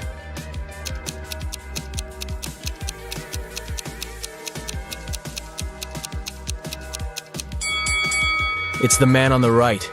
He has a rope in his hands, and it's tied to the bucket. Ashley changes and the wedding goes great. After the ceremony, they throw a party in a restaurant. This place is very popular among the newlyweds. Matt faces 3 brides in the lobby and spots the fake one right away. Hello. What about you?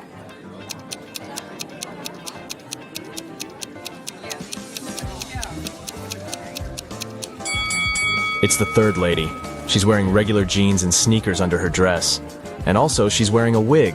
She must be just trying on a costume. The wedding dinner begins, and the waiters serve the first course.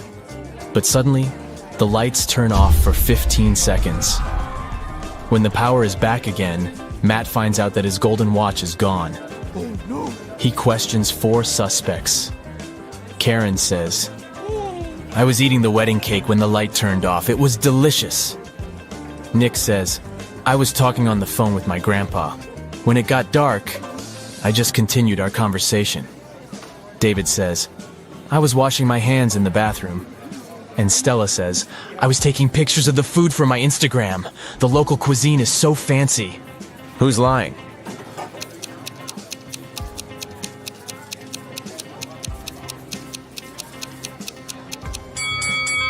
Karen.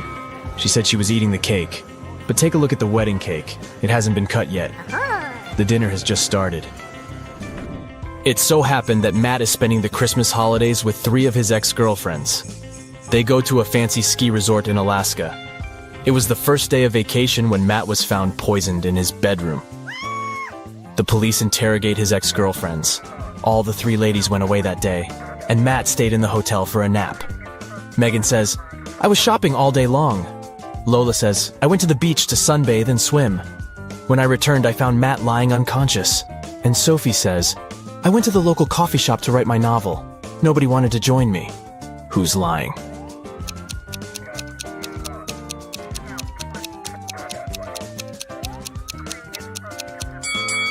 Lola, it's Christmas time, so it should be very cold in Alaska. She couldn't swim and sunbathe outdoors.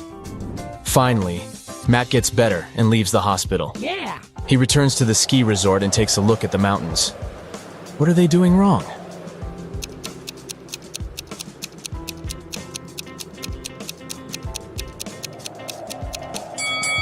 This guy is riding a snowboard. He doesn't need ski poles. After the Alaska trip, Matt gets a new job in New Orleans. He finds a great apartment and moves in. 3 neighbors knock on his door to greet the new neighbor. One of these ladies is a real witch. Can you spot who exactly?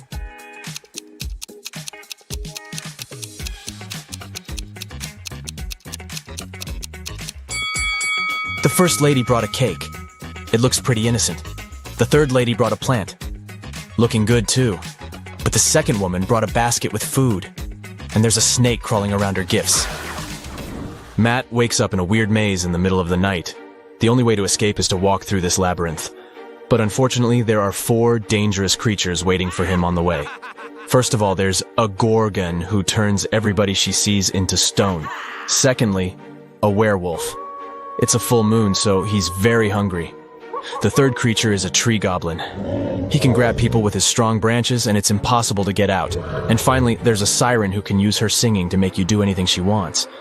Luckily, Matt has 4 magic potions which can be helpful. Each potion has a 24-hour effect. If you spill the first potion on anybody, they'll become silent. The second potion will make any creature very weak. The third potion turns anyone into a vegan. And the fourth potion causes blindness. Can you help Matt distribute the potions among the creatures correctly?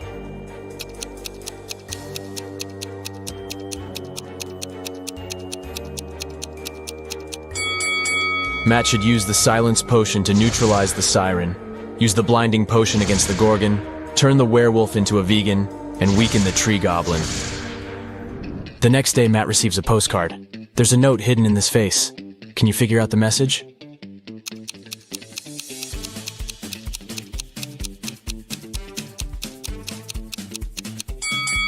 The features of this face form the word liar. Matt purchases a tour to see the sights of the state. He takes a nap on the train. After a while, he wakes up and sees that his tablet is missing. Matt interrogates 4 tourists nearby. Liam says, "Sorry, I was listening to the music and my eyes were closed. I don't know who did it." Willow says, I think it was Ronald. He's very suspicious. Why would he need so many gadgets on a tourist trip? Ronald says, I have a bunch of my own gadgets. I don't need your old, outdated tablet. And Mary says, I'm sorry, but I was sleeping. Can you spot the thief?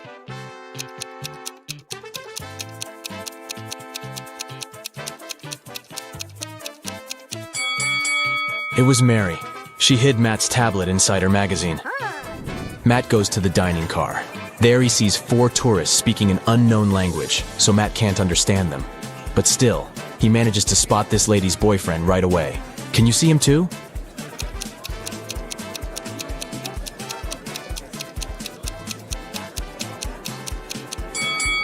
It's the second guy. They have similar tattoos on their necks. Matt wakes up locked in an abandoned house. He finds 3 doors, but only one of them leads to freedom, and he has only one chance to find it.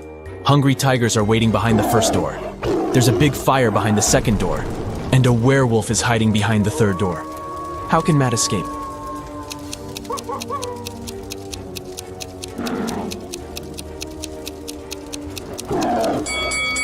He should just wait until the fire goes out. Yeah. Anna went on vacation to Hawaii and stayed at a luxury hotel. The hotel manager told her that they had only 3 empty rooms left. Anna could choose the room she liked best. Can you help her make a wise choice?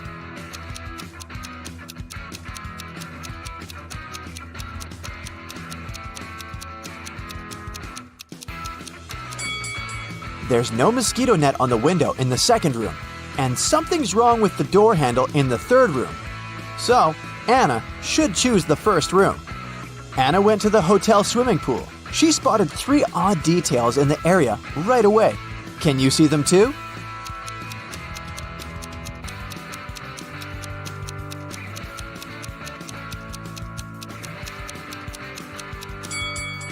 There's no ladder in the pool. There are 2 suns in the sky, and this guy is sunbathing in a winter coat. After lunch, Anna decided to go on a boat trip. At the pier, she met 3 sailors. Bob offered her a 3-hour sailing and fishing trip for $10 only. Kyle offered Anna a personal diving class for $200. And Daniela offered to have a boat trip around the coastal cliffs for free. But only one of these offers is actually a good deal. Can you guess which one?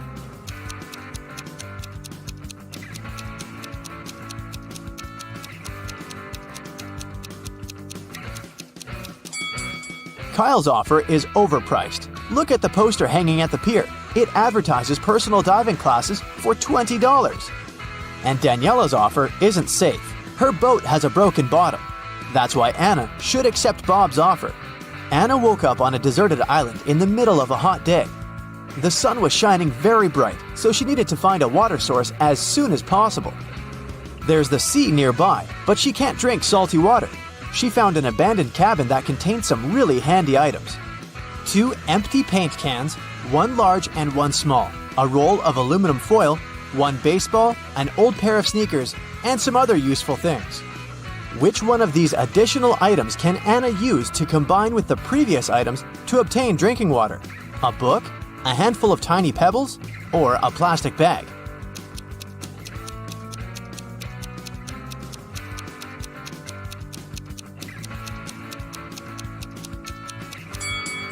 The book is useless in this context. The pebbles can be found all over the shore. As for the plastic bag, Anna can fill 1/2 of the larger paint can with seawater.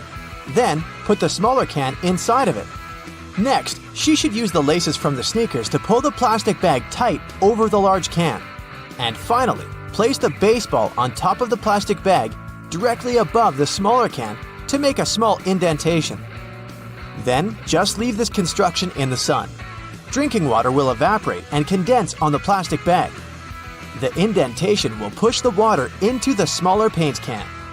Anna decided to explore the island. Soon, she found a tunnel and got lost inside it. At the bottom of the tunnel, Anna saw 3 pits leading to freedom. But, unfortunately, every pit is hiding some danger. A huge squid is hiding in the first pit. There's a hungry hyena in the second pit. And there's a poisonous porcupine hiding on the third path. Can you help Anna choose the safest way to escape?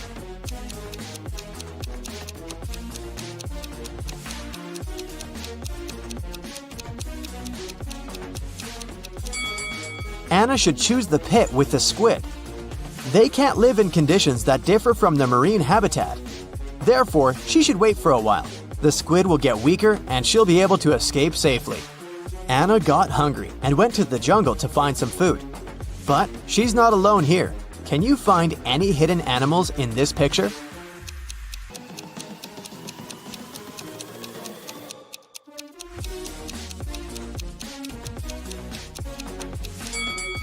There are 6 animals in the jungle. Here they are: a butterfly, an alligator, a rabbit, a camel, a snake, and a deer. Finally, Anna found 3 bushes with berries. They all look delicious, but only one of them is safe to eat. Can you help Anna make the right choice?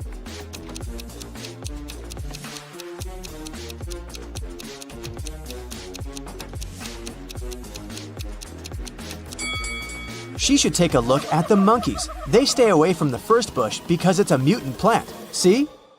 It has teeth and emanates toxic gases. Meanwhile, the monkeys enjoy berries from the second and third bushes. But a cobra is hiding under the third bush. So, the second bush is the safest choice. Anna got sunburned during her walk. Which item from the cabin can she use to cool down? Aluminum foil? Fresh water from the paint can? Or the sponge with some seawater?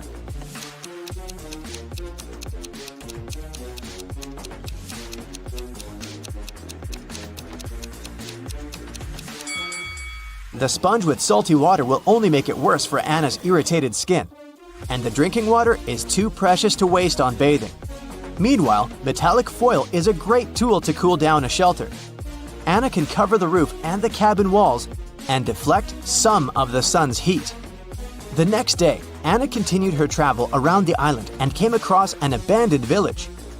She found a car with the keys still in it. The car was parked outside the local library, but before Anna could do something about it, a nearby volcano erupted. She didn't see any signs of glowing red lava, but a huge cloud of black smoke was moving towards her. It'll reach the place where Anna's standing in a minute. What should she do? 1. Head down to the library's basement, which is filled with vampire bats. 2. Take the stairs to the library's roof and hide there.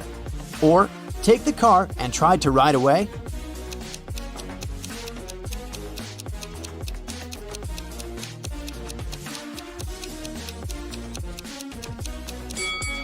Volcanic dust is very hot and moves at high speed. Anna cannot either outrun the dust or hide from the clouds on the roof.